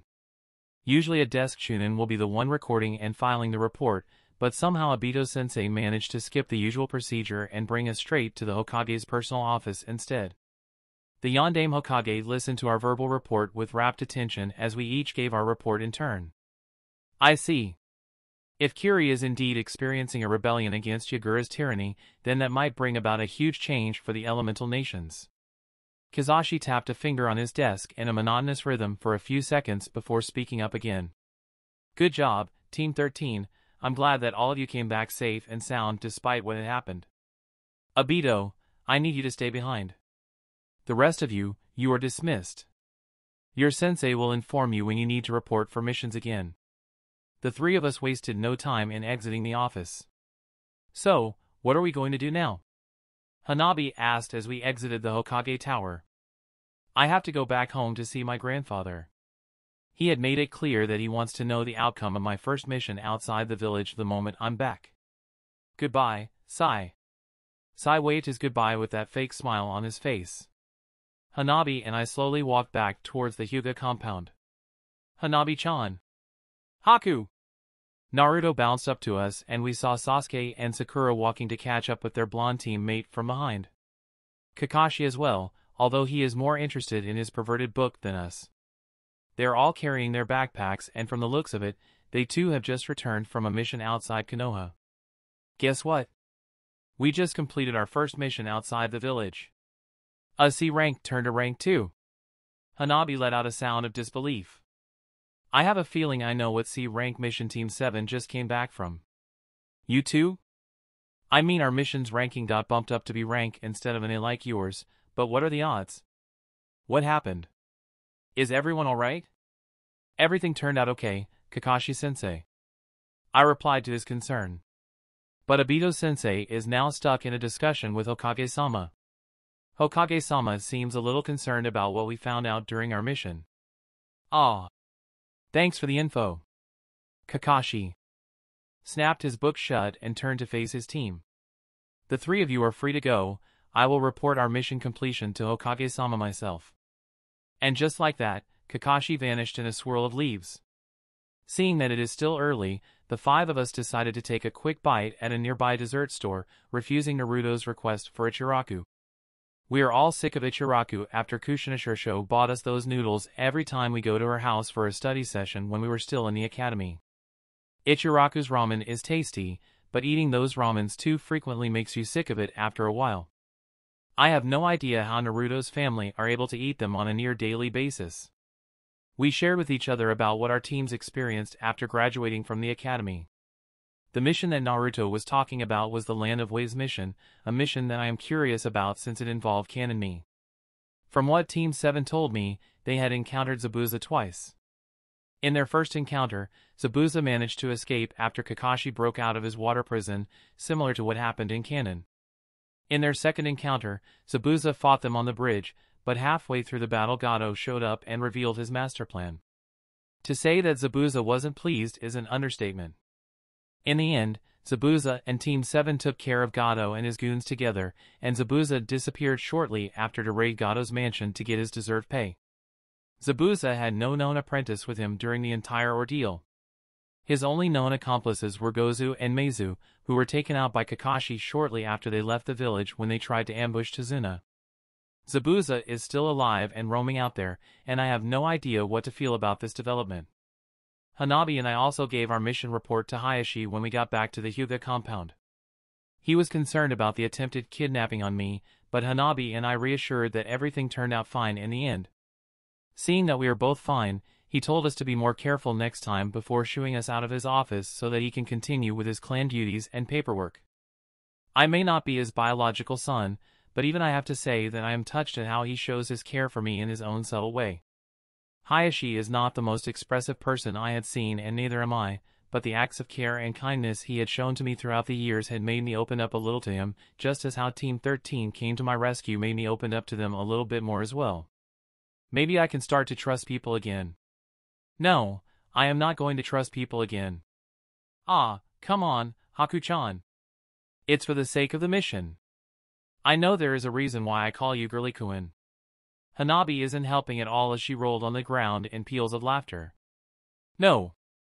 I growled out as I pointed a finger at them. Do that to me, and I will end every single one of you. I will personally carve your names onto the memorial stone and scatter your ashes into the sea. But Haku-chan. Obito-sensei whined like a 3-year-old who just got denied of his candy. How are we going to get the information from our target otherwise? You need a girl?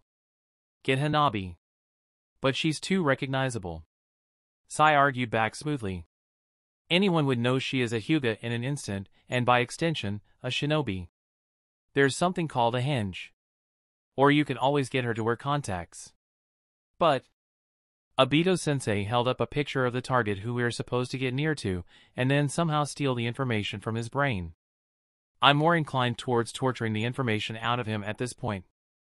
He is a pig of a man, and according to the file, he lusts after little girls. Disgusting. I would have killed him on sight if he didn't have vital information we need to retrieve to complete this mission successfully. Can you bear to subject Hanabi to him? What if the mission goes wrong and Hanabi is somehow left all alone? What if he... I scowled. No way am I dressing up as a girl, but I am even more certain that I definitely don't want Hanabi to go even within a mile near this man if the files on him are accurate.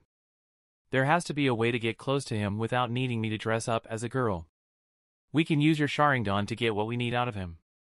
I told you that I will only be supervising this mission, Haku-chan.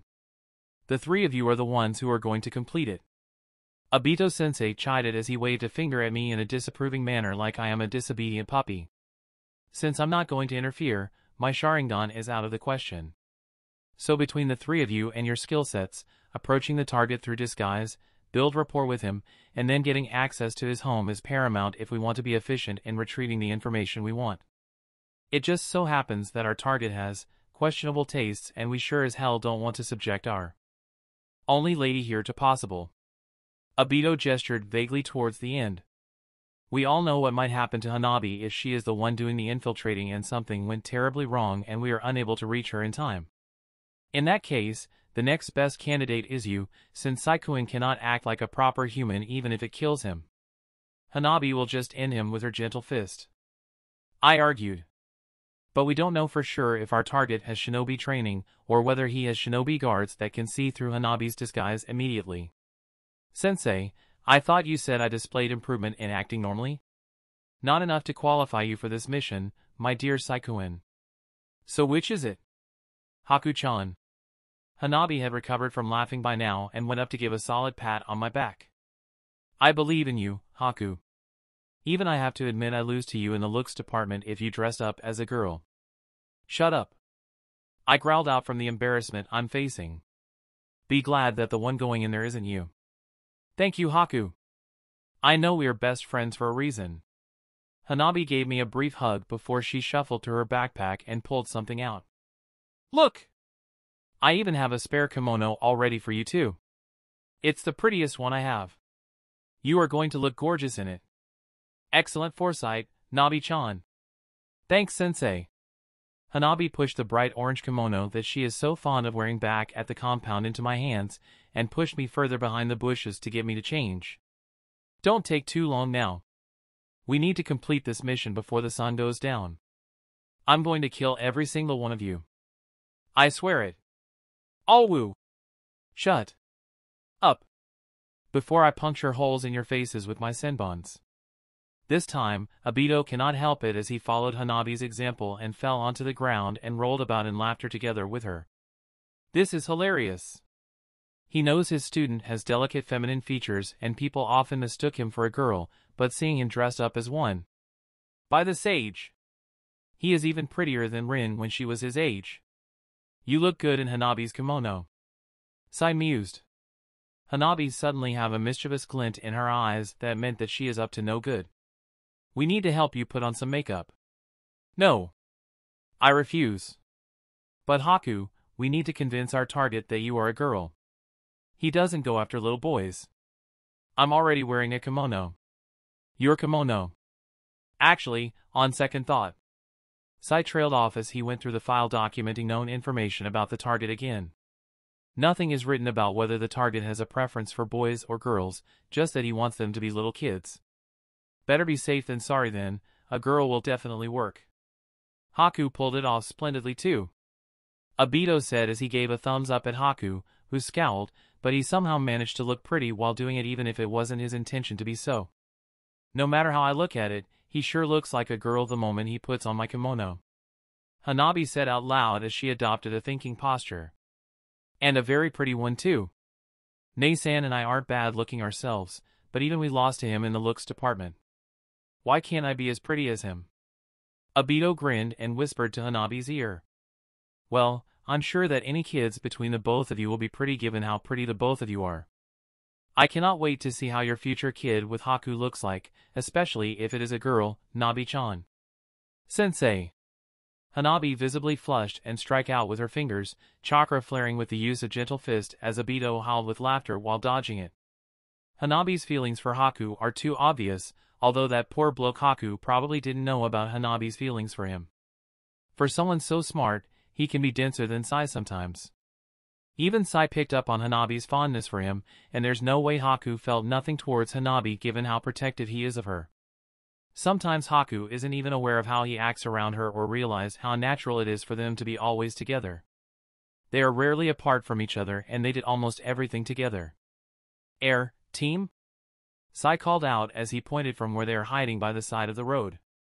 I think that is our target passing by. The entire team turned their heads to follow Sai's outstretched finger.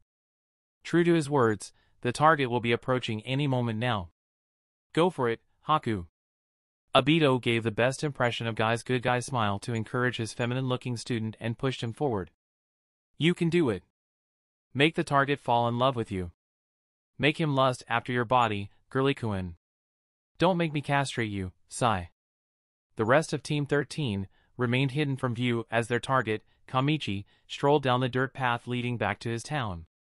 Haku lay down in the middle of the path, acting as if his ankle was sprained and unable to get up on his own, a cliché but effect. For move to seduce idiotic and perverted targets. Obito swears that it works every single time.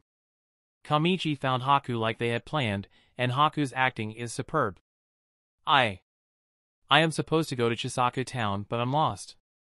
Haku's lips trembled and his right hand went up to his lips, his fingers curled up to show signs of weakness and dependency.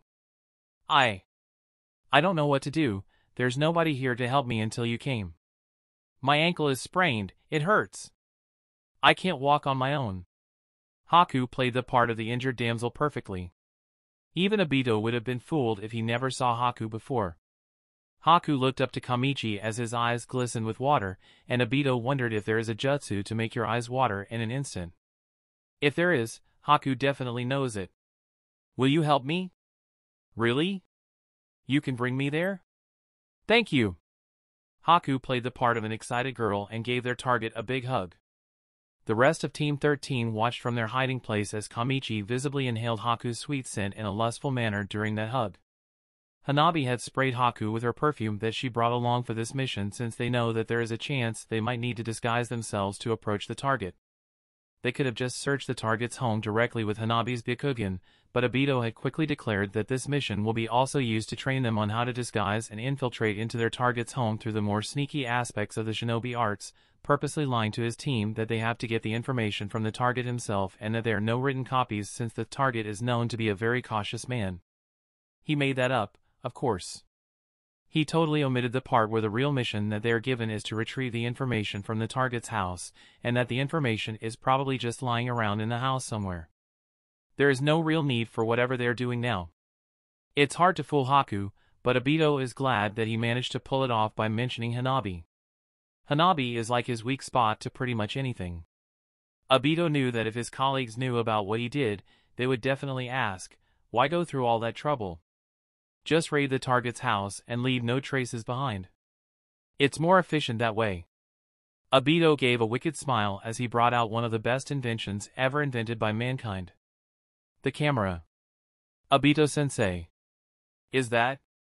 Obito gave a solid nod of his head. Cameras are uncommon and are very expensive. He only managed to get himself one by stealing it from the Kumo daimyo during one of his missions in Kumo. That's right, Nabi-chan. This is the reason why I insisted Haku to dress up as a girl. Everything is for this moment.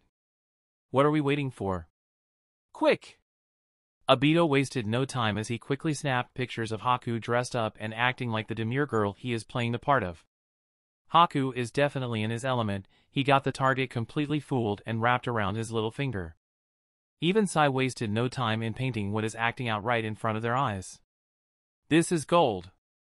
The target carried Haku on his back and the rest of Team 13 followed behind discreetly, with Obito taking pictures with his camera the entire journey, purposely zooming in on Haku's face or take pictures when he did certain gestures that would make others think that without a doubt, that Haku is a girl and not a boy.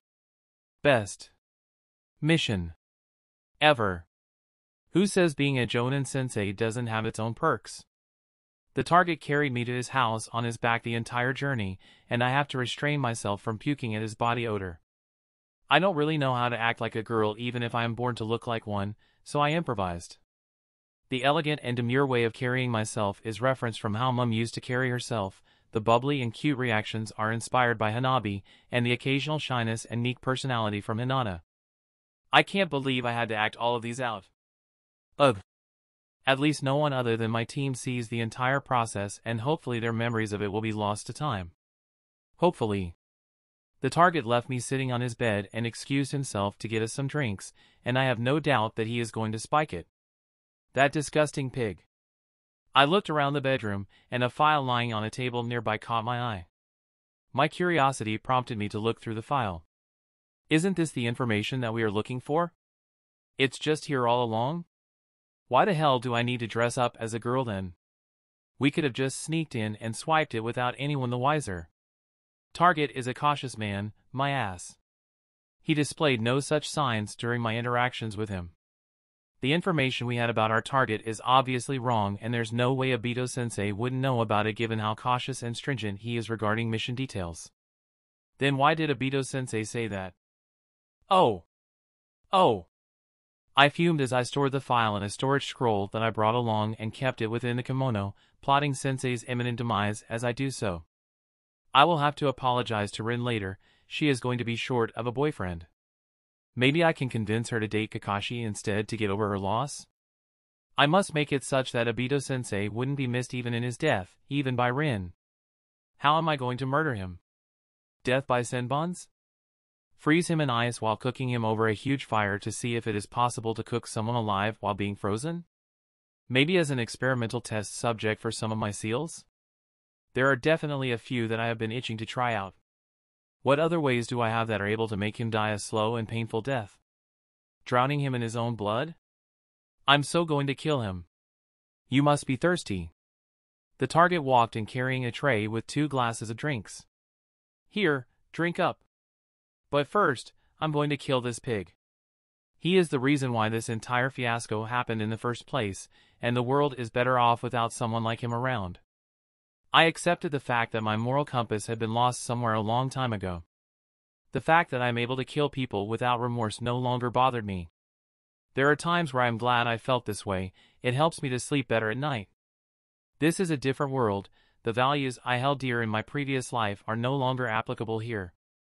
In this new world, new values are needed if I want to survive till I die of old age. Sure, thank you. I said as I put on the sweetest smile paired with the sweetest voice I can muster as a senbon slid down into my hand, hidden from view thanks to the sleeves of the kimono. There are 2 people that I am going to slaughter today. A pig and an idiot of a sensei. Haku! Did you get the information? Obito yelled loudly the moment he spotted Haku walking towards them at the agreed meeting point. Of course I did.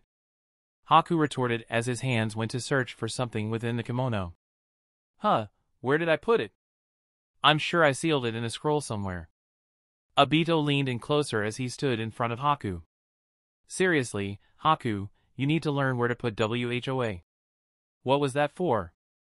Obito barely managed to avoid the senbons that Haku threw out without any warning. Haku looked murderous as he held his senbons in both his hands, one in between each finger. The temperature around the area plummeted instantly and white breaths of air can be seen the moment they open their mouths to speak.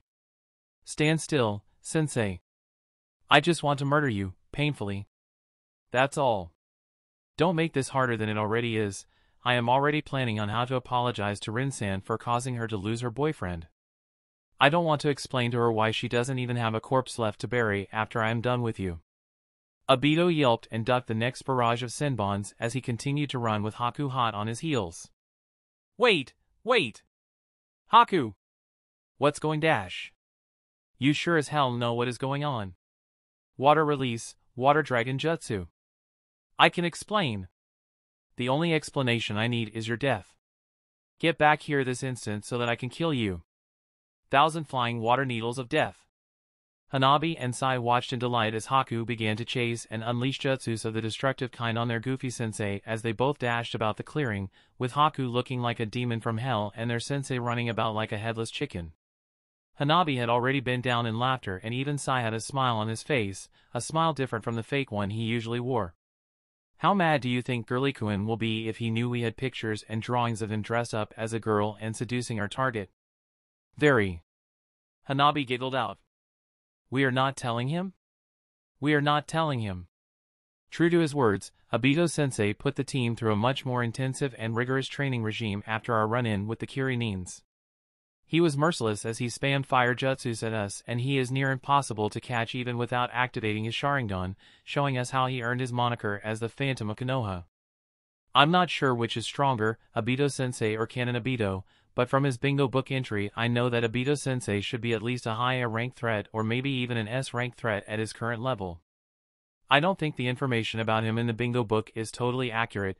There are some high-level stuffs I know he can do that are not listed in the book, especially when it comes to his fire jutsus. Obito-sensei also got the three of us to expand our range of techniques and to improve existing ones.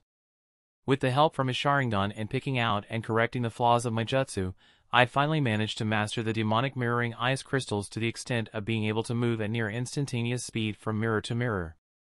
I am trying to incorporate the concept of the ice mirrors into another jutsu that I am trying to invent for my ice release, and if it succeeds, I may have just earned myself a technique comparable to the Flying Thunder God technique in certain aspects. I trained myself even harder than before. Our run-in with the Kiri Shinobis was a close call, and the next big event coming up, if nothing else changes, will be the Chunin exams. Since Orochimaru is also a traitor to Konoha in this world, I guess it is safe to assume that it is likely that the invasion will still happen. There's no way I can warn the village of the attack without alerting them to my reincarnated status, and to be honest, even if I am starting to like Konoha, I don't see a real need to go out of my way to help protect it either. The extent of my loyalty to Konoha extends only to the people that I am close with. Whether the establishment known as Konohagakure exists or perish doesn't matter to me as long as the people that I have grown to care about remain safe. Besides, Konoha has more S-rank shinobis now than in Canon. Maybe Orochimaru might get himself slain here if he really dares to invade Konoha, and wouldn't that be great? I dove in and out of the ice mirrors as Obito-sensei pointed out how I can improve further on it while he defended himself against my attacks. My ice mirrors are likely to be my bread and butter technique with how much utility it provides me. Obito-sensei is able to keep up with my speed as long as he has his Sharingan active, and sparring with him is very good practice on how I should fight against foes who are able to somehow keep up with my speed. Right now, not many are able to do so, but Obito-sensei happened to be among the few that do. Alright. Time out. Obito-sensei said as he leapt backwards to disengage from me. I emerged from one of my ice mirrors and let them melt as I relinquished my chakra on it. Obito-sensei had a few senbons sticking out from his body, but he plucked them out as if he felt nothing from the stabs. I didn't manage to do any real damage to him with my senbons since he dodged or blocked most of it. We had agreed that for this spar, I will only use senbons and ice mirrors to attack him and see how it goes. Your speed has improved greatly and your mirrors are a lot sturdier now. It helps that you don't need to rely as heavily as before on a ready water source before you are able to use your techniques. Good job, Haku. Even I wasn't expecting that big of an improvement. Keep it up, and one day you might be able to draw huge amounts of water directly from the air just like the Night Dame did. I gave a hum and the both of us turned to watch Sai and Hanabi sparring on the other side of the training field. Sai had wanted to train more in his taijutsu. Like me, he is not as proficient in a close-up fight and is better at attacking from a distance. Taijutsu isn't his strong suit. Hanabi had volunteered to help him and hence the both of them are out there having a taijutsu bout while Obito-sensei helps me with refining my ice release. Sai lasted another 5 minutes before Hanabi had him knocked down into the ground. It's already a big improvement for him since it is Hanabi that he is facing, even if Hanabi is going easy on him. She is a monster when it comes to taijutsu, and among our generation, probably only Neji and maybe Rock Lee can beat her with just taijutsu alone.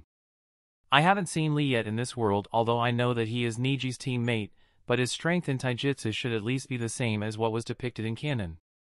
Hinata is good in her taijutsu as well and her skills in the gentle fist is on par with Hanabi, but Hinata's unwillingness to hurt people always made her pull back her punches unconsciously, and hence she lost more than she won whenever we sparred with her. I can only hope that she only holds back against her friends and not her enemies. I may not be as close to her as I am with Hanabi, but I don't want to see her wind up dead either. Obito-sensei brought us back to his apartment in the Uchiha district for dinner after our training session, saying that Rin had wanted to meet all of us and that she is cooking up a feast. He had told us a week ago to clear up our schedules today for this occasion. I had seen Rin on and off many times during my stay in Konoha, mostly when I was at Minato Shirsho and Kushina Shirsho's place to study Fuinjutsu, and she happened to be visiting as well together with Obito and Kakashi. She tends to mother and fuss over me for every single thing I did, and I don't know why she has such a vested interest in me. Personally, I don't like it when I am being fussed over as if I am a 3-year-old kid, but I know that she is doing this because she cares for me, so I kept quiet and let her do her thing as I endured the fussing. Somewhere, somehow, the list of people that I had grew to accept gets longer and longer.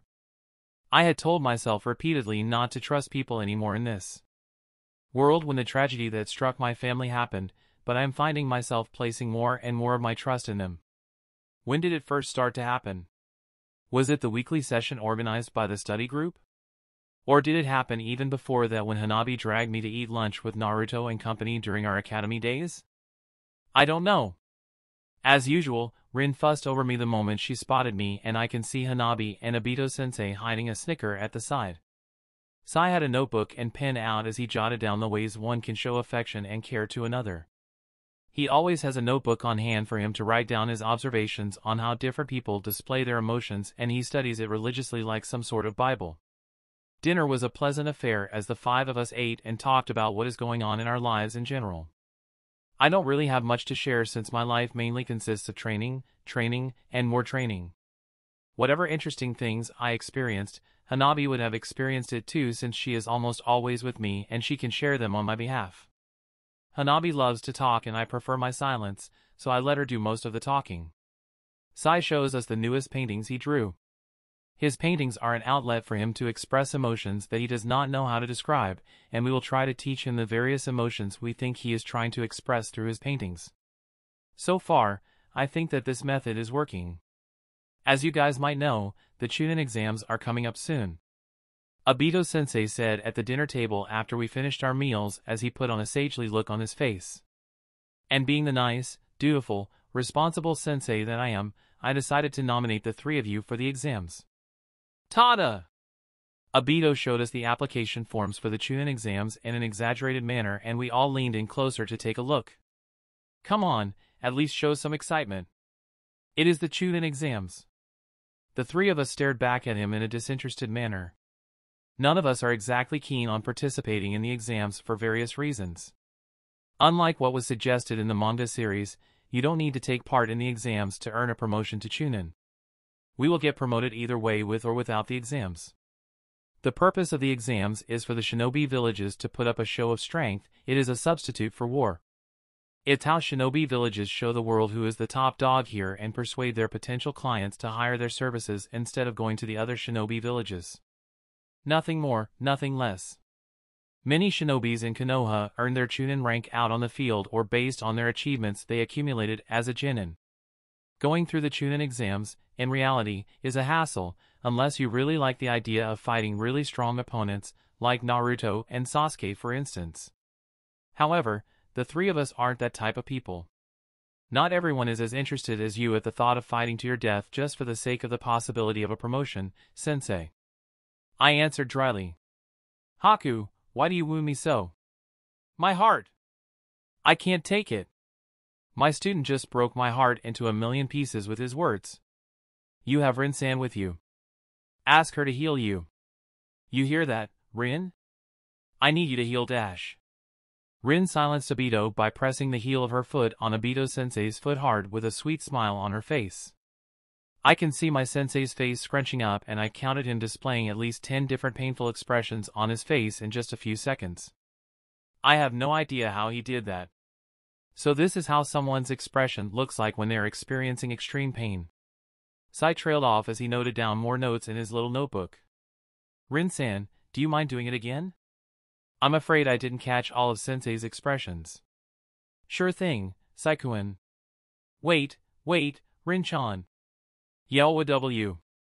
I continue to practice my calligraphy on the work desk in my room. It is our team's day off today and I had finished practicing my taijutsu in the morning. Since it's too hot to do anything else in the afternoon, I decided to use this time to practice my calligraphy instead. Although the study group don't have study sessions anymore since we graduated from the academy, my weekly lessons with Kushina Shursho and Minato Shursho is still ongoing. Kushina Shursho is planning to start on letting me learn containment seals and I need to get my calligraphy perfect before I can even attempt to start drawing containment seals. Kushina Shursho and Minato Shursho have been nothing but nice and patient with me, and I start to find myself not wanting to disappoint them when learning Fuinjutsu from them. They kind of grew on me. The shogi door to my room slid open and I don't even need to turn my head to see who it came in. There's only one person in the entire compound who barges into my room regularly without announcing their presence. Even Hayashi knocks. Before entering, the typical smell of jasmine wafted into my nose and I felt Hanabi sitting close by my side. Her hair is still a little wet, she must have just come out from the shower. I idly pushed my chakra outwards and took control of the water still clinging onto her hair, collecting it into a small glob that floats a short distance upwards from us. I sent the small globule of water out of my window and heard it splash outside in the garden surrounding the compound. Hanabi hates the time needed for her hair to dry. Since I have advanced control over water, I might as well use it to help dry her hair and get some chakra control practice down at the same time. Why am I not surprised that you are practicing your calligraphy again? Why am I not surprised that you entered my room without knocking again? I could have been changing my clothes, I said as I continued writing without even needing to look in her direction once. I have the Byakugan, and learning the gentle fist requires us to memorize the diagram of the human anatomy. You think I will be bothered at seeing you naked? I have seen you naked with my Byakugan more times than I can count since we sparred with each other regularly. Well, she has a point, and I already knew about this when Hayashi told me the traits of the Byakugan when explaining the gentle fist taijutsu style to me. I still feel a little violated at the thought that anyone with a Byakugan could have seen me naked already. Niji, Hinata, Hayashi, and Hizashi definitely did since we sparred regularly. There's no privacy living with a clan of people with all-seeing eyes. There are rules on when and where the clansmen can use their dojutsu in the compound, but I don't know how many of them actually abide by the rules when no one is looking. I continue to practice writing the kanji for seal, a basic kanji that every aspiring seal master should perfect if they want to advance further in Fuinjutsu. I don't think I will ever be a seal master, but I want to be at least good enough to seal most objects away or to at least create my own unique seals. According to Kushina Shursho, my written kanji is good enough, but nowhere near perfect yet, even when I am under her tutelage for so long. Hanabi sighed. Just take a break already. I don't know how you can keep going on and improving yourself as a shinobi even when you don't like being one. Practicing calligraphy helps me clear my mind. I don't like being a shinobi, but if I grow stronger, then no one will be able to force me to do things that I don't like to do. I can finally be free. Hanabi tilted her head downwards guiltily. I'm sorry. Don't be. I told you many times already, I never regretted saving you. I just regret being too weak to be able to say no to the Hokage. That's why I will grow strong enough so that even the great 5 shinobi villages won't be able to do anything to me. If you really decide to leave Konoha one day, at least try and visit me once every while. I will. I can feel Hanabi shifting closer to me at my side and our bodies touching each other. The smell of jasmine that is always on her got a little stronger due to her getting closer to me, and somehow, I feel a little uncomfortable at the distance between the two of us. Strange, I am usually not so bothered with us being so close together. And out of so many things I could notice about her, why am I noticing her scent more than before? She always smells like jasmine and the smell is always pleasant, but why am I so bothered by it now of all times? Oh! Puberty. I am 13 this year and I am starting to experience my growth spurt.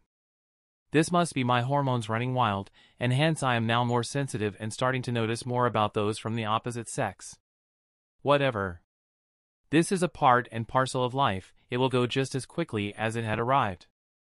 I just have to endure the process until then. I just didn't expect the first thing for me to notice about Hanabi is her scent. Hanabi said nothing as she rested her head on my shoulder and watched me carrying on with practicing my calligraphy. She's usually not this quiet. Something on your mind? The Chunin exams. I heard people die in it every year, I'm a little scared. I don't know why, but I have a bad feeling about the exams.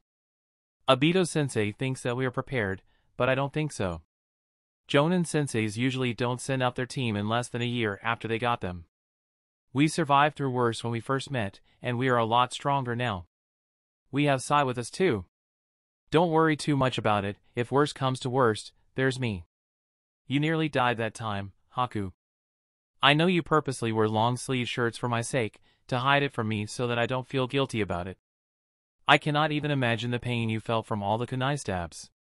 It hurts, that's true, but we are still alive, that is what matters. The exams are held in Konoha this time, so we are a lot safer as compared to taking the exams in another village. Hanabi snuggled closer to me and I don't have the heart to push her away, even if her body weight on me is severely affecting my ability to practice my brush strokes properly. Her fear of the exams must have affected her more than I thought. Oh well, if I can get my calligraphy perfect even in this condition, then I should be able to pass Kushina-Shirsho's test. I will just treat this as training. Every breath I inhaled took in a little of Hanabi's scent with it, the scent of jasmine, and it is proving to be a big distraction. I can't even write properly anymore. Stupid puberty. Haku? Yeah? Should I keep my hair short, or should I grow it out? It's your hair, do whatever you want with it. I'm asking for your opinion. If you want to be practical, then keep it short. If you feel a little vain, then keep it long. And which one do you think looks better on me? I paused in my writing to think about this. Hanabi may be a kunoichi, but she is very conscious of her looks, as all girls are. Kunoichis sometimes like to keep their hair short as having long hair may be used against them on missions, especially when they are fighting with their taijutsu and enemies may just grab onto their hair to hinder them. It is usually not a problem for kunoichis if they reached a certain level of strength, to the point that having long hair will not prove to be a disadvantage. Long, I think. I think you look better with long hair. It may be a little troublesome having long hair while you fight with taijutsu, but I think that should not be a problem for you. I see. Hanabi and I continue to spend our time together in this manner, where I practice my calligraphy while she just sat beside me and watched quietly with her head on my shoulder. If it were anyone else, I would have just pushed them away from me the moment they leaned on me, but this is Hanabi. She will just keep coming back to annoy me until she gets her way. I learnt that within the first month I'm in Konoha. It's better to just let her do whatever she wants, it's less troublesome that way. Damn, now I sound like Shikamaru. I looked up after a while and saw the time on the clock. It's been 2 hours already? I glanced towards Hanabi and saw that she had already dozed off, with her head still on my shoulder without me realizing it. I silently put down my brush and picked Hanabi up gently, taking extra caution to not wake her up as I carried her bridal style. I exited my room and entered hers, which is just right beside mine, and gently lay her on her bed in her room. I pulled the covers over her body and silently exited her room, closing the door behind me quietly. Hanabi is right in feeling a little scared for the Chunin exams. I am too. Orochimaru may very well be making his appearance here, and none of us are able to fight him if we ever encounter him. He is a Sannin, someone so strong that he can toy with most jonins like they are newborn genins. I clenched my fist as I made my way to the Naka River to practice my ninjutsu. I don't like seeing Hanabi being afraid of anything, it's not in her nature. She's always been very confident. Seeing her so scared of something makes me feel angry for some reason. I don't understand what kinds of emotions I am feeling right now and why I feel that way, but I do understand that I have to do something to ease Hanabi's fear.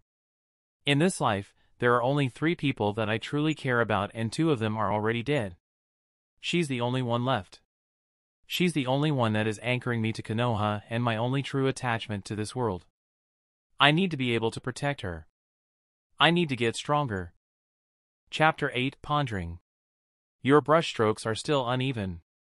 Look, Kushina said as she held up the piece of paper that her apprentice had just been writing and practicing his kanji on earlier. This particular stroke is approximately a few millimeters off where it should be. The distribution of the ink is uneven as well. This particular area, Kushina pointed out a stroke on the kanji with her finger. Has too much ink while the end of the line dash her finger traced the line downwards to said area as she spoke. Has too little ink because too much of it was used when you first started to draw the line with your brush. Your hand is still unsteady. Kanjis need to be perfect, Haku, if we ever want our seals to work properly. I know I sound like I'm nitpicking, but this kanji is really unacceptable to be used for sealing purposes. You are close to perfecting your kanji, just try again. Haku just released a small sigh and gave a nod of acknowledgement before trying all over again on another piece of paper. Kushina watched on as her apprentice began his 15th attempt this morning in writing kanjis. It's not like he is not trying hard enough, but for some reason he just can't seem to get it right. His strokes are always a little off, his hand always a little unsteady, and he just can't seem to completely clear his mind to get himself into a calm enough state to write out the perfect kanji. You know what? Just take a break for now. Kushina said as she took the brush away from Haku's hand the moment she saw him messing up his 15th attempt for the day. Something is obviously bothering you and you will not get anywhere unless you get it out of your system. We can either sit here all day until your time here with me is up, or you can just talk it out with me and we will see if I can help you solve whatever is bothering you. Kushina Shirsho, I am fine. Haku insisted with a look of annoyance on his face. No, you are not. Kushina said sternly as she placed her hands on her hips. She jabbed a finger in the direction of the pieces of papers that documented Haku's failed attempts. It shows in your calligraphy. Don't even try to fool me, you are 100 years too early to be able to do that, Gaki. Haku gave another sigh and Kushina felt her heart squeeze a little tighter. Haku is just a kid, he shouldn't have such a weary expression on his face. You heard about the mission that my team went on? The one that got bumped up to B rank from AC rank because we ran into a couple of Kirinins? Kushina blinked her eyes and took a second to process what Haku said. She had heard about that mission from both Obito and her daughter. Kushina wasn't pleased that Naruto's mission was wrongly classified due to a lack of information and she almost went straight to the Hokage's office to give Kizashi a stern talking to if it wasn't for Minato holding her back. It was then that Naruto had told her that the ranking of the mission that Haku's team was on had been bumped up too, although the reason for it this time was due to unforeseen external influences. Naruto's mission, however, was wrongly classified because the mission office was too complacent and failed to check the client's background. It was something that could have been avoided. She had gone to check with Obito about Haku's mission since it is something that affected her only apprentice, only to be struck with the news that Haku had nearly been kidnapped by Kirinins. The Kirinins were lucky that they faced Obito. They would not have gotten off if they had faced her instead. Yeah, I heard about it. Kushina said as she moved to sit beside Haku. Is that what had been bothering you? Not the mission itself. It's just that what happened in that mission got me thinking. Haku spoke as he begins to repeatedly manipulate the water vapor in the air to condense before allowing it to vaporize.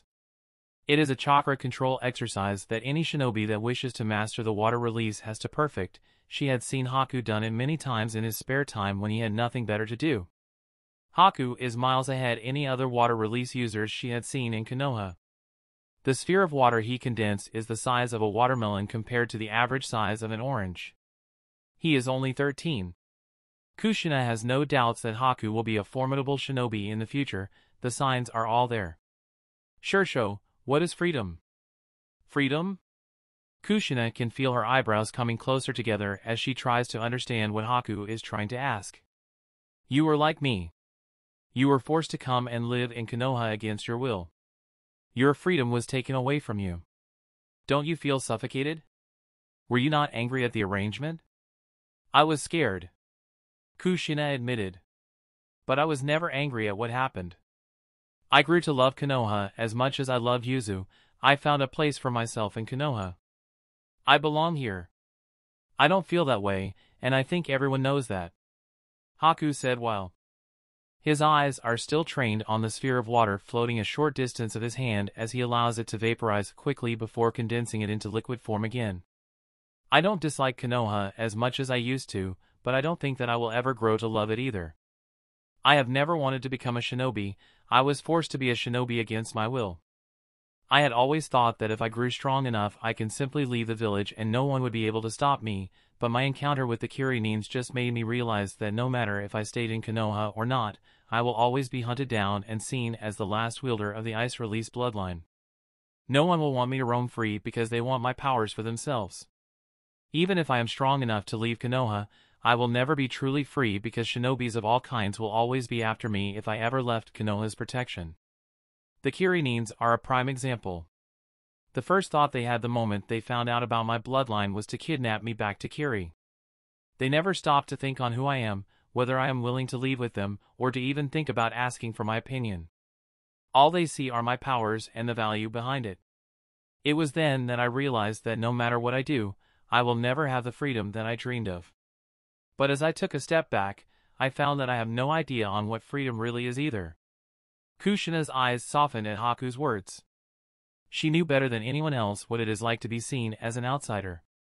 The entirety of her childhood was spent trying to prove herself to the village and to get herself acknowledged by them. She succeeded. However, Haku does not seek anyone's acknowledgement simply because he doesn't need them. Whatever had worked for her will not work for him.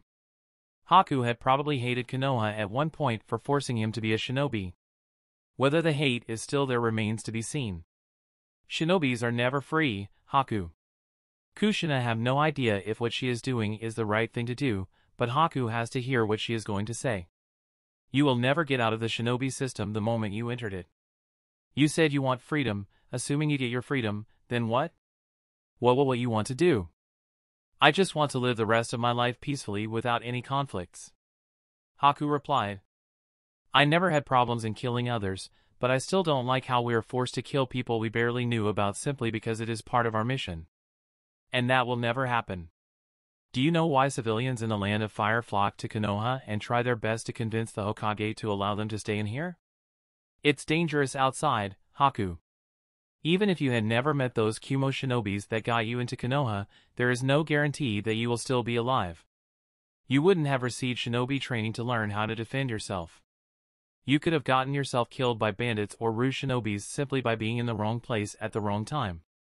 This is why civilians try to get themselves a place to stay in shinobi villages, simply because it is so much safer living in one than to live outside without any form of protection at all.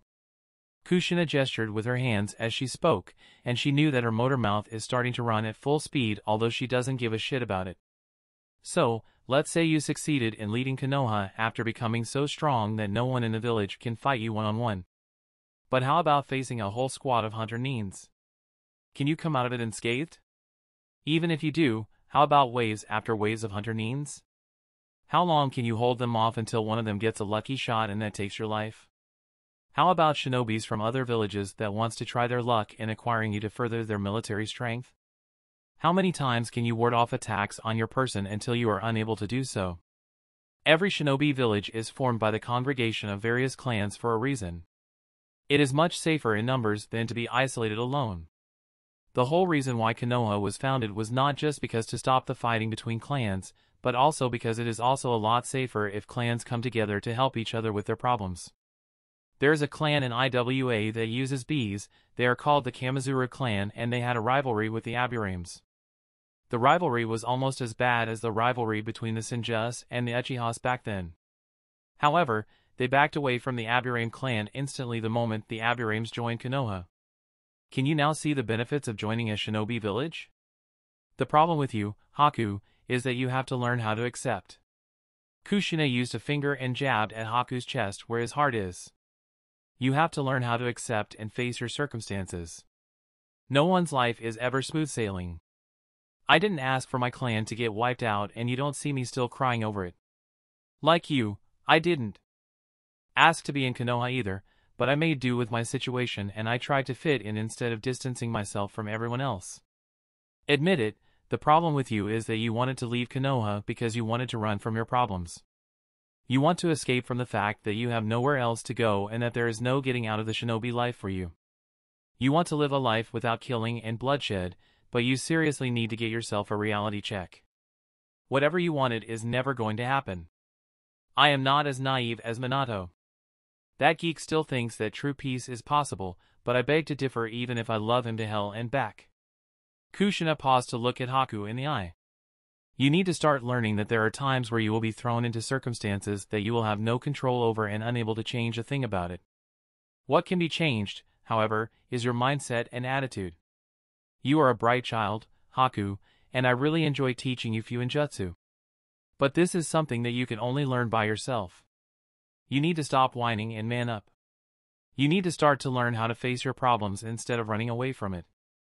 Kushina finally stopped her lecture and allowed Haku some time for her words to sink in. She still isn't sure if what she did was the correct thing to do. What she just did might have strained their relationship, but she only had Haku's best interests in her mind when she lectured Haku. Haku needs to stop trying to escape from his problems. They are going to solve themselves. Kushina gently pulled Haku into a hug and allowed him to bury his face into her shoulders. The forceful extraction of the Kyuubi from her on that fateful night had left her body unable to bear any more children after Naruto's birth. Thankfully, Minato had never minded that Naruto will be their only child even if she knows that he had always wished for more children. Minato himself had always wanted a daughter and he got himself one in Naruto, but Kushina had always wanted a son and Haku is the closest person to a son that she can ask for. Their circumstances are so painfully similar that she would do all she could to help him, but Haku needs to first learn how to help himself before that can happen. He needs to learn how to first face his flaws, and then learn how to accept help from others. Haku pulled himself away from her hug after a short while.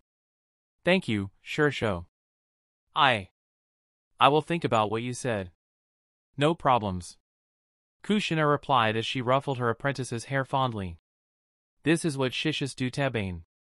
You can always come to me if you have any problems. Just don't keep it in within yourself all the time. A palm flaring with chakra lashed out at me like an angry serpent and I quickly swerved to avoid it. I used my hand to bat the palm away by its wrist and took a step forward to land a punch on my opponent's gut. She managed to catch it with her other free hand and I quickly substituted myself away with a water clone that was hiding nearby. As I expected, my water clone was destroyed a second later by the use of Gentle Fist. Whatever happened to my water clone would have been my fate if I had hesitated on whether to get out of the way. Stop using these stupid water clones.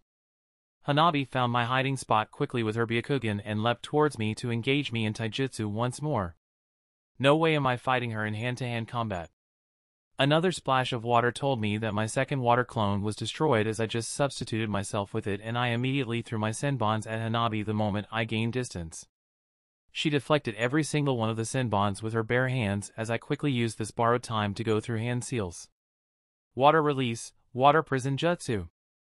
The water gathered on the ground thanks to my two clones that were destroyed earlier moved to cage Hanabi in a sphere of pressurized water. Hanabi only took a few seconds before she broke through the confinement by using her Byakugan to identify the weakest spot in the jutsu before destroying it with her Gentle Fist. I really hate it when you keep using these water techniques. Now my hair is all wet. What else are you expecting when you are facing me? I retorted as I quickly jumped back to avoid her palm strike. It's like asking me to expect you not to use taijutsu when fighting you.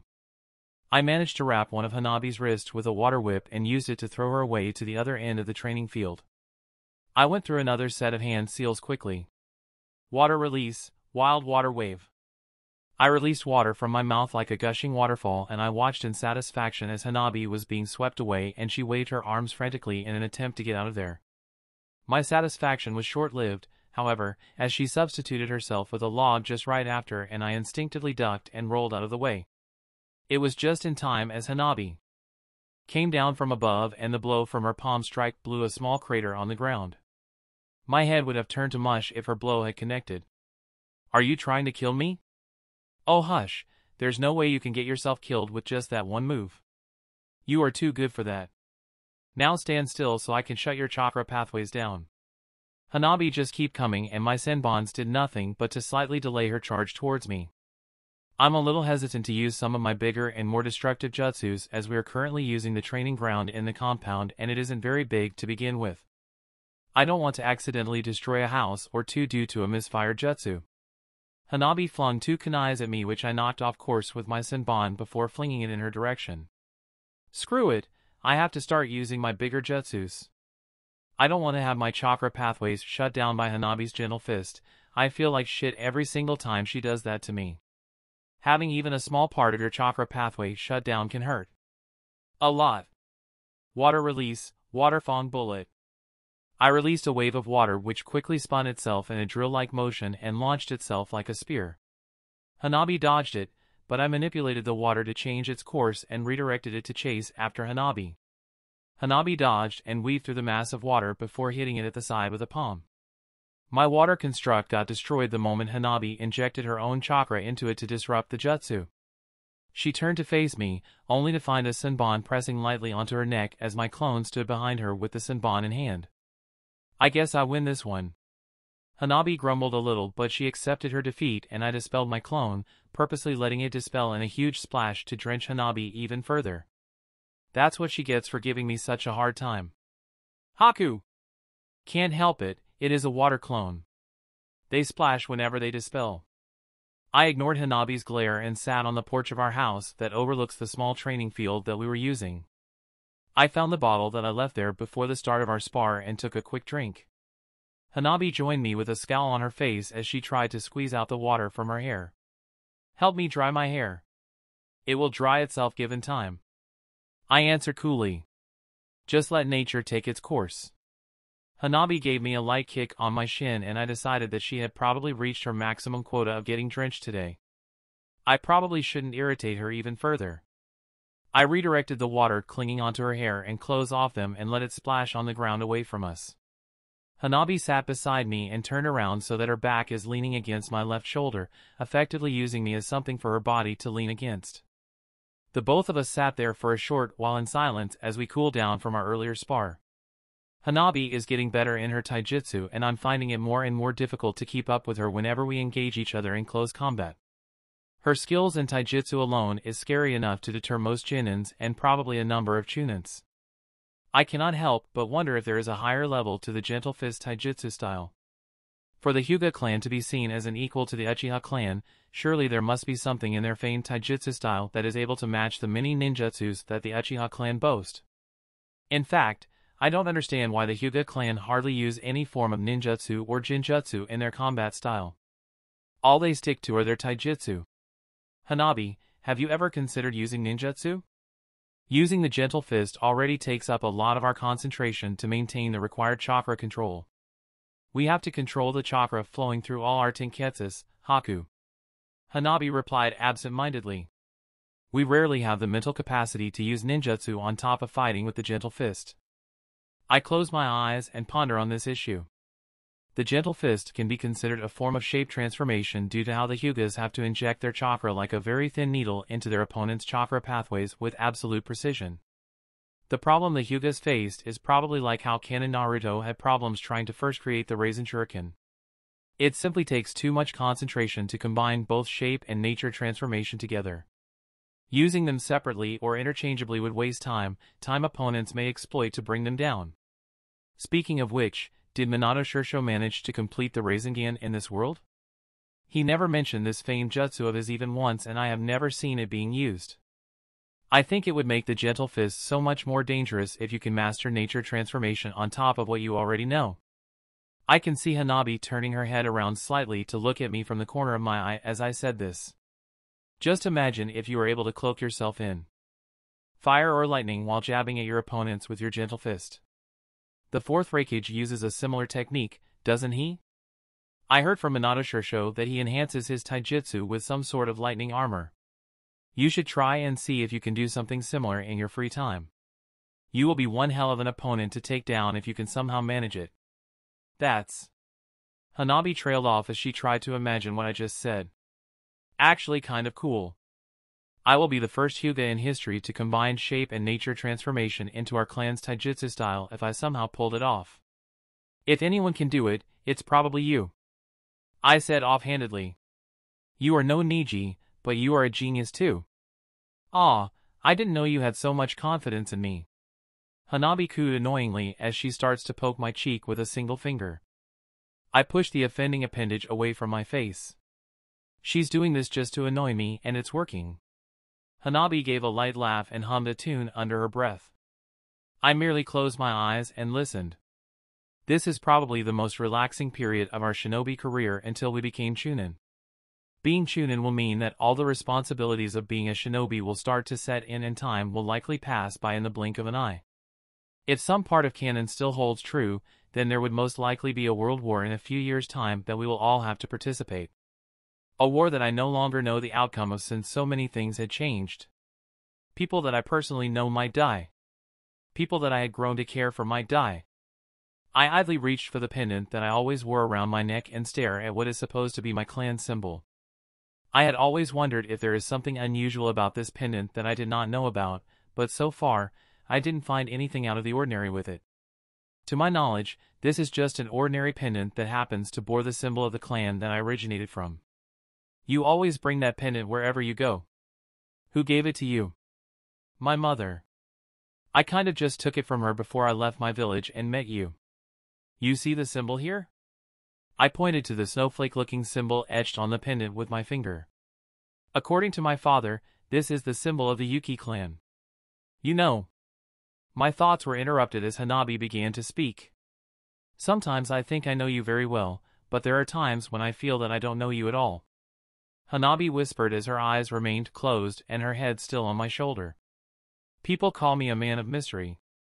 I answered sarcastically. What else do you want to know about me anyway? You are probably the person in the whole village that knows me best.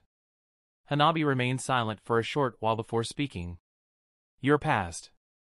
You never talk much about your past, especially about your father.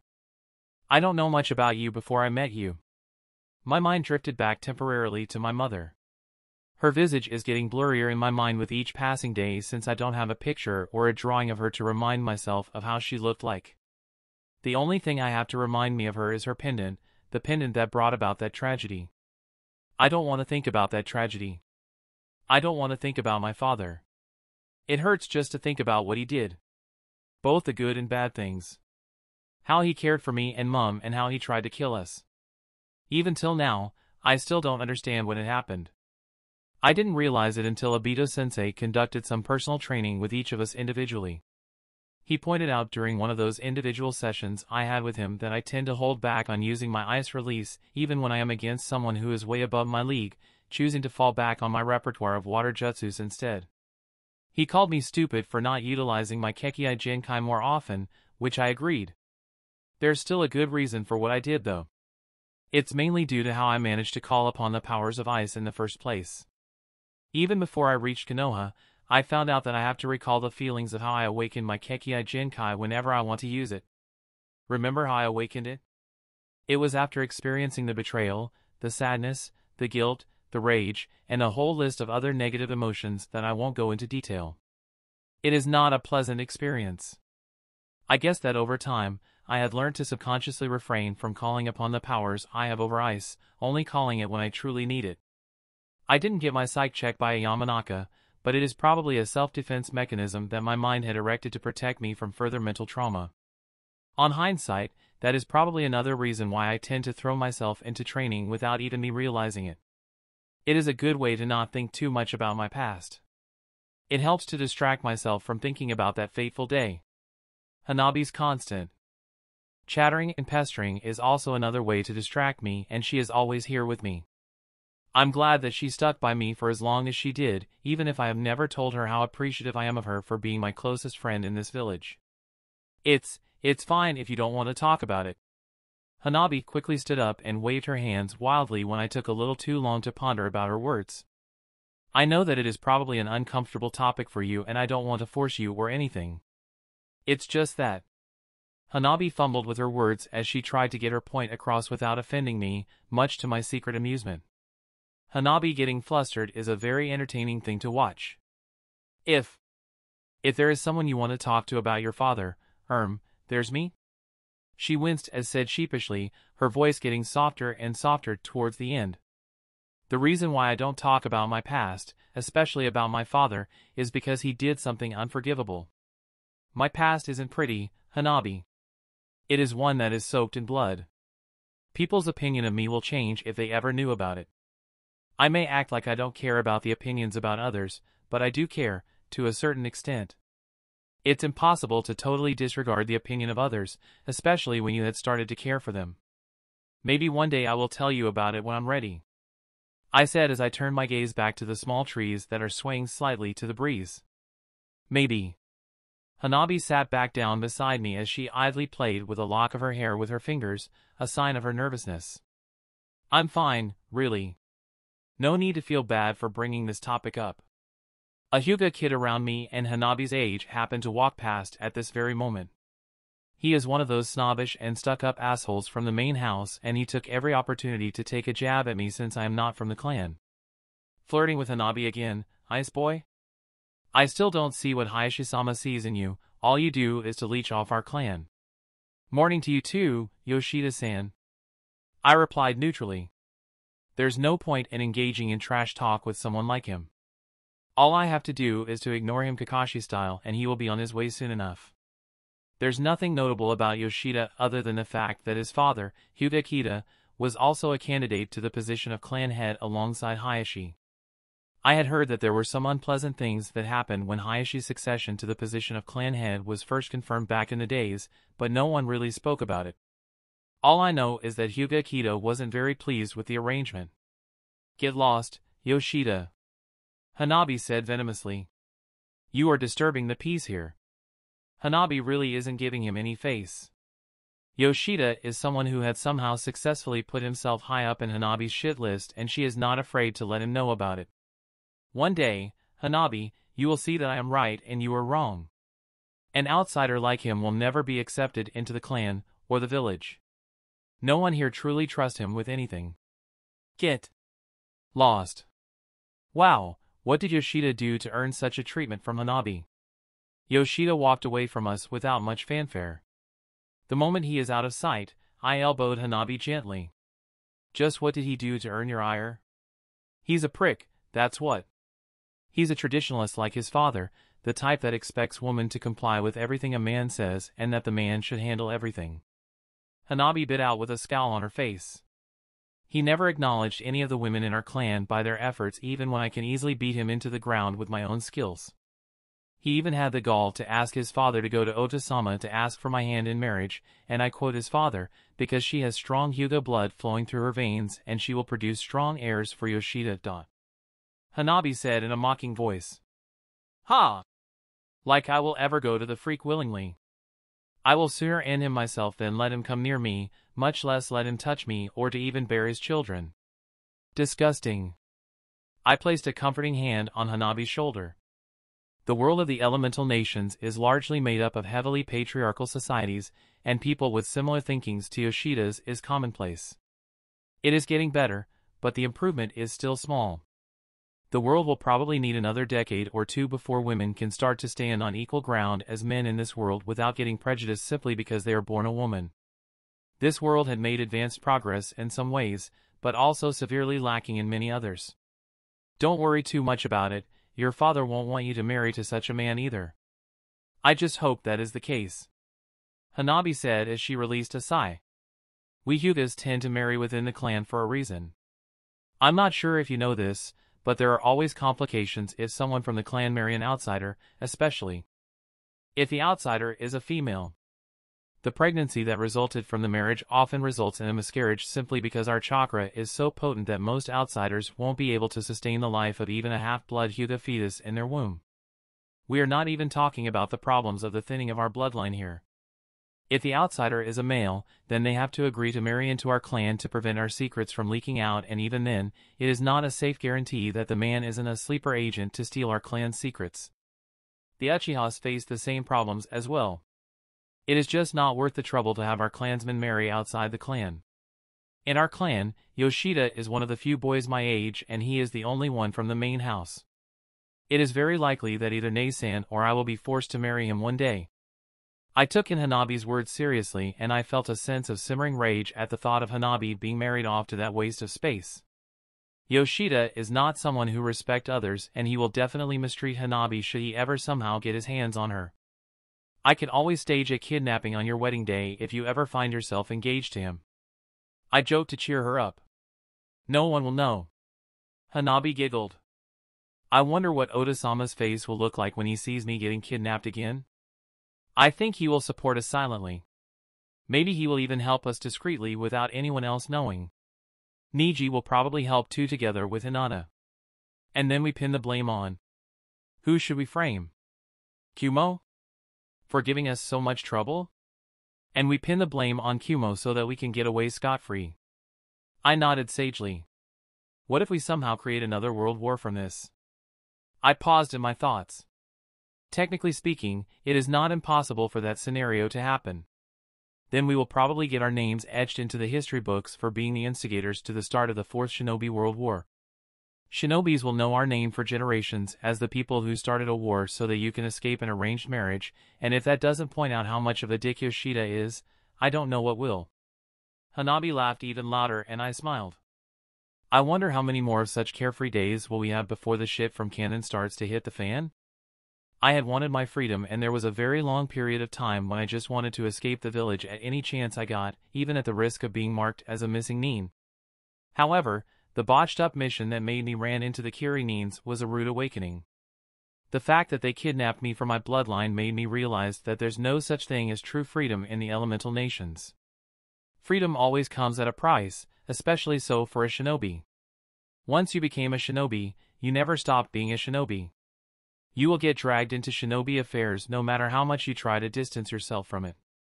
The only shinobis who achieve freedom are either missing nins, who often died in less than half a year after deserting their villages, or dead shinobis. Even S-rank missing nins who lived a long life like Kakuzu have to live a life on the run from bounty hunters on a regular basis since everyone is out for the bounty on his head. It was probably one reason why he joined the Akatsuki. No matter what, humans are social creatures, and there is strength in numbers. The life of a missing nin isn't true freedom either. I only reached that realization a few days ago after hearing the talk Kushina show gave me, and I pondered long and hard about my circumstances. Her words made me realize that the moment I had decided to help Hanabi many years ago, I had sealed my fate to walk on the path of a shinobi for the rest of my life. In all honesty, Kushina was right. My fate could have been worse. I could have been killed by Yagura's extremists or any other random shinobi that I had the unfortunate luck to cross paths with. I could have been whisked away to a more brutal shinobi village than Konoha. At least Konoha is a shinobi village that I have an idea on what I can possibly expect from it, thanks to my prior knowledge, and to an extent, I know who I can trust in Konoha based on what I had read from the manga. Me being stuck in Konoha is already a fact fixed in stone. Like what Kushina said, if I cannot change my circumstances, then the only thing I can do is to start changing my mindset. I need to focus on what I have now instead of wallowing in what I had lost in the past.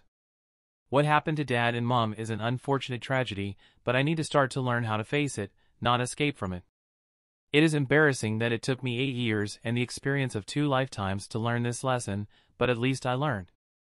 It's time I stop running away from my problems. Chapter 9, Break, What a Drag. You guys are here too? Shikamaru drawled as he sat up a little from where he is resting on the floor in the crowded classroom where every single participant is gathered. If you guys are here, then there's no point in competing. The 3 of you are too damn strong and troublesome to take down. Typical Shikamaru. Don't sell yourself short. Who knows? I replied with a grin that definitely unsettled the Nara boy from how he is twitching. Maybe you will be the first among us to make Chunin. Shikamaru a Chunin before us? Ha! Ino said with a scoff as she twisted her head to a side with her arms crossed. Hell will freeze over before that will happen. And if he does become Chunin after this exam? I egg on, trying to milk out some benefit from my prior knowledge. It's not every day you can bet on something that you know for certain is very likely to happen. This is Shikamaru we're talking about after all. It is more of a drag for him to retake the exams. Knowing him, he will do just enough to get himself to pass so that he can save himself the trouble from retaking the exams again. Won't happen. Ino brushed me off dismissively with a wave of her hand. If it does, I will give you the list of poisons you have been asking for, free of charge. Deal. I agreed immediately. I've been eyeing those extremely lethal poisons her clan is known for concocting for some time now, but it is just so hard to get my hands on them due to how difficult it is to even make a vial of it. To top it off, there is also a long queue for it due to the huge demand from many of Konoha's shinobis, and it is expensive too. I could ask Hayashi for some money to buy the poisons, but I am technically a legal adult in the eyes of shinobi, and I do have a source of income from the stream of missions I had been on since I got my forehead protector. I don't want to leech off from the Hyuga clan more than I need to. I hate feeling indebted to anyone, a habit I retain from my past life. I want to buy my things with my own money when possible. I have always liked the feeling of being independent in both my lives. Why would you want those poisons for anyway? Choji asked as he munched on his chips. He is still a little skittish around me, but he does not visibly shrink in fright whenever I got too close. I had no idea that his fear of me would last so long. Coat my senbons with it. There will be times where I need senbons more than just the piercing powers it has. Remind me to not get on your bad side. Shikamaru yawned before lying lazily down on the floor once more to nap. Team 10 had chosen to lounge about at a quiet corner of the classroom, no doubt to let their lazy teammate have a place to sleep. And if you lose, you will be helping me to man the shop for a month. Ino declared. I need a break from manning the shop. Sure. I replied with confidence. I don't plan on losing though. The both of us looked at Shikamaru, who suddenly became very aware of our gaze on him. Don't you dare make me lose, Shikamaru. Ino said in a threatening tone. I will make your life hell otherwise. If you don't get yourself a promotion by the end of the exams, think about all the nagging from your mother that you will get. I supplied Shikamaru with another perspective in a nonchalant manner. I can already see the gears in his head starting to turn. And how troublesome it will be to retake the entire exam again. Shikamaru shuddered at that comment, which earned me a scowl from Ino. Hey, that's dirty. You have the unfair advantage here. I retorted. You can always purposely fail the team to win. Like hell I'm doing that. I want to get promoted too. Don't get me involved with that stupid bet of yours. Shikamaru muttered before closing his eyes. I don't want to have anything to do with whatever troublesome things you two are planning. Too late. Or you can start on thinking the ways you can win this exam so that I can get my poisons now. Shikamaru had decided that now is the best time for him to close his eyes and fall asleep, to no one's surprise. Which other teams from Konoha you guys think will be participating too? Ino asked as she surveyed the classrooms for any familiar faces. Nei-san said that her team will be competing. Hanabi answered as she leaned against the wall. So that makes it at least 3 teams from our class. Niji and Nii-san's team is competing too. Naruto's team is definitely competing as well. No way Kakashi-sensei will let his team remain on the sidelines when he knows Obito-sensei are sending us in. They have a rivalry of sorts, although not as bad as Guy-sensei's rivalry with him. You should see them going at it as eternal rivals. I heard about the legends. Ino snickered as she imagined the competition between the shinobi in a green jumpsuit and the one with a mask. Although I wish I can see it for myself. I saw one of those competitions before. Sai mused as he starts to sketch on his sketchbook. I believe they were trying to see who can win a race, but they can only use one hand to move around. Ino's jaws dropped. How is that possible? They did it.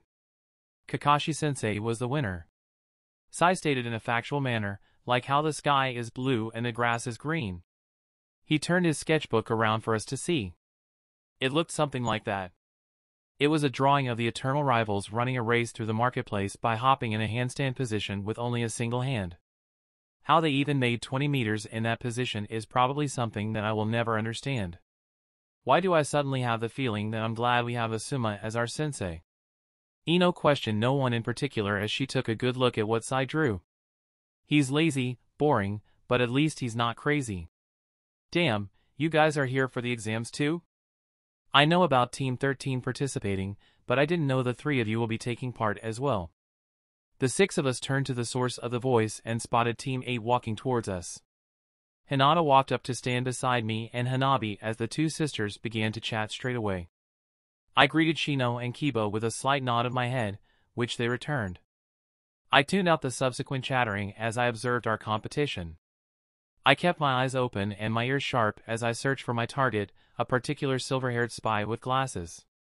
I don't want that slimy bastard to be anywhere near us if possible. Problem is, I don't see him anywhere. Should I be happy that he isn't here, or should I be worried that he is not here? Maybe Orochimaru assigned him elsewhere to do another job? It is possible. However, I should still be on the lookout in case he does appear in the exams. Kabuto is a dangerous man. Other than that, things are mostly the same from what little I can remember about Canon. I spotted the Sand siblings, the team from Odo, even Uzumaki Karen, who is still currently a genin of Kusa. The other major change that had me worried is the presence of a sizable number of genins from Kumo. I'm pretty sure Kumo wasn't present for the exams in Canon. Furthermore, the Hyuga incident had soured the relationship between the 2 villages significantly, as can be seen by the not-so-discreet glares the Kumo genins sent towards us occasionally. I'm surprised that the Hokage even allowed Kumo to be here in the first place. Something big is going on. Their presence is also why I'm constantly making sure that I am within 5 feet of Hanabi. She was their target and definitely still is one. The rest of Team 8 are standing protectively around Hinata too. I can't believe those Kumo bastards have the nerve to be here after what they did. Kiba growled as Akamaru woofed in agreement. Inazukas are well known for their pack mentality and they will protect anyone they deemed as part of their pack. Their fierce protectiveness is what made people see them as reliable comrades and extremely loyal allies to have once you got on their good side. Kiba sees Hinata and Shino as part of his pack, and there's no doubt that he will risk his life for them without hesitation. The selfless way in which he protects others is what I admire about him the most. Still, we should ignore them for now. Why? If they are here, it means that the Hokage himself had permitted it and we shouldn't do anything that paints Konoha in a bad light. Keep in mind that our village is the host of this exam, Kiba. There must be a reason for Hokage-sama to be doing this. All we can do now is to keep an eye out for them and protect Hinata and Hanabi. There are probably ANBUs stationed around us to keep an eye out for Kumo given our village's history. What Shino said is rational and logical, but I'm not leaving Hanabi's safety up to chance. Konoha had failed Hanabi once. If it happened once, there's always a chance that it can happen again. Niji's team entered the classroom at that moment and he spotted our group almost instantly. He walked towards us without hesitation, Lee and Tenten trailing behind. Niji said nothing as he stood by our side, the only indication he gave about acknowledging our presence is a subtle nod of his head. Lee and Tenten weren't so quiet though. Whoa, you two must be Niji's cousins. This is our first meeting, right? Nice to meet you. I am Tenten, Niji's teammate. Yash. I am Rock Lee, Konoha's beautiful green beast. I look forward to Dash. Cut it out, Lee. Niji said irritably with his arms already crossed. Don't overwhelm them. Niji. We are just trying to be nice. Ignore Niji and Ai-san, he's been that way for as long as I could remember. Hanabi said as she started a conversation with Tenten. He's even more boring than Haku. Niji gave a silent scowl, much to our amusement. I think I like you already. Tenten said with a huge grin on her face. Why can't I have you as my teammate instead? I decided to tune out their entire conversation. Hanabi is in her gossip mode and sometimes I am better off not knowing what she is gossiping about. There are some things that you simply cannot unhear once you heard it. Wow, what's this? That distinctive voice of the blonde knucklehead got everyone's heads and our group turning towards the door. Team 7 had finally made their entrance. Sasuke-kun. Ino waved happily at the sight of her eye candy. The Ino of this world does not fangirl over Sasuke as much as her Canon counterpart did, but that doesn't stop her from admiring any boys that is aesthetically pleasing on the eye. She had no qualms sharing with anyone who she thinks is hot, and she did it rather publicly too. Sakura, on the other hand, have no romantic interest in Sasuke at all. Which kind of surprised me. You guys are really taking this stupid test too? Shikamaru grumbled as he finally decided that sleeping here is a lost cause. Took him long enough to figure it out. Oh! The idiot trio. Naruto pointed a finger at Team 10 as she exclaimed her thoughts out loud, earning a bulging vein on each of their forehead. Don't call us that. Looks like everyone is assembled. All 12 of this year's rookie genin are taking the exams. How far do you think we will get? Sasuke? Don't get too confident, Kiba. Sasuke said with a smirk. I let myself fade into the background as the hormonal boys began to trash talk with each other. Kabuto still hasn't made an appearance and it looks like he won't be appearing at all. The time is almost up and the exams will be starting any moment now. If Kabuto wants to be here, he would already be here. Wait a minute. In Canon, Orochimaru did pose himself as a genin, right? Did Orochimaru somehow manage to sneak himself in and is right among us as we speak? Yeah, from what I heard even Oto is joining even if they are a small village just created last year. There, see? The ones with the weird headbands and bandages over there? You should tone down your volume, Kiba. Why? You are too loud and everyone can hear us. Oops. Sorry not sorry. Kiba shrugged. That's one way to paint a target on your back, stupid mutt.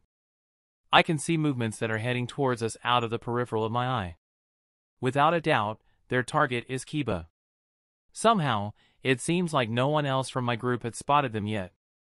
Should I help Kiba out? My default reaction is a no, but I stopped short when I remembered that I only just recently resolved to stop running away from my problems and accept the fact that I am now a shinobi of Konoha. Kiba may be brash and stupid, but everyone knows that he is a loyal friend to those that earn his trust. I don't have Kiba's full trust yet.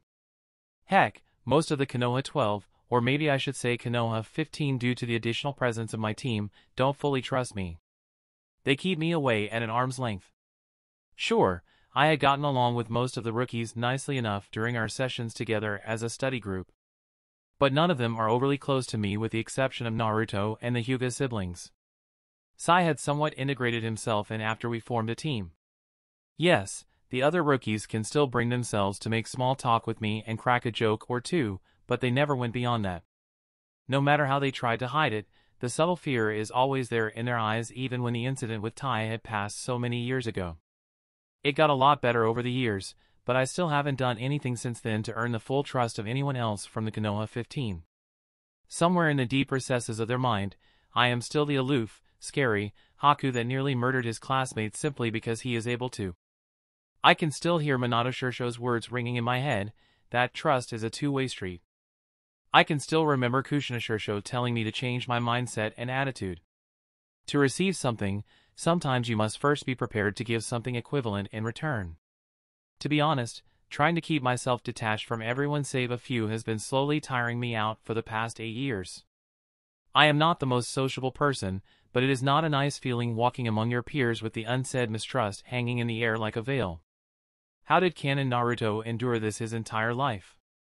I did not get a treatment as bad as him, but there's no denying that it is suffocating trying to endure everything alone. Many Konoha shinobis had known by now that I was from Kiri. I know there are many who are fine with my heritage, but I also know that there are just as many shinobis that sees me as nothing but an outsider, and they made their distrust in me blatantly obvious with their actions. You can tell from how they tensed and looked at you when you walk around the village completing missions. The tone that they use to speak to you is a dead giveaway too. The Chunin handing out missions in the Hokage office definitely treated me like I'm some sort of disease until Obito-sensei stepped in. I don't care about what the public thinks about me, but I want to at least get my peers to accept me. Despite the difference from Canon, I know what each of my peers will grow to be and what kind of persons they will most likely be. I know that I can trust them, so trying to be friends with them will be a good start for me since I know they are unlikely to betray whatever trust one gave them. I want to have a fresh start, and maybe I should start by learning how to give. Dosu let a small smirk appear on his heavily bandaged face as he silently dashed towards the unaware group of Konoha pansies. The hidden sound is a minor village? He will show them who's the top dog here. That's what they deserve for calling them leftovers. That Inuzuka mutt will have no idea what hit him. He stretched his right arm outwards and he can already visualize the damage he will inflict on the Inuzuka with his resonating echo speaker. He can see Zaku and Kin at his side not far from where he is. With the three of them together, he is confident that even if the entire group of Konoha Genins picked a fight with them, none of those greenhorns will win. They are the ones who were handpicked by Orochimaru-sama himself out of the hundreds of Genins in their village. They are the best of the best. They will not fail. His fingers almost touched the back of the Inuzuka and Dosu was on the brink of activating the equipment on his arm when it happened. A blur stepped in and caught his right arm with a single hand before quickly flinging him away with a throw. A sharp stab of pain shot through his entire arm and Dosu didn't even have the time to register what was going on before a foot was shoved into his gut and kicked him far away with great force. He heard another 2 thumps, and it was then that he realized that his teammates had met the same fate as him. The 3 of them had landed in a heap in the middle of the classroom. The noisy classroom had gone deathly silent and the atmosphere is now so tense that it looks like a war could happen here. Many of the Genins had instinctively reached for their weapons, some of them had even drew them out. Dosu got back up on his feet and realized that his arms were riddled with senbons. The same goes for Kin and Zaku. Someone had just managed to block off their combined sneak attack without any effort. Who? Just who in this room possesses such skill? We would appreciate if you could keep your hands to yourself.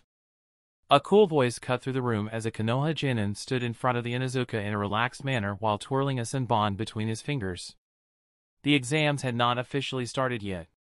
This guy, or is it a girl? Dosu can't really tell with this person's androgynous looks, so he will go along with the assumption that this Genin is a he for now. This person is definitely the one who had just single-handedly stopped them. This Genin is dangerous. There's no way he is a Genin at that level of speed. The group of Konoha Genins are also now on guard after what had just happened. The Hyugas and Uchiha Sasuke had their dojutsus activated, the Nara's shadows are shifting slightly, the Yamanaka's hands are already in a hand seal. There is also a suspiciously faint buzzing sound and many of the other Konoha Genins had their weapons drawn out or had taken a battle-ready stance. Geez, Haku. What happened to laying low? One of the Hyuga girl, one from the main house given the lack of a seal on her forehead, put her hands on her hips in a reprimanding manner as she chided the senbon user. Dosu can't help but to mentally commend her for her quick thinking. With those few casual words, she had diffused the tension in the room by a fair bit. So that guy's name is Haku. Still can't tell that person's gender by the name though. What kind of parents will name their kid White of all things? Can't help it, Hanabi. I really wanted to test my new senbons. I wasn't disappointed. That was so cool. A blonde female with whisker markings on her cheek cheered out loud, uncaring about the stares on her. H.N. Yash. Haku-san, I request that we battle during the exams. To pit ourselves in a most youthful battle ever. If I lose, I will do 100 dash. Lee. Have you forgotten what Guy-sensei just told you? Tintin's right, Lee. Guy-sensei wouldn't be happy that you ignored his words twice. So save me the trouble and behave. You guys are troublesome. Why are we still here with you guys? I apologize on my teammate's behalf if any of his words offended you, shinobis of Oto. The Aburame said as he walked a few steps to stand in front of his group and face the Oto team. He is an idiot, so don't take his words to heart. I think I had come up with nicknames for the 3 Oto dash. Shut up, Sai. The senbon user and the same Hyuga girl from before said in unison. Not now. Wow. They are in perfect sync. The Haruno said in mild wonder with an impressed look on her face. Please, forehead. They might as well be married to each other by now. Those two are always together. The other shinobis in the room had slowly returned to going about their own business, and the noise level in the room began to rise once more, although everyone is still keeping an eye out for everyone else that isn't an ally. Dosu plucked out the senbons from his arm and took a closer look at the needles. Thankfully, it doesn't seem like it was coated with anything. The three of them had gotten off lightly. That attack was just a warning from the senbon user to get them to back off. It was a clear signal to them that if he so wished to, he could have easily killed all three of them without them being able to do anything. As much as he hates to admit it, Dosu and his team will have to heed the warning. In this cruel world, might is right. Hanabi bit the inside of her cheek as she finally finished copying the answers for the first stage of the exam with her Byakugan. The exam isn't too difficult once you figured out exactly what is going on, but not every shinobi's skill set is adept at intelligence gathering. Hanabi considered herself lucky that she is born with a dojutsu that is suited for this very purpose. She would be at a loss otherwise. There's still a big problem. Even if she managed to ace her test, Sai's and Haku's test papers are probably still blank. Sai can usually gather information well enough without being seen, but the manifestations of his ink creations will be too obvious here where the examiners are watching them like hawks. There's no way he can draw out his rats or snakes without getting caught. Haku's ability is also not suited for information gathering while sitting still under the wary gaze of hostile shinobis. Hanabi needs to copy her answers onto Haku's and Sai's test papers somehow. A sudden and brief chill caught her attention, and to her surprise, a small ice mirror smaller than the size of her palm formed on the wooden table where her test paper is sitting on. Hanabi quickly used her arms to hide the mirror inconspicuously as she continues to pretend doing the test while hunching over it as if she is concentrating hard on solving the questions. The small ice mirror has to be Haku's work, but what is he planning? To her surprise, the mirror is divided into 3 equal sections, and not only can she see her own reflection in one section, but Haku's and Sai's as well in the other 2. Haku merely blinked his eyes while Sai gave that creepy smile of his. So that's how Haku is planning to allow them to communicate to each other secretly. Smart. Hanabi saw Haku's reflection mouth one, and she knows that he is asking for the answer to the first question. Still, Hanabi has no idea how she is going to pass her answers through the mirror. Mouthing the answers word by word is too obvious and slow, and she doesn't have any way to let her teammates catch a glimpse of her paper using the small mirror without alerting the examiners. They are stationed a little too close to her for comfort. Hanabi gave a very subtle shake of her head to convey the sense of impossibility to Haku's demand and saw Haku furrowing his brows. Haku suddenly had an expression of realization flashing across his face, and he mouthed the word wind. Hanabi suddenly felt a little apprehensive. What is Haku planning? Her question was answered just a second later as a huge gust of wind suddenly exploded in the room and everyone's papers was flying into the air thanks to the sudden vortex. Hanabi only just managed to pin her test paper down onto her table before it flew off. The ice mirror next to her suddenly expanded briefly, and Haku's hand emerged in the blink of an eye, took her test paper, and swapped it with his before the ice mirror shrank back to its original size. The whole process only took about 2 seconds. Oh! Near instantaneous travel using ice mirrors. Hanabi knew that Haku also have wind nature chakra along with water nature chakra. His ice release needs both natures to be utilized simultaneously as a Kekkei Genkai. However, Haku rarely uses wind-based techniques as they are a lot harder to control and use, and Haku is a natural talent in water techniques but not in wind-based ones. Thus, his preference for water-based techniques. The sudden gust of wind had to be a wind jutsu from Haku. Hanabi took up her pencil again to rewrite the answers on the blank piece of test paper amidst Ibuki's shouting and threats at the culprit behind the disruption, promising to find and kick him or her out of the exam. Hanabi simply ignored it as she concentrated on the issue at hand. She had memorized most of the answers when she copied them the first time just in case she needs to write them down to pass it on to her teammates. They still need to ensure Sai at least had a few questions answered on his paper, but they will get to that later. Haku definitely have no qualms doing something like that again if it means being able to pass on their answers to Sai. The wind jutsu won't work a second time against the examiners and Ibuki, so what will Haku do next? Make it rain inside the room? Hanabi wished there is another way to finish this segment of the exam without needing her to copy the answers to the test thrice though, it's too much effort. I still can't believe you did that, Girly-kun. A little warning would have been appreciated. We passed, didn't we? And I did warn you. Simply mouthing the word rain is not enough for me to guess that you will be activating the sprinklers in the room at the next second. Now we have to take the second part of the exams dripping wet. Haku raised a hand to draw out the water clinging onto their clothes and body into a floating sphere of water before throwing it down onto the ground, leaving the entire team dry and fresh. There, done. You should have done it earlier, Girly-kun. It would have been suspicious if we were the only dry ones among the remaining participants. That's why I waited until we entered the forest of death to dry you guys off. It's only a little water, don't get too bothered by it. A little water. Right. The entire room nearly flooded with the volume of water the sprinklers sprayed out. Haku must have used his control over water to increase the rate at which the water burst out from the sprinklers to create a better distraction.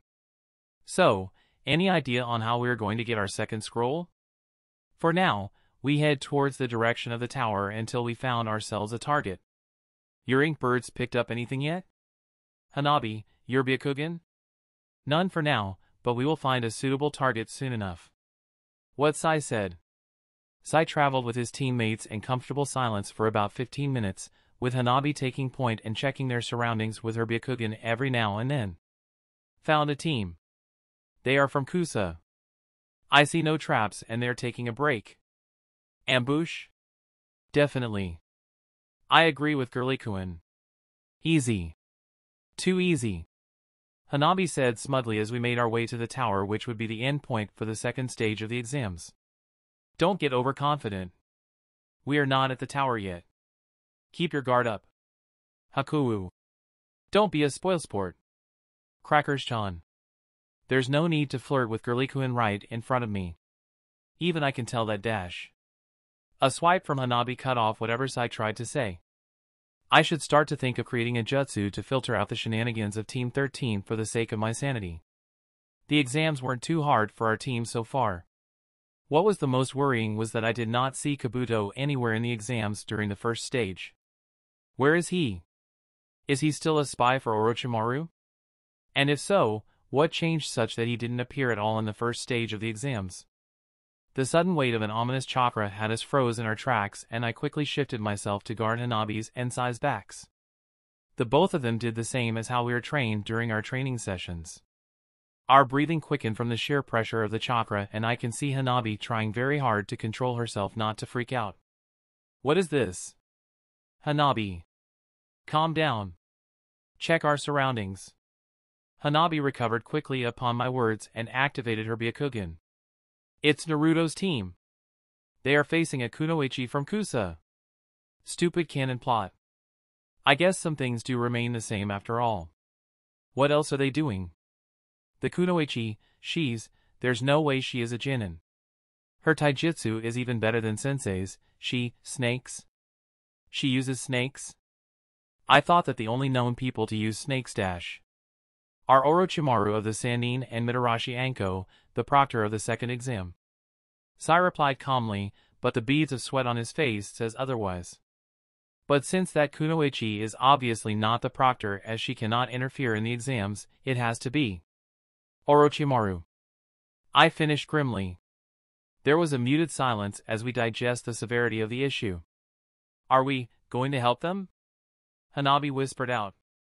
I really want to just get out of here together with Hanabi and Sai, but Naruto is the daughter of Minato Shirsho and Kushina Shirsho, who have been nothing but kind to me despite my shitty personality. Naruto herself has been very accepting of me too. I also cannot rely on what happened in Canon. I don't have full confidence that this Team 7 can come out of this alive. I don't know what this Orochimaru wants with Team 7. The entire Uchiha clan is still alive in this world since the massacre didn't happen. There is no need for him to aim for Sasuke specifically. Right now, I have no idea why he is going after them in the first place. I'm going, I said as I swallowed audibly. The thought of going up against Orochimaru scares me, but I think we can pull this off. We don't need to beat him. I won't be able to face Minato Shirsho and Kushina Shirsho otherwise. Then I'm going too, Hanabi said resolutely. Sorry to crash your date, Crackers-chan, Girly-kun, but I think the circumstances necessitate that I be the third wheel for this particular date. One day, Sai, we need to go get you a real book on how to converse with people. But enough talk. Sai, get your ink birds to the proctor or anyone who might stand a chance against Orochimaru. No one here can beat him. Most of Konoha's shinobis can't beat him. We need reinforcements of the right kind. Get your grandfather in if you have to. He may be in retirement, but he should still have enough political weight to be able to mobilize a small task force quickly if needed. I'm on it. Sai responded as he began drawing straight away. Anything else? How are we going in to save Boobless, Duckass, and Ugly? Hanabi audibly groaned at the nickname Sai gave to Team 7 and her palm met her face. I would have done the same too, but there are more pressing issues at hand. What we do best. I replied. We are a search and rescue team, and we are going to do just that. Kukuku. You will seek me out for power, Sasuke-kun. What I just gave you is a small taste of what you can be. Sasuke screamed in agony at the pain of having bitten by the snake Sannin, and Naruto and Sakura could do nothing but stand defensively in front of their teammate. Oi! What did you just do the team? TSK. How noisy. That was what we saw when we arrived onto the scene. My water needles burst out in a huge volley at Orochimaru's location as Hanabi went to stand defensively in front of Team 7. Sai had drawn up a huge amount of drawings on our way here and they are ready to be unleashed at a moment's notice. Will calling him Pedo-san be a good nickname? Sai asked with a tilt of his head in my direction. From what I read about a book on people with psychological disorders, the way he acts when he bit Sasuke seems to suggest that he is a pedophile. Seriously, Sai, you need to learn how to read the situation. Although. Actually, yes. That is a very apt nickname. I answered, but not taking my gaze off the legendary snake Sannin. Orochimaru chuckled as he looked at us. Ah, the Hyuga heiress, the legacy of the roots, and the Iceborn. My, this is my lucky day. Do it. With my command, Hanabi threw down a few smoke bombs and our plan flew into action. Hanabi had been secretly communicating with Team 7 in silence using subtle hand signs, and I hope that they can go along with the plan. Multiple shadow clone jutsu. Swarms of Narutos appeared and attempted to dogpile Orochimaru, who simply gave a disinterested glance before swatting them away with a huge burst of wind. Sai released his drawings and they came to life as I sent water needles at Orochimaru at the same time. Let's have some fun, shall we? Orochimaru got up to us even faster than we can blink and sent Sai flying with a simple kick, but Sai dissolved into an ink clone and disappeared. I took this chance to blast a pressurized stream of water from my mouth that cuts everything in its way in an attempt to bisect Orochimaru, but he bent his body at an unnatural angle and got away unscathed. I leapt back and put my hands in a tiger seal. Sai had lured Orochimaru where we wanted him to be. Time to get out of here. Seal! The barrier seals activated and surrounded Orochimaru in a dome. The distraction by Naruto had provided us with ample opportunity for Sai to help me lay down the seals that I have been drawing up as we come here. Not all of his ink drawings were attacking Orochimaru, some of it were laying out the tags that I had drawn up. I had banked on Orochimaru attacking Sai's ink clone first due to how we were positioned away from him. Sai's clone had purposely made it easy and tempting to be taken out first, luring Orochimaru into our trap. The barrier won't last long. I am not yet good enough in it, but it should be enough for now. I quickly merged myself with an ice mirror and used it to propel myself at light speed towards where I know the rest had headed. Naruto and Sai had bailed out of here the moment I activated the barrier seals. Hanabi and the rest of Team 7 had also disappeared the moment our plan was put into action. I had barely made it out of my mirror when a hand suddenly grabbed me and shoved me violently down onto the ground below. Kukuku, not bad. I have to admit, I didn't see this coming. I turned my head and saw that the barrier had already been forcefully broken. Damn, there goes all our hard work. You know that none of you can stop me, so you focus on buying time to get everyone away. You have a technique that allows you to travel at a speed that most people cannot keep up, so you stayed behind until everyone retreated since you have the best chance of escaping. Not a bad plan for a search and rescue operation, but it is me that you are facing. I am not most people. I spat a water bullet which forced Orochimaru to release his hold on me. I leapt back and immediately the temperature has started to drop. I cannot hold back against Orochimaru. I need to try and survive before reinforcements arrived. A few kunais came shooting out of nowhere and landed near Orochimaru. I saw explosive tags attached to it. Oh! Orochimaru didn't even appear phased as he simply stood there and let the explosion happen right in his face. He walked out of the smoke untouched, looking very amused by what is going on in front of him. Haku! What is Hanabi doing here? Why did she come back? Why are you here? You didn't catch up with us. I'm not leaving you behind with him. Sai and the rest of Team 7 reappeared beside me as well. These idiots! Just get out of here already. We will all die at this rate. We are not leaving anyone behind. Naruto proclaimed loudly.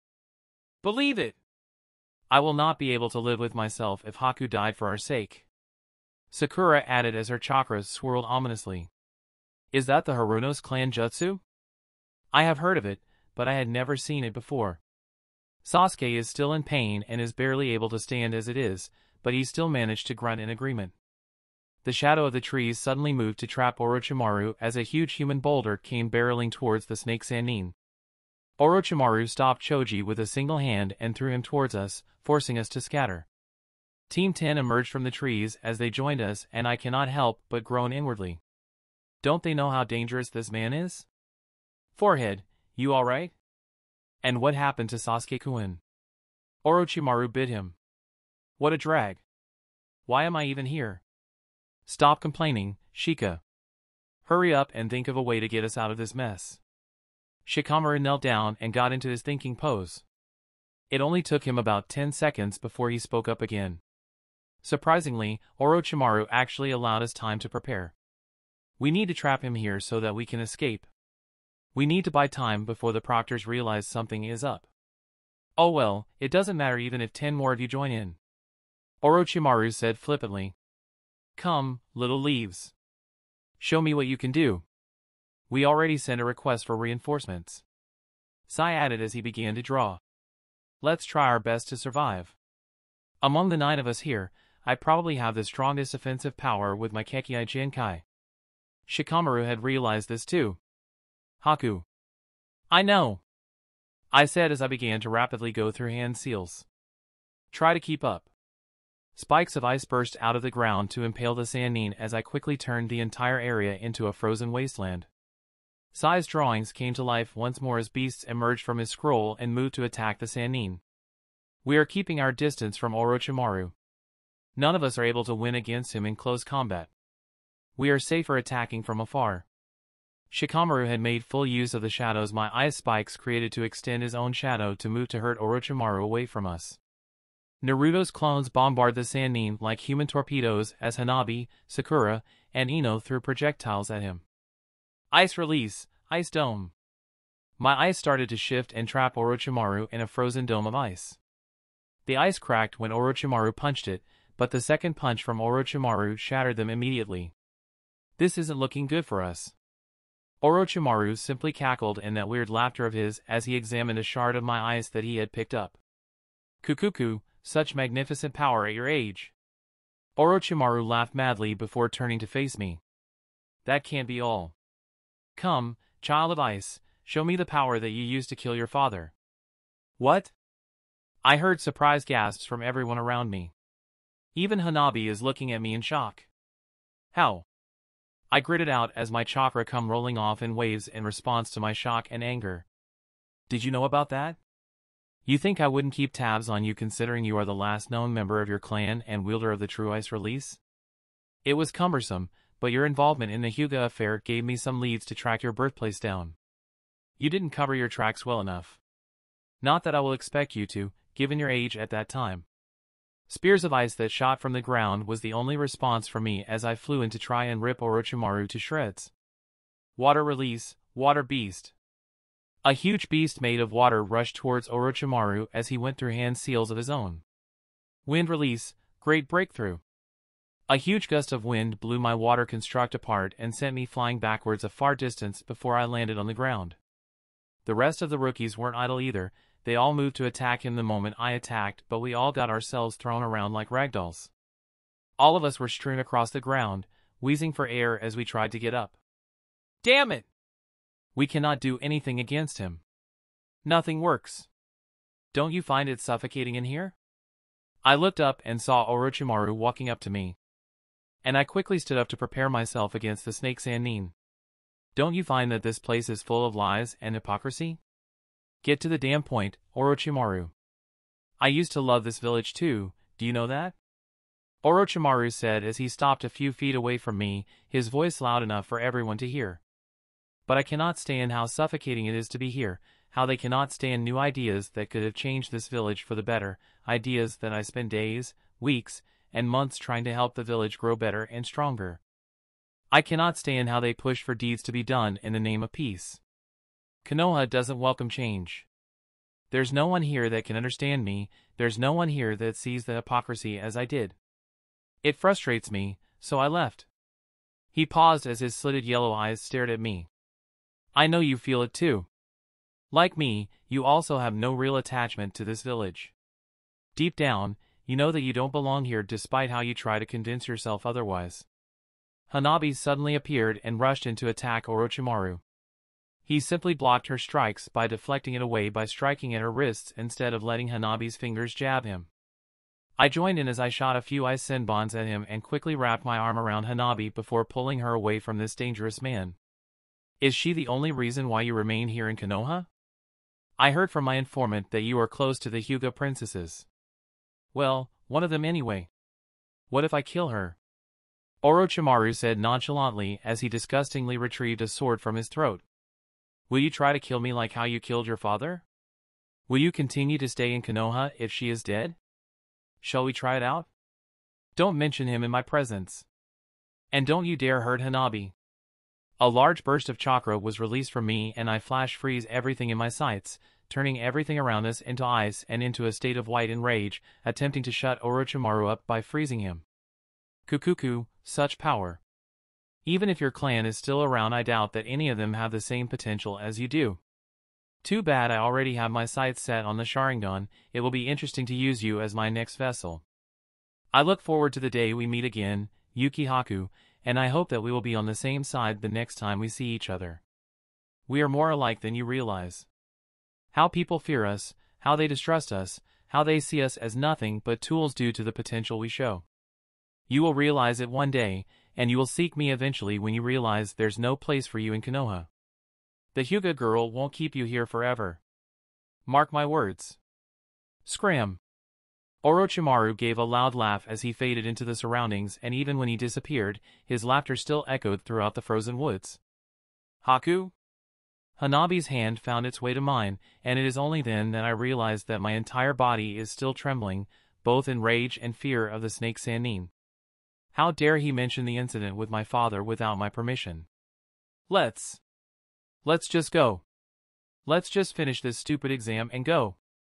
Hanabi followed me, but she never said a word. Night had fallen and the 9 of them had made camp in a hidden clearing in the forest. Hanabi looked worriedly at Haku, who simply chose to sit by the fire and stare at it with a blank look in his eyes. He had barely spoke after their run-in with Orochimaru. Team 7 and Team 10 had made camp with them as well, but Team 13 is a lot further from them as compared to how the other two teams are camping side by side next to each other. They are already discussing on who to take which shifts throughout the night, but they are not including Team 13 into their discussion. They didn't even ask Team 13 to join them for dinner previously before the sun had set. The only reason the 3 teams are still together is because there is greater strength in numbers, and no one knows if Orochimaru will come back. The threat of Orochimaru is way more dangerous than Haku. None of the other 2 teams can bring themselves to trust Haku after what Orochimaru said. Haku had killed his father. It has to be the truth, seeing as how Haku had flew off the handle when Orochimaru said it. Hanabi don't know what to make of this revelation. The Haku she knew, while cold and uncaring towards anyone who is a stranger to him, is not the type to kill in cold blood without reason, much less someone close to him. She cannot bring herself to believe that Haku will kill his own father without a good reason. She knows that Haku loves his mother dearly from the brief mentions he made about her without him realizing it, but he never spoke about his father other than telling them that he is already dead. His father must have done something that made Haku not want to even speak about him. What Orochimaru said will explain why Haku turned out the way he did. It explains why you don't trust people easily. She should have seen this earlier. She should have guessed it. The clues were there. He had alluded to it when she asked him about his father shortly before the exam started. We should let them in dash. Are you crazy? He killed his father, his family. Who knows what else he dash. Quiet! Pig! Too loud! Hanabi resisted the urge to punch them down into the ground. Can't anybody see that Haku is hurting too? Hanabi may be a very talkative person, but even she is at a loss of words ever since Orochimaru left them alone. What else can she say to Haku? That it's fine? Everything is going to be alright? That would be a bag of lies. If there is anything Haku disliked, it would be lies. Sai approached her and whispered, I think we may need to handle the night shift among the two of us for our team. The other two teams are obviously afraid of Gurlikuin and he is obviously emotionally compromised right now. Hanabi nodded in agreement. Haku is not in the best state of mind now. He needs time to recover after having his past wounds so brutally ripped open like that. No wonder he is so secretive about his past. People will judge him if they knew what he did. Hanabi didn't care. Haku saved her when no one did. He had cared for her even though he can barely fend for himself when they first met, at the expense of his life. He was prepared to throw his life away for her, a complete stranger, just to help bring her home. There's no way someone like that can bring himself to willingly kill his father. Team 7 and Team 10 needs to realize this. Haku needs her now more than ever. She is going to stay by his side forever if need be. The two turned back around to walk back to where Haku is sitting by their campfire, until Ino suddenly ran up to her and put a hand on her shoulder, prompting Hanabi to turn around. What? Hanabi asked with a tinge of annoyance in her voice. You two can sleep with us for tonight, you know. Ino whispered as she subtly glanced at where Haku is sitting by himself at the other far end of the clearing and cut off from their conversation. I know you two are close, but he did kill his dash. Watch your tongue, Yamanaka. Hanabi hissed at Ino as she slapped her hand away, her dojutsu activating in response to her anger. Haku is not that type of person. There's some story that we are missing out here. You will trust the words of a traitor over our comrade? You call yourself a shinobi of Konoha? But what Orochimaru said was obviously true. Choji added as he shivered a little at being a little closer to Haku the moment he walked up to stand behind Ino. Haku's actions said it all. Hanabi's probably right. Shikamaru interrupted as he walked to place himself between Hanabi and Ino, putting his hands up in a placating manner to prevent a fight between allies. Toussaint had always said to get the full picture first before coming to a judgment. We should get to know the full story first before judging Haku, and we cannot take Orochimaru's words at face value. It is his ploy to isolate Haku from us, and it is working. Well, then what's the full story? Ino argued back. The story of how he slit his father's throat? Careful, Ino.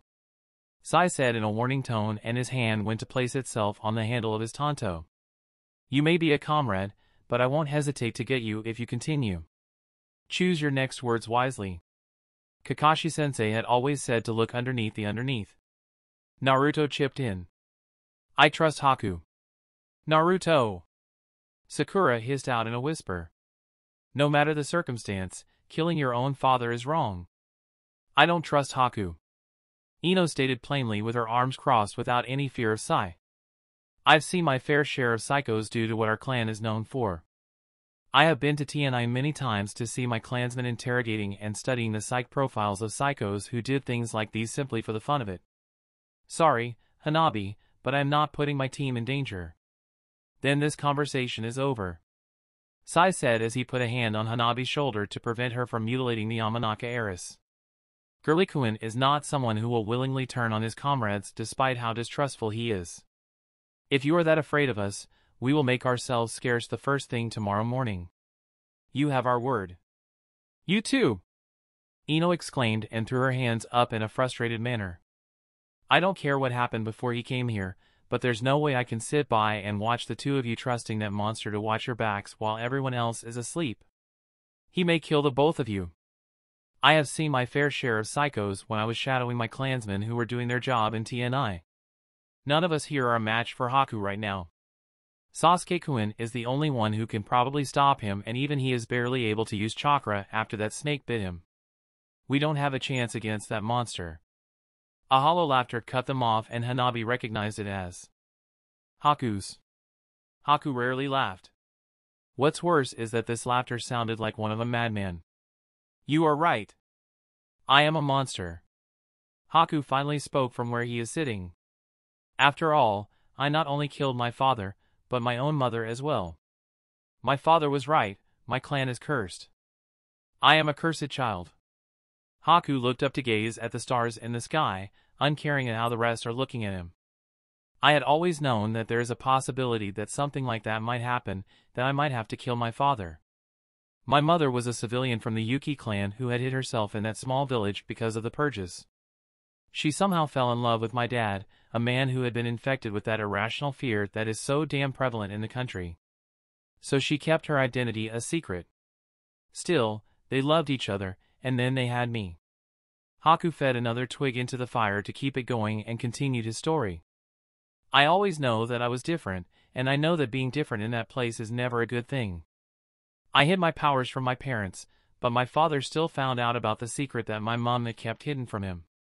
He found her pendant, the pendant that has the symbol of the Yuki clan on it. That's where the madness started. Haku turned to look at the rest of them, and the hollow look in his eyes will forever haunt Hanabi. You know what he tried to do? Come on, take a guess. How about you first, Ino?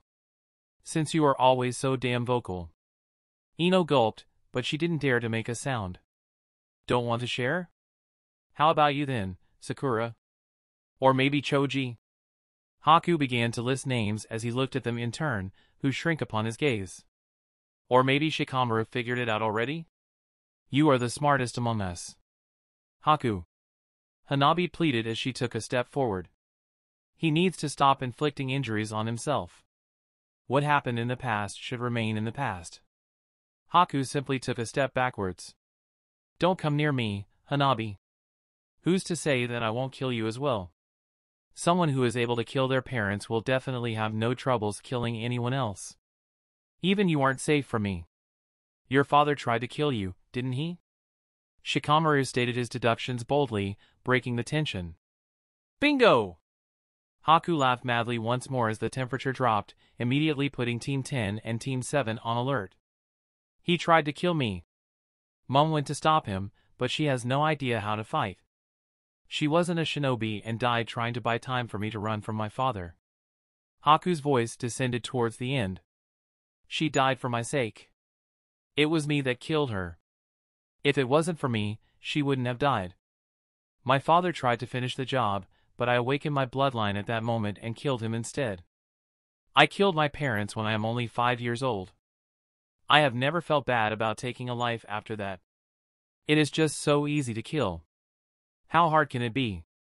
Especially for someone who is able to bring themselves to kill their family. I am incapable of feeling guilt. I am a monster. Only monsters don't have feelings. Snap out of this, Haku. Hanabi shouted as she walked up to him in concern. Get a grip. This isn't like you. You never knew the true me. Haku snapped back, causing Hanabi to flinch and rooted in shock at where she is standing. I wasn't supposed to be here. I wanted to die. I hate this life. I never wanted to be born in the first place. I should be dead. Every single time we went outside the village for a mission, there's always a small part of me that wish that I can finally die, and I will wake up to find that this is just a really bad dream. A small voice constantly whispering at the back of my mind, telling me to just overcommit and get myself killed so that I can finally wake up. To get it over and done with once and for all. You know what? That voice has been getting louder. If it wasn't for you, I might have simply committed suicide to free myself from this crazy world a long time ago. Haku paused to catch his breath after that outburst, and what he said next broke Hanabi's heart. I never regretted saving you. But sometimes I wish that we had never met. Sometimes I wish that Obito-sensei was late like he usually is, and that he never managed to save me from that Kumo shinobi. I would die, but I would also be free. I shouldn't have listened to Kushina Shirsho and Minato Shirsho. I shouldn't have tried to bring myself to trust. Haku paused again before he whispered, his soft voice cutting through the night like a sharpened blade. Who would want to trust a monster? Haku disappeared in a shunshin, leaving the rest of them staring at his previous location in silence. Happy now? Hanabi gritted out as she stormed over to Ino and grabbed her by her shirt, pulling the Yamanaka close to her. Are you happy now? Ino floundered as she tried to find something to say but failing to come up with anything. Haku was healing. He was getting better. Hanabi continued as tears streamed down her face, but she couldn't care how much of a mess she looked like right now. He was starting to open up and beginning to trust people after 8 long years, and you just have to mess it all up. I hope you are happy. I kind of understand Haku, you know? Naruto said in a whisper as her right hand unconsciously rose to rest over the area where her gut is. Who would want to trust a monster? Dobe? Sasuke asked cautiously despite the pain he is still feeling from the cursed mark. Hanabi had sealed a part of his chakra pathways off with a few taps of her gentle fist to prevent the vile chakra from the mark to infect his body further, but it is not a comfortable process. It isn't a permanent solution either. Nothing. Naruto murmured as she walked back to her team's campsite.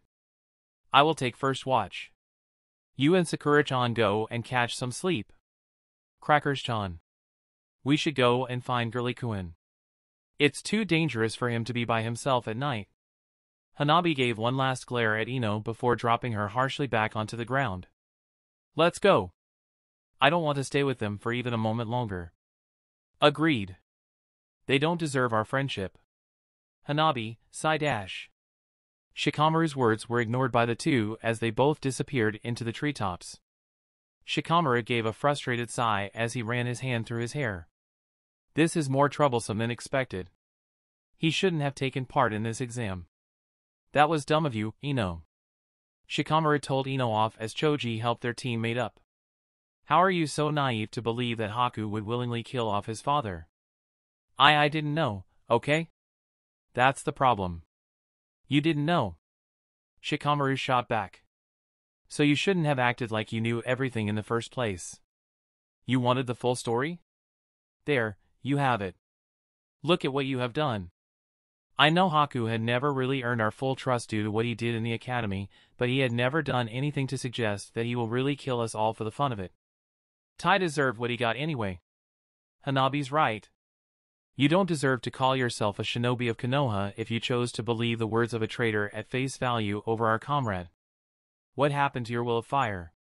Use your brains before you talk next time. Shikamaru put his hands in his pockets and trudged back to their campsite, which is located near where Team 7 is. I will take first watch with Naruto. You two go and sleep.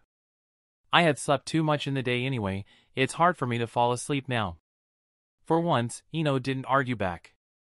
It is not hard to locate Haku. Hanabi knew him like the back of her hand.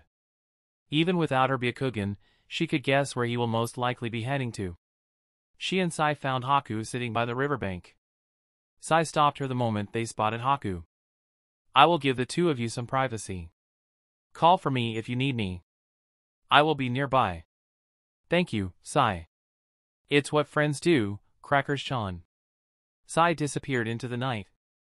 Hanabi took in a deep breath before preparing herself. Haku had always liked to gaze at large bodies of water. He had said that he liked to watch the waters ripple and flow. That was why she had suggested to Sai that they should find the nearest source of water to find Haku. Her Byakugan just made it easier to spot him. Hanabi jumped down from the tree and slowly walked up to Haku, purposely not silencing her footsteps to let Haku know that she is approaching. Spikes of ice rose from the ground to block her advance, but Hanabi didn't falter as she continued to walk forward. Haku's ice spikes are sharp. Just a graze is enough to draw blood. Despite that, she continued walking towards the mass of ice blocking her way. She walked until she is right in front of the ice spikes. Just a little more and the ice spikes would pierce into her body. There is even one right in front of where her heart is and another one right in front of her left eye. Hanabi continued to walk forward, because she knew Haku would never harm her, just as she will never harm him. True to her beliefs, the ice spikes receded reluctantly. For every step she took forward, the ice spikes retreated by an equal amount. In the end, it seems like Haku had given up. The ice spikes simply shattered and collapsed on the ground as shards of broken ice. Haku is still in the same position as he had been when she had first spotted him. The look in his eyes is still hollow. Hanabi sat down next to him and held his hand. She has no idea what to say, so she won't say anything. She just wants him to know that he has her support. Hanabi cannot stand seeing him acting in this manner. This is not the Haku she knew.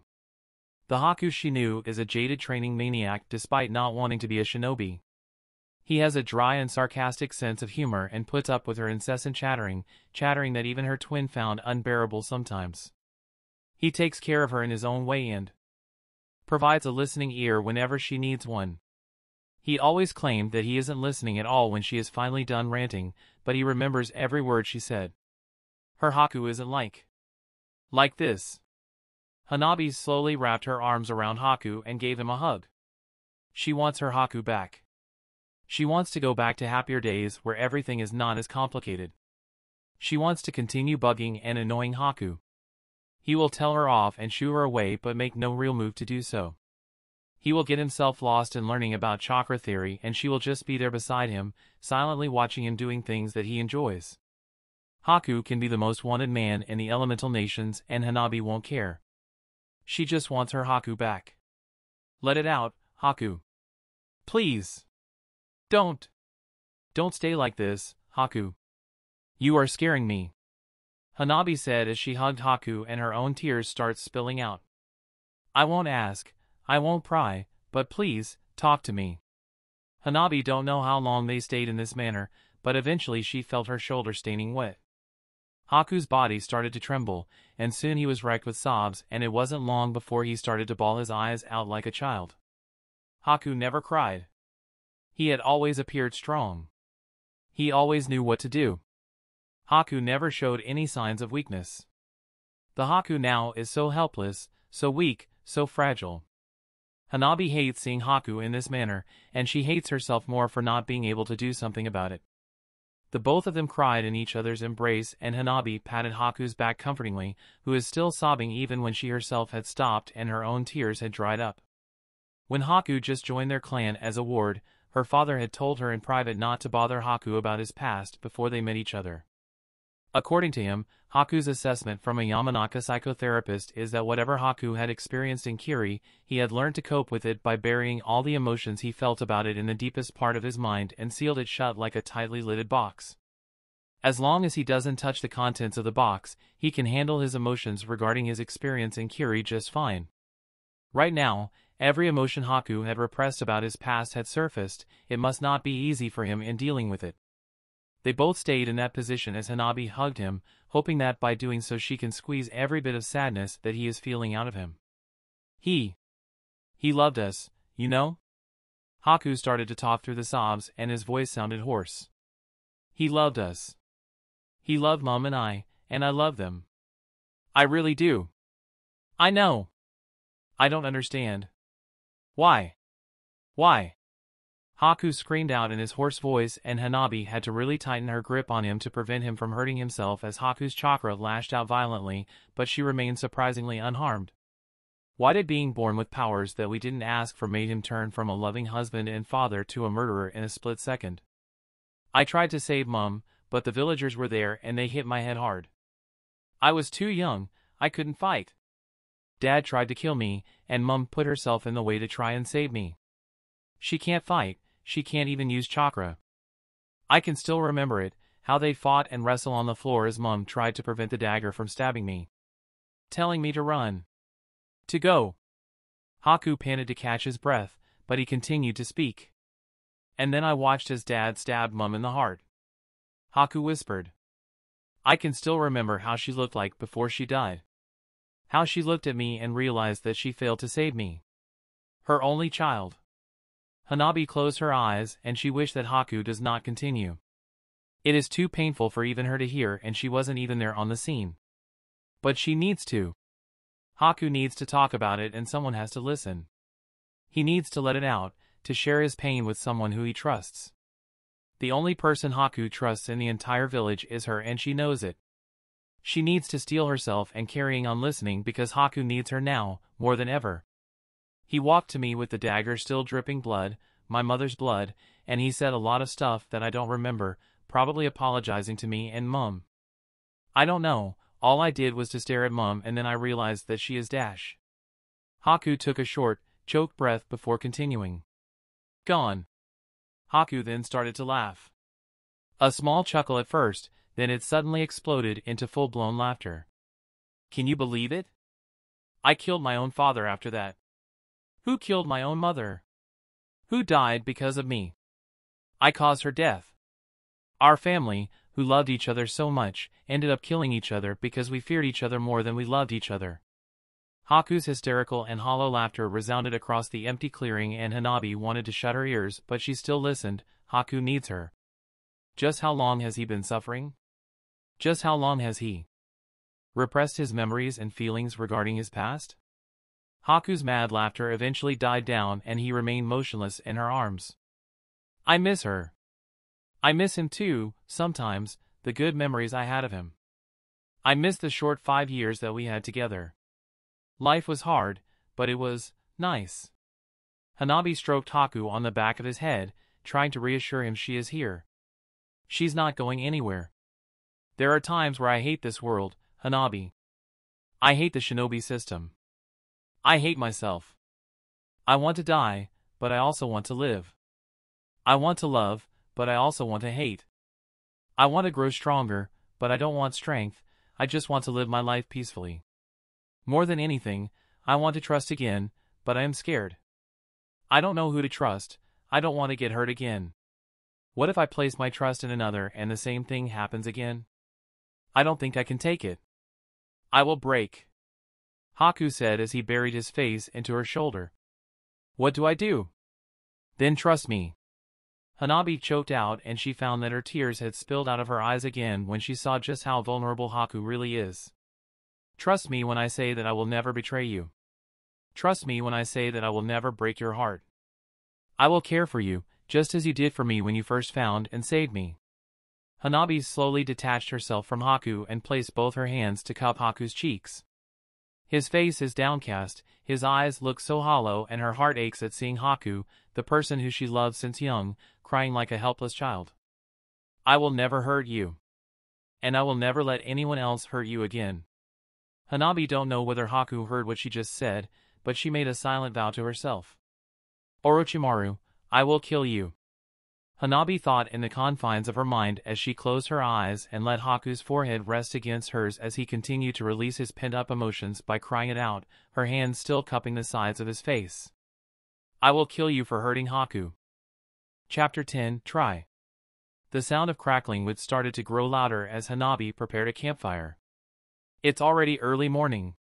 Sai had volunteered to go hunt for some wild game, so she took the initiative to start a fire for them to start cooking straight away when Sai returned. Hanabi sat back down and looked at Haku's sleeping form. It's rare to see him still asleep at this time of the day when they are camping out. Haku had always been a light sleeper whenever their team is camping outdoors. He must have been very exhausted from the previous night. Truth to be told, she herself is a little mentally exhausted too. Hearing the details of Haku's life story made her realize how spoiled and pampered she and her classmates are. They are fortunate, very fortunate, to be born in Konoha. The biggest calamity that befell on her thus far was her kidnapping, but she had made it back safe and sound. At the expense of Haku's future. That is one thing that she can never get over no matter how many times Haku had reassured her that it wasn't her fault. If she can go back in time, maybe she should have. She was brought out of her thoughts when Haku starts to stir. Haku opened his eyes and blinked a few times to rid himself of any remaining traces of sleepiness. He sat up and spotted her. Morning. Morning. Sai had gone to hunt. He should be back soon. Haku gave a nod of acknowledgement as he took a drink from his bottle and moved to sit down beside her. The two of them spent a minute in silence, watching the fire. I'm sorry. I said some hurtful things to you last night, didn't I? It's fine. I. Hanabi struggled with herself for a short while before she continues to speak. You were right. You could have lived the life you always wanted if it wasn't for me. If we didn't meet, you dash. If we didn't meet, you would have suffered a fate worse than death. If we didn't meet, I may have the chance to live the life I dreamed of, but I also could have been dead due to a bandit raid or because I am unlucky enough to cross the path of a crazy shinobi, because I would not have the chance to learn the shinobi arts to know how to defend myself. Let's not speak about this again, there's no longer any point to talk about what ifs. We have gone through this many times. It's not your fault. Hanabi looked downwards, partly because she is still in guilt and partly because of how useless she feels about this entire issue. There's nothing she can do for him, but he had done everything he could for her. No, there's still something that she can do for him. Can you promise me something? You know I had never denied you anything. Looking back, you are the one person that I truly care about since my parents died. Hanabi's heart warmed a little at Haku's words. She lifted her hands and gently cupped the sides of his face before slowly turning him around to face her. Next time, don't bottle everything up and keep it to yourself. I am always here with you, Haku.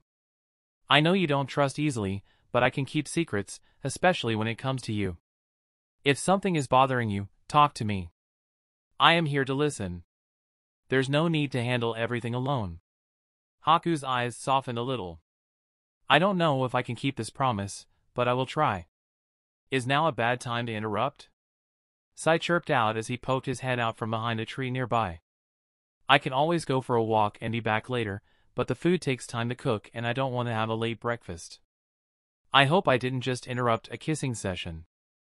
I had read about a book that dash. Shut up, Sai. The fact that the both of you are in sync means that you are probably okay now, girly-kun. When are you two tying the knot? Sai walked up to them with a dead rabbit already gutted and skinned. Ignoring Sai's last comment, Haku received the wild game from him and poked a sharp stick through it before letting it roast over the fire. Thanks, guys. For everything. Why are you so formal with us? The book that I had read mentioned that good friends are rarely formal with dash. Just accept it, okay? Books aren't always right and they can't cover every scenario. Sai whipped out his notebook to start jotting down whatever Haku just said. Haku and Hanabi just sigh in resignation upon seeing this action. Sai is still socially hopeless. The three of them enjoyed a quiet breakfast as the sun slowly rose and shined over the dense forest. Do you know if, just what did I say last night? How much did I say? My mind was a mess and I really couldn't remember how much I told everyone. Hanabi looked up at Haku. You don't remember? Only a vague idea. I vaguely remember that you were with me last night, but I can't really remember what we talked about, only that I was crying non-stop. It's weird, like trying to remember a dream kind of weird. You told us how you and your father, well. Hanabi gestured with her hands, trying to avoid saying anything sensitive that might trigger Haku. You only told them the bare bones of what happened. You told me the details. Ah. So it really wasn't a dream. I did tell them. They have no right to judge you. Hanabi said with fierce protectiveness as she unconsciously clenches her fist. We need to find them, Haku. We need to warn them not to go around telling everyone dash. Just leave them be. I am not going to be all buddy-buddy with them after what happened, but if they talk about it to someone else, so be it. Haku! There's no way my past can be kept a secret any longer since I blurted it out. Haku reasoned. We had met Orochimaru. He had taken an interest in me. The higher-ups are going to question us everything about our encounter, there's no way we can leave the outburst of my past out of it. We had broken all logic and protocol by leaving their group when it was safer to be together. The higher-ups will want to know why. Team 7 and 10 will have no choice but to tell them what really happened. It's not their choice to make. It's your past. Your privacy. We can dash. Hanabi. Haku interrupted politely to stop her tirade. We are living in a militaristic society. Concepts such as human rights and personal privacy can be easily changed by the higher-ups at their whim, all in the name of the greater good of the village. The sooner you realize this, the better. We are shinobis. We are simply tools to the village. Tools have no rights, nor do they have privacy. That's true. Sai agreed as he finished up his meal. That's what grandfather said to me all the time. We are simply tools to the village, we live and die for the village. There's no need for emotions or a sense of self. But that's wrong. And it is how it is. Haku said with finality. In a world where the economy is dependent on constant bloodshed to keep it functioning, such things are inevitable. This is why this world experienced 3 world wars in such a short period of time. It helps to keep the economy growing. This is also why this world never knew peace. You sound as if you have an idea on how to establish peace.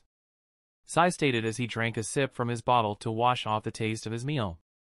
If it were me, I will abolish the shinobi system to establish peace across the nations. That is assuming I have the power to do so. Obviously, that is impossible. How will abolishing the shinobi system establish peace? Sai asked curiously. What makes you think that way? Everything runs on money, everyone needs money to live and survive. Why do we go to war? Because some nations made more profits than others. What is the biggest source of income for the 5 great nations? The revenue their hidden villages made for them through missions. Oh, look! Village A is stealing our clients away from us. We need to stop them. Oh, look! Village B is stealing the clients from Village A and Village C is stealing from Village B. Maybe we can ally with Village B to wipe out Village A and C? We can pillage the spoils of our victory from them and get our clients back. We can profit if we win a fight with them. We can profit even more if we backstab Village B right after we wipe out Village A and C. Haku paused to look at Sai. Sounds familiar, right? Can you now see why the previous 3 wars started? If you read everything related to shinobi history and look at it objectively, the real history of shinobis since the founding of the hidden villages is nothing like what the academy teachers taught during our history lessons. It's not always about defending our motherland and fighting for the will of fire. It's not always true that our enemies are despicable simply because they are from IWA. Haku paused a moment to let his teammates digest what he just said before continuing. But no matter the village you are in, it's always about trying to accumulate more power and money. It's always about greed. This world runs and profit from the blood of others since everyone is paying shinobis to get rid of their problems by offing whoever stands in their way. It is the prevalent mentality in this world. Do you guys know why? Hanabi shook her head and Sai gave a shrug. They both don't know the answer to Haku's question. Because for civilians, the solution is always so simple. A violent solution, but simple. They don't even need to dirty their hands. It is the only way civilians know how to solve any difficult problems they faced. The only thing they need to part with is money. For shinobis, it is the only way that they know how to make a living, and shinobis hold a lot of power in this world. In reality, shinobis call the shots. Not the civilians, not the daimyos, but the shinobis. When it comes down to it, the daimyos are nothing more than puppet figures who think that they hold power when their power is meaningless in the face of shinobis who are able to properly utilize chakra. How can this world know true peace if this is how the world functions? How can this world know true peace if the few people that holds the most power in this world lead their people to war so that their village can continue to prosper? If you look back, every brief period of peace between the wars is so short it's not even funny. It's like borrowed time for every village to prepare for the next war. The longer the peace, the bigger the next war. Try naming a kage that never experienced a war in their lifetime.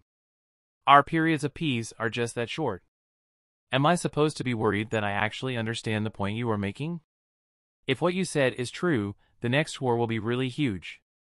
Hanabi asked as she too finished her meal. I am surprised that I actually understood what you were saying as well. It is a refreshing point of view. It is one that I never thought about. And it will remain as that, a point of view. Haku waved it off with a hand. There's no way the hidden villages will want the shinobi system to be abolished. Unless someone with that same idea is actually strong enough to stand against their combined might and enforce it, it will never happen.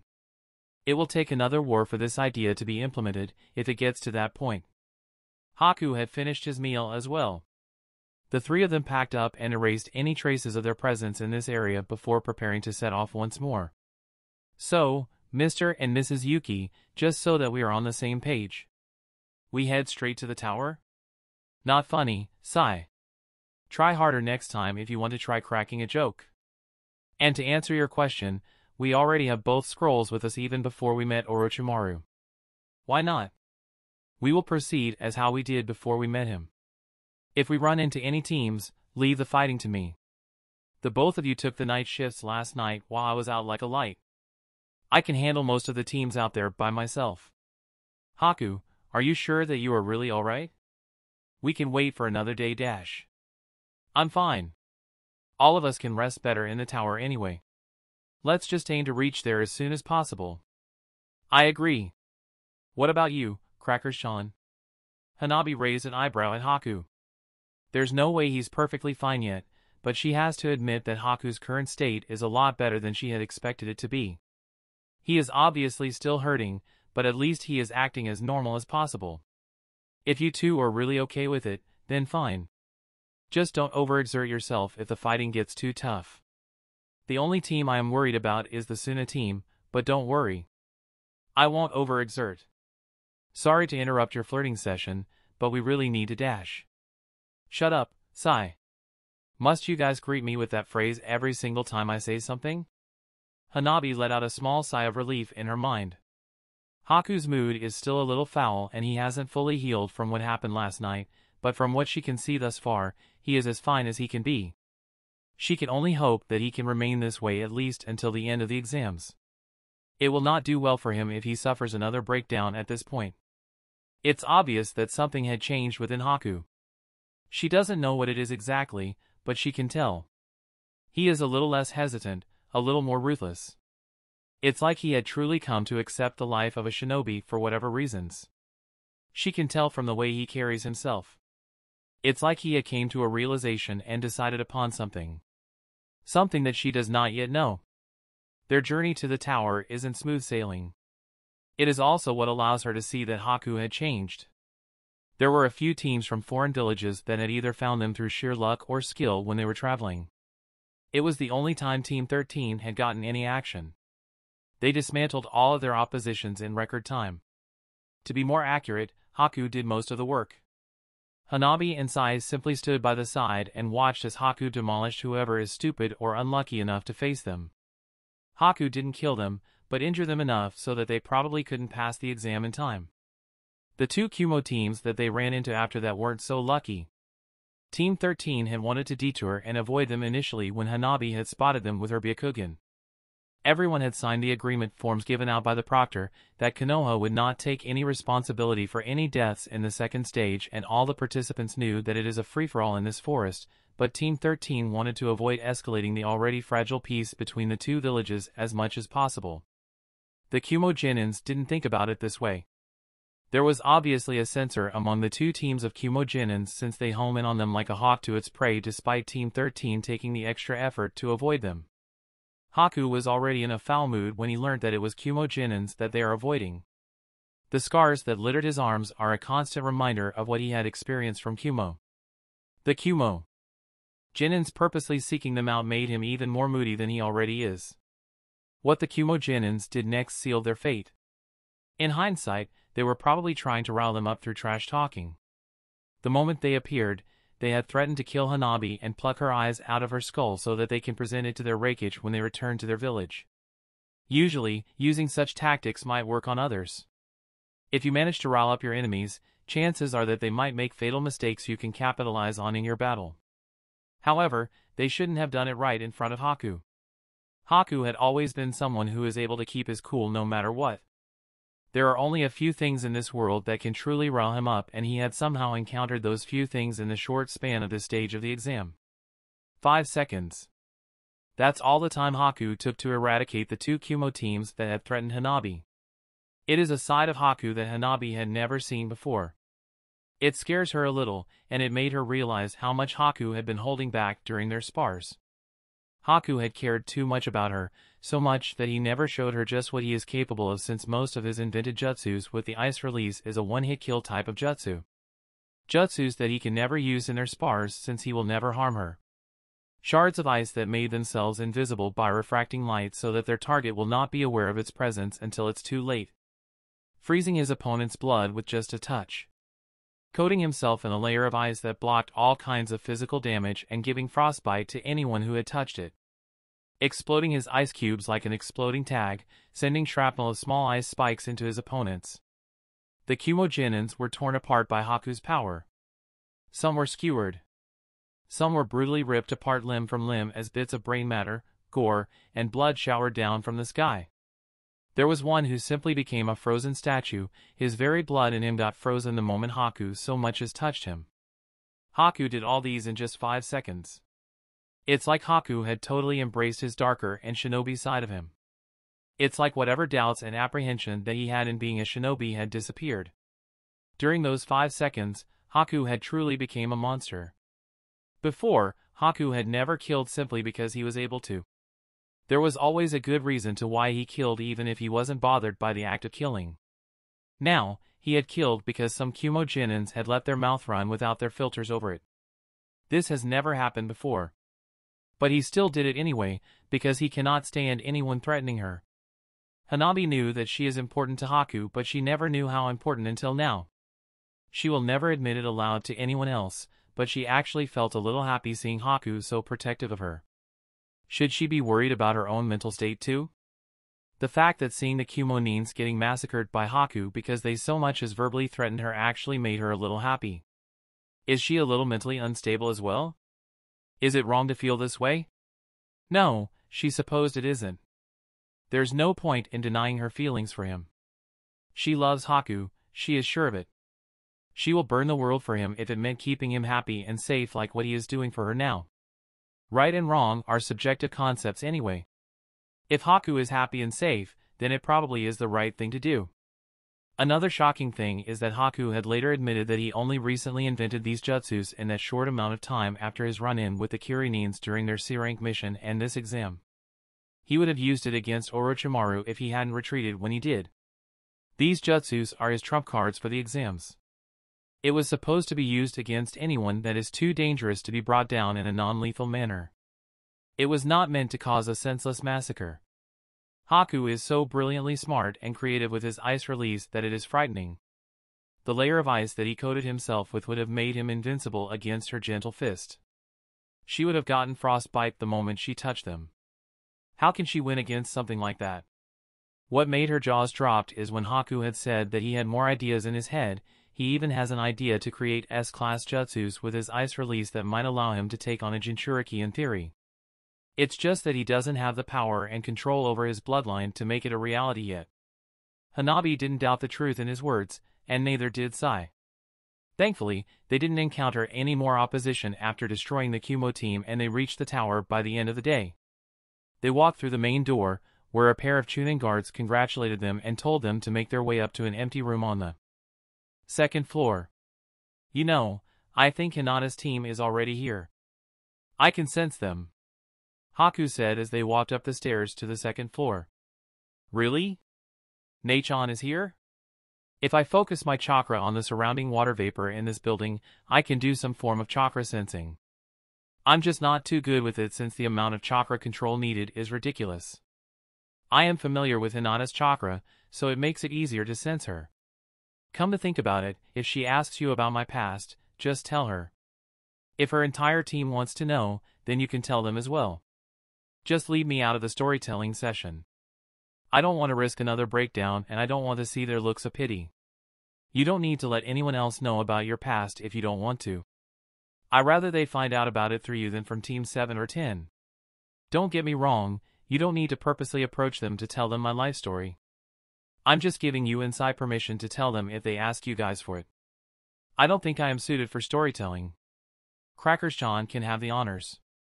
As per the instructions, the three of them opened both scrolls at the designated room. A Chunin appeared to congratulate them, explained to them of the importance of possessing both heaven and earth, and telling them to rest until the next stage of the exams kicks in.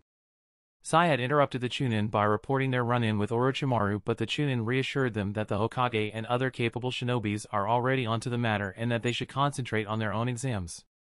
From the Chunin, they also found out that Sai's messages had never made their way to anyone. Orochimaru had somehow found a way to intercept them even when he was busy toying around with Team 7. True to Haku's words, Team 8 had reached the tower before them.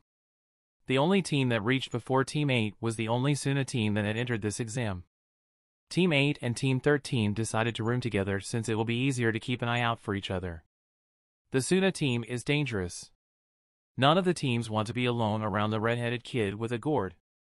Hinata had picked up on Haku's foul mood despite how much he had tried to hide it, and she had pulled Hanabi aside to ask questions. Hanabi hesitated in telling her twin the truth, but decided to do so anyway. Haku's past is bound to leak out after Haku had blurted it out like that. In that case, she'd rather her twin and her friends find it out from her own mouth instead from someone else who didn't know any better, like what Haku had said. Haku needs more friends that are willing to stand by him, and Hanabi thinks that Kiba and Shino are people who are willing to stand by their friends. She is going to help Haku no matter what. The door creaked open and Hinata watched as her sister entered the room and closed the door behind her gently. Hanabi walked up to her and sat down by her side on the bed before wrapping her arms around her and burying her face into her chest. Hanabi? I will kill Orochimaru, Nei-san. Hanabi spoke as if she didn't just state that she will kill one of the most powerful shinobis currently in existence. He heard Haku. I will kill him. Hinata patted her twin sister on the back comfortingly. It's obvious to everyone that Haku isn't alright despite how much he tried to hide it.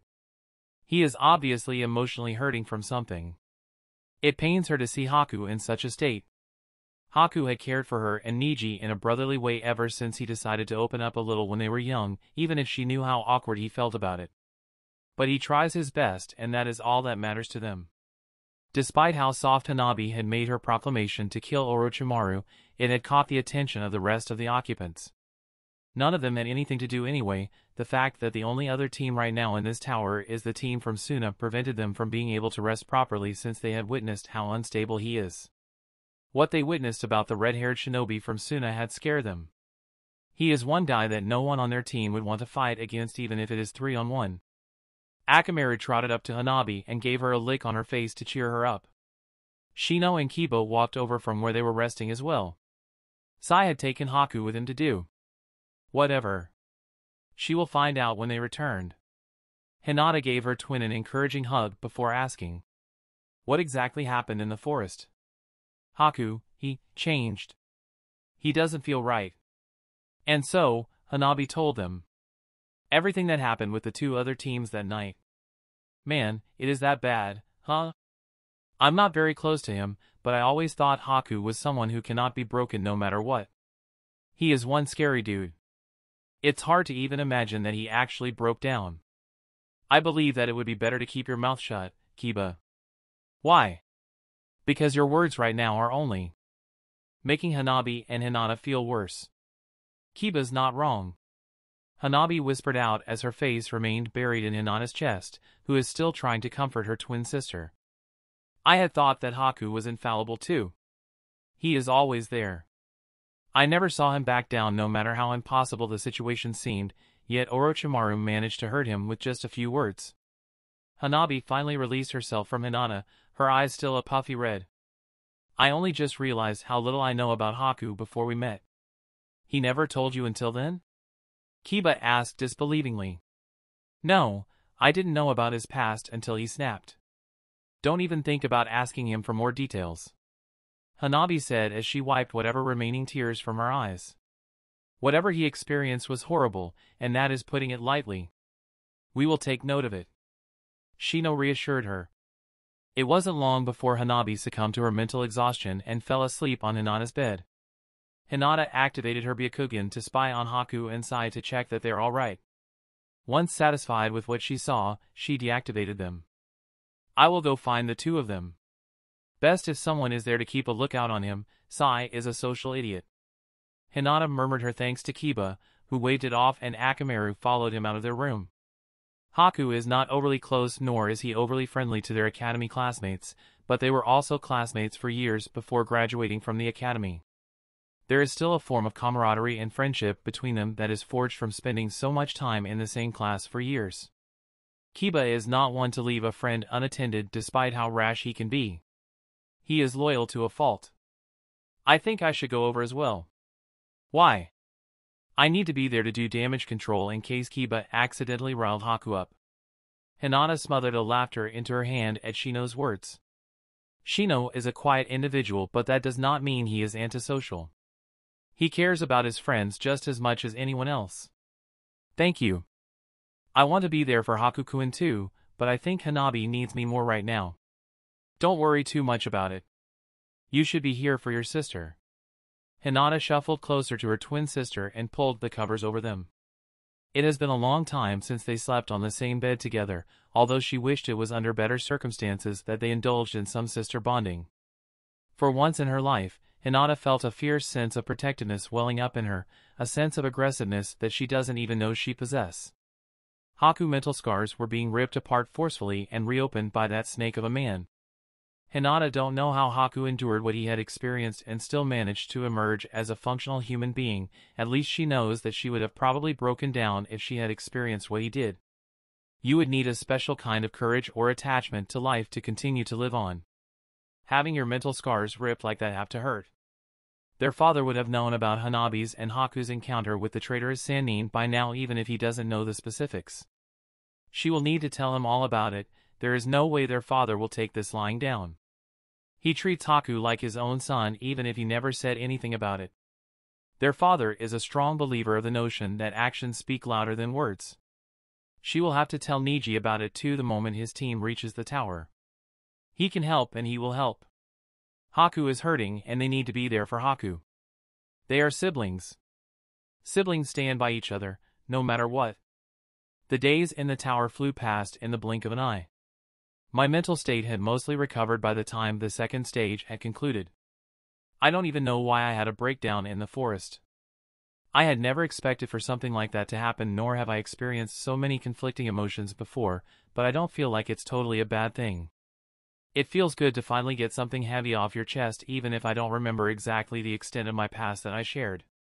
I wasn't in the right state of mind and everything about that night was a jumbled mess. Hanabi had told me that our academy classmates now know enough about my past. She never gave me a chance to be alone and let my mind wander. She snapped me back to reality every single time I did so. I'm glad that I met her. I had felt so sorry that I had snapped at her back at the forest on that night. She didn't deserve it. Sometimes I feel like I don't deserve someone as supportive as her to be by my side. Other than the one time which I saved her from her kidnappers, I had been nothing but trouble to her. Both my team and Hinata's never left me alone during the days that we spent in the tower, and I really appreciate their company and gesture. Niji's team arrived a day after us and they joined us as well the moment they reached the tower. Niji looks a little ragged from traversing through the dense forest, but otherwise he looks fine. Niji, Tintin, and Lee comes in a package deal during our stay there. Wherever Niji is, these two are sure to follow. Tintin is okay. The green monstrosity aka my guy's mini-me? Not so much. He means well and I know that he is a good person to befriend, but he is way too loud. Thankfully, Niji and Tintin are able to control him. Team 7 and Team 10 came through the doors of the tower at the very last moment on the last day, looking extremely tired but capable of going through the next stage of the exams. Hanabi looked very annoyed by that. She didn't have a good impression of both teams after what had happened in the forest. She was hoping for them to fail. The fact that she is angry at them for my sake is one of the warmest feelings I have felt to date. It feels like even if the entire world fell apart, she will still be here, by my side. I might have gone insane a long time ago if it wasn't for her constantly being around by my side all these years. I cannot fathom a world without her. I will probably burn the world down in response. Or maybe I would bring about a period of ice age for the elemental nations that lasts a few generations. That works too. Right now, there are 9 teams that made it through the second part of the exam. 27 people is admittedly a little too many Genins for the third part of the exams. There were 5 teams from Konoha, namely the Rookie 15. The Sand siblings were the only team from Suna. The Odo team had passed the second stage as well. There were 2 teams from Kumo who made it, and among them, one of the teams had Karui and Omoi in it. The last member of their team looks vaguely familiar, and I think it is the guy who is Samui's brother. The one who keeps going on and on about hot stuffs when he and his sister went to face Kinkaku and Ginkaku in Canon. Great! More Canon characters. The next big surprise is the fact that the preliminaries before the third stage of the exam will no longer be a one-on-one battle as per Canon. It will be a free-for-all for all 27 of us. The last 12 people standing will be the ones to qualify for the next stage of the exam. Technically speaking, there is no longer a need for a team. It is every man for himself. Do you understand now? This is the truth of the Chunin exams. It is a substitute for war. There is no need for 27 people to be competing at the last stage of the exam. The remaining 12 left standing will advance, the rest will be eliminated. What are you Genins waiting for? The preliminaries start now. The only condition is no killing, anything else is fair game. The Jonins here will pull anyone who is incapable of fighting out immediately, so feel free to release your full power. Upon Kazashi's words, the room exploded into a flurry of actions as everyone instantly spread out to separate themselves from one another. I cursed within my mind at Kazashi's decision to host the preliminary in this manner. This is going to be a bloodbath. At the same time, I can see why he did that. Konoha has an overwhelming numerical advantage right now. If the 5 Konoha teams grouped up, we can take down the remaining teams with relative ease. Konoha will emerge as the overall winner for this Chunin exam. Too bad none of the teams realize this. Even if they do, most of them won't want to work with me unless they are a Hyuga or if they are a member of Team 13. Who will want to trust someone who had killed their parents to watch their backs? My team and I jumped backwards to create some distance from the middle of the room. I gave them a sideward glance and they nodded in return. Good, they have the same thinking as me. I know people like Kiba, Naruto, and Sasuke will probably opt to fight on their lonesome to prove that they are capable of going solo against everyone. Sometimes, their pride is too huge for their own good. Oh well. They will grow. In time. For Team 13, it is obvious to us that it is better for the 3 of us to work together. Our chances of survival are higher this way. The current chaos is also advantageous for our team. We are a search and rescue team that is also equally capable in ambush and assassination. We are good at launching surprise attacks. We can make use of the chaos. We are going in for a blitz tactic. Aim for the Odo team. Cover me. I know we can handle the Odo team with ease. I handled them with ease by my lonesome when I defended Kiba. It will be way easier with all 3 of us gunning for them. Using my ice mirrors, I reappeared behind Bandaged Phase and swiftly knocked him out with blunt force via a water bullet shot at his head. The other guy tried to blast me with his modified arms, but I disappeared once more into my ice mirrors just as Sai's ink snakes wrapped around him and attempt to strangle him. The Odo Kunoichi tried to injure me by throwing her own senbons at my ice mirrors. What a joke. You are 100 years too early to be using senbons against me, girl. The Kunoichi in question was alarmed at my sudden reappearance at her back, but I knocked her out with a chop to her neck. When I looked up, Hanabi had already finished off the guy with the modified arms. I'm sure that he was given a name in Canon, but I cannot remember what it was. He probably wasn't an important character. The Kumo team on the left. Follow my lead. Sai and Hanabi didn't question my orders as we went in once more. The near instantaneous speed that I attained through using my ice mirrors is too broken an ability for most Genins to handle. It is a broken ability to possess, especially so when I actually manage to master it. I surprised the Kumo team by appearing in the middle of our targeted group, who immediately tried to skewer me with their swords upon spotting me. A shield of ice got in their way and prevented me from getting turned into shish kebab. The ice that I created to shield me quickly spread and grew onto their swords, forcing the 3 Kumo Genins to abandon their weapon unless they want to suffer the same fate as them. Hanabi, Sai. Hanabi crashed into one of the Kumo Genins like a speeding missile and her surprise attack knocked him out the moment she used a single finger to shut down his chakra pathways. Sai slashed at another using his tanto and rendered that person's arm useless with blood gushing out from the wound. Using that advantage, Sai formed a single seal and immediately swarms of ink snakes slithered out from the scroll in his other hand and tied his opponent up. Sai used the end of his tanto's handle to send him to dreamland thereafter. You fuckers! I merely gave a disinterested look and froze the last Kumo Genin of that Kumo team in a cube of ice with a wave of my left hand. I have very little tolerance to Kumo shinobis given my history with them. I am feeling vindictive today. The next Kumo team. Let's go. Yeah, I am getting vindictive and petty, but I don't care. Our team alone had wiped out 6 people. That's about half the number of people that was to be cut down until we reached the maximum of 12 contestants for the third and final stage of the exams. The Kumo team that is full of Canon characters were already ready for us, seeing as we had taken down their comrades with ease. Maybe we should have gone for them first. Karui gave an angry yell as she slashed at me the moment I appeared. I blocked her strikes by creating a small shield of ice on my forearm, and the shield immediately grew spikes to force her off me. I was hoping to puncture a few holes in her, but I guess I can't get everything I want. Hanabi went to engage her in taijutsu as she swiped at Karui with a kunai in hand. Hanabi can handle Karui with no problems. I need to help Sai deal with the remaining 2. Ice release, ice grenade. I created small cubes of ice in my palm and threw them towards Omoi and probably Samui's brother. The 2 of them sensed the danger behind my attack and ducked, but I refer to the cubes of ice as grenades for a reason. The cubes exploded violently and countless shards of broken ice launched themselves outwards.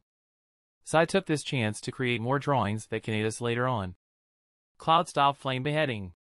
A blade coated with fire slashed at me, which I blocked with a water wall.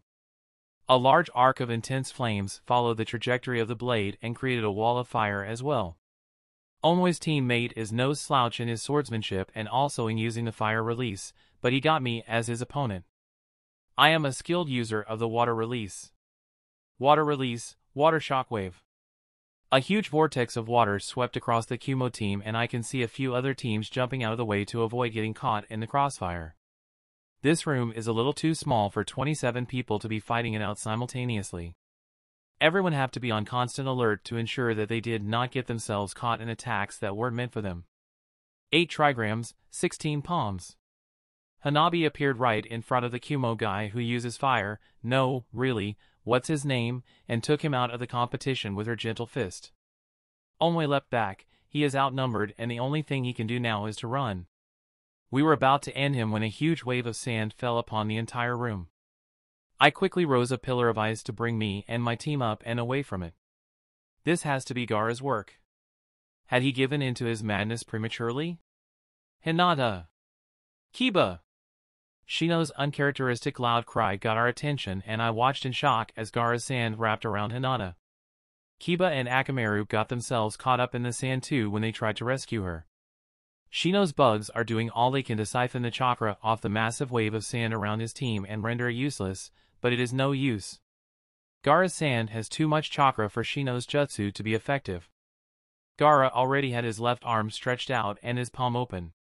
He slowly closed his fingers inwards. I know what is going to happen next. It is a signature move of his back when he was still an anime character in my previous world. The Jonins are not moving, they don't see a threat in Gaara's actions. They don't know what Gaara is truly capable of yet. I do. Hinata is not Hanabi, but she had tried her best to care for me like how a sister will care for her brother. She is one of the few who I am close with. I will probably shed tears if she died.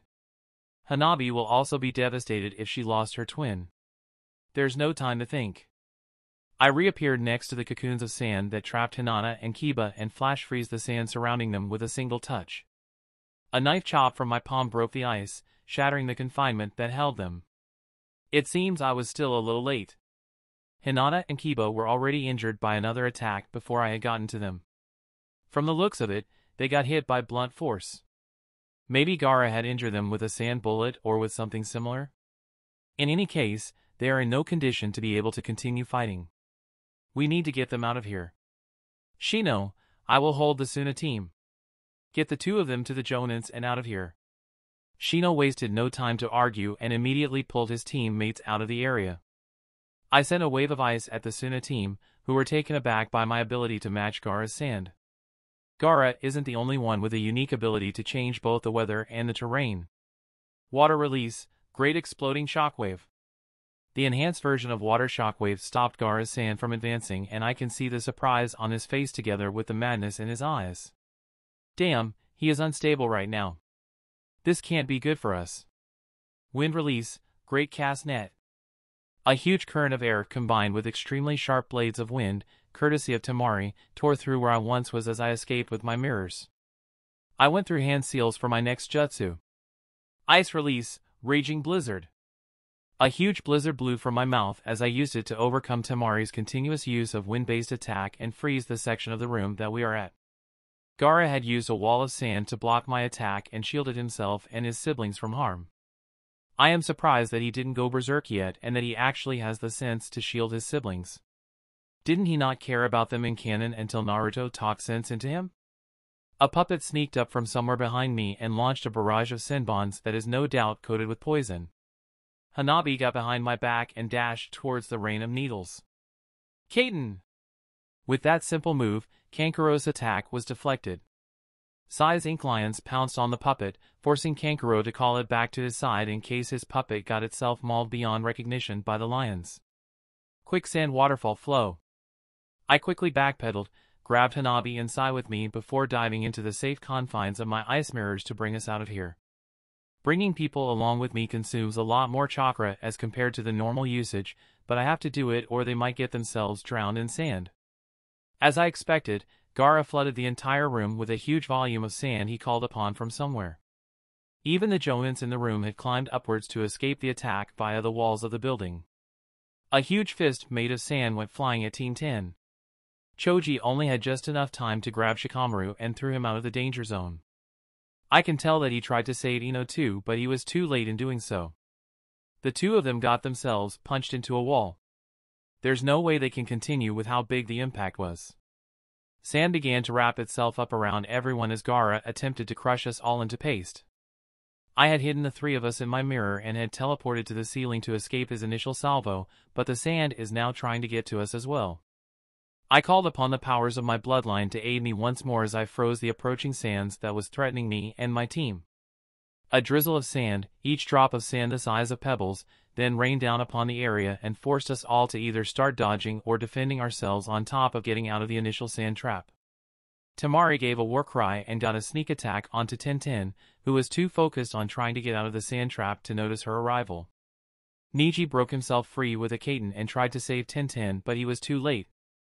Temari backed off the moment she took Tenten down, with Kankuro cooperating with her to secure her escape. Multi-shadow clone jutsu.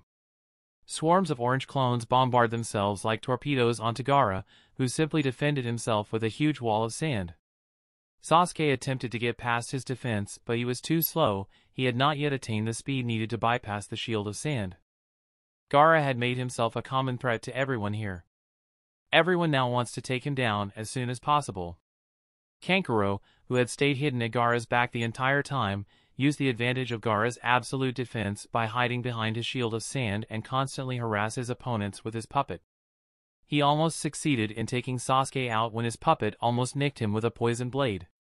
However, Sakura had pushed the unknowing Sasuke out of the way and the blade grazed her instead. Sakura had immediately fell unconscious after that. The poison used must have been a fast-acting poison. That Suna team is good. Sai complimented as we distanced ourselves from Gaara by clinging onto the sides of a wall with chakra. Gaara is completely ignoring us as long as we don't attack him and his team.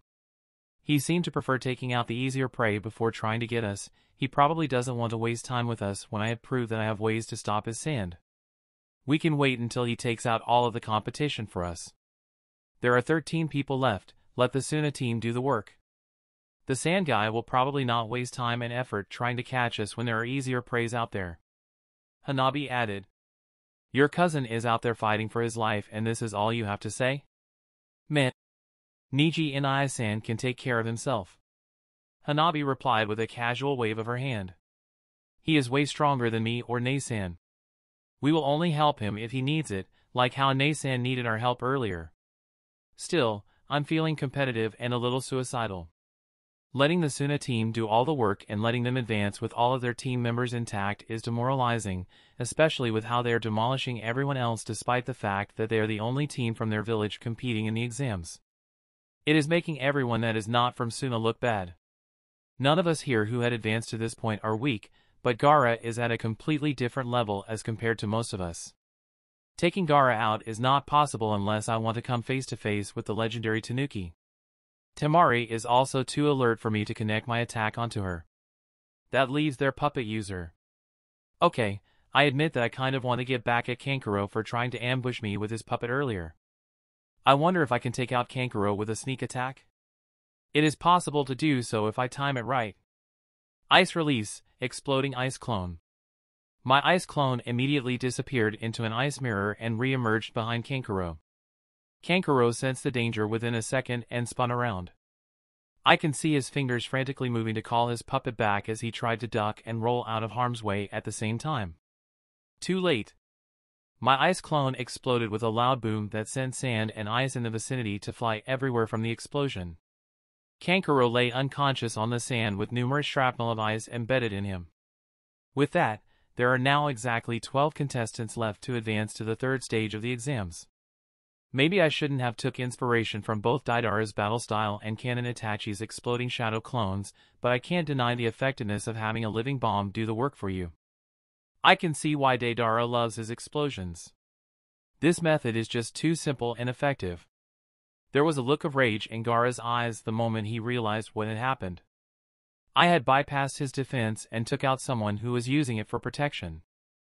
I don't think the current Gaara really cares if Kankuro is dead or alive, but he had probably taken my success in getting past his defense as an insult to his pride and ability. Like I care about that. I have better things to concern myself with. The proctor with a constant sickly cough called for the end of the preliminary round before Gaara had the chance to go homicidal on everyone in this room. On hindsight, it might not be the brightest idea to do what I just did. What was I thinking in drawing attention to myself in that manner? I need to stop being suicidal. I think you just pissed Ibags-kun off with that, Girly-kun. Do you want me to pray for your safety? I can afford some time to go visit a shrine to pray on your behalf after this is over. Ibags-kun? I parroted with curiosity. Is this Sai's new nickname for Gaara? Doesn't the black lines around his eyes makes it look like he hasn't slept in forever? Maybe it's a Suna culture? Hanabi suggested with a finger to her chin. His puppeteer teammate does put makeup on for whatever reasons. Maybe the black markings around his eyes are makeup as well. Maybe to make himself look pretty? I had read that certain guys swing dash. I doubt it, Sai. As the remaining 12 contestants who had proved that we earn ourselves a spot to advance to the next stage, we all went to draw lots to see who we will get ourselves paired against for the final stage. I cursed my luck the moment I saw the pairings for the coming match. 1. Shikamaru vs. Temari. 2. Sasuke vs. Neji. 3. Hanabi vs. Omoi. 4. Haku vs. Gaara. 5. Shino vs. Sai. 6. Naruto vs. Lee. Me against Gaara. Great. Just great. There's no way this wasn't rigged somehow. The preliminaries had displayed Gaara's ability and it probably had gotten the higher-ups very alarmed. They probably weren't expecting a Chunin to be this skilled. Glad to know that the higher-ups in Konoha had so much faith in my abilities to stay alive. Or maybe they just don't want to risk the lives of their clan heirs by pairing them against Gaara. Unlike the clan heirs, I am a disposable tool in the eyes of Konoha's leaders despite the value of my bloodline. There are no political ramifications if I somehow got myself killed in my match against Gaara. Hayashi will kick up a fuss if I got myself killed due to this, but ultimately, there's nothing that he can realistically do. I am able to deal with Gaara's sand to a certain extent as shown in our short bout earlier, but I am unsure if I can match his jutsus that are on a way larger scale than what he just showed in the preliminaries. I know what he can possibly do at his current age from what I had saw in the manga and anime in my previous life. His battle with Kimimaro had left a lasting impression to those who had watched it. I need to work on my ice release if I want to prevent myself from getting killed. It is my only option in dealing with his sand. Water alone will not be enough. We were dismissed after the pairings for the third stage were announced. I walked off to join Hanabi and Neji, who were waiting for me at a corner of the large room.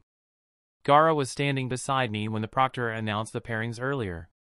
He suddenly spoke to me, much to my surprise. I will kill you in the third stage. Mother wants your blood. Be a rebellious kid for once and tell her no, won't you? I'm sure she will understand, what's with puberty and all. I replied half-heartedly as I walked past him. I don't want to spend time with this version of Gaara any more than necessary. You have the same eyes as me, I can see it. You know what it is like to be alone.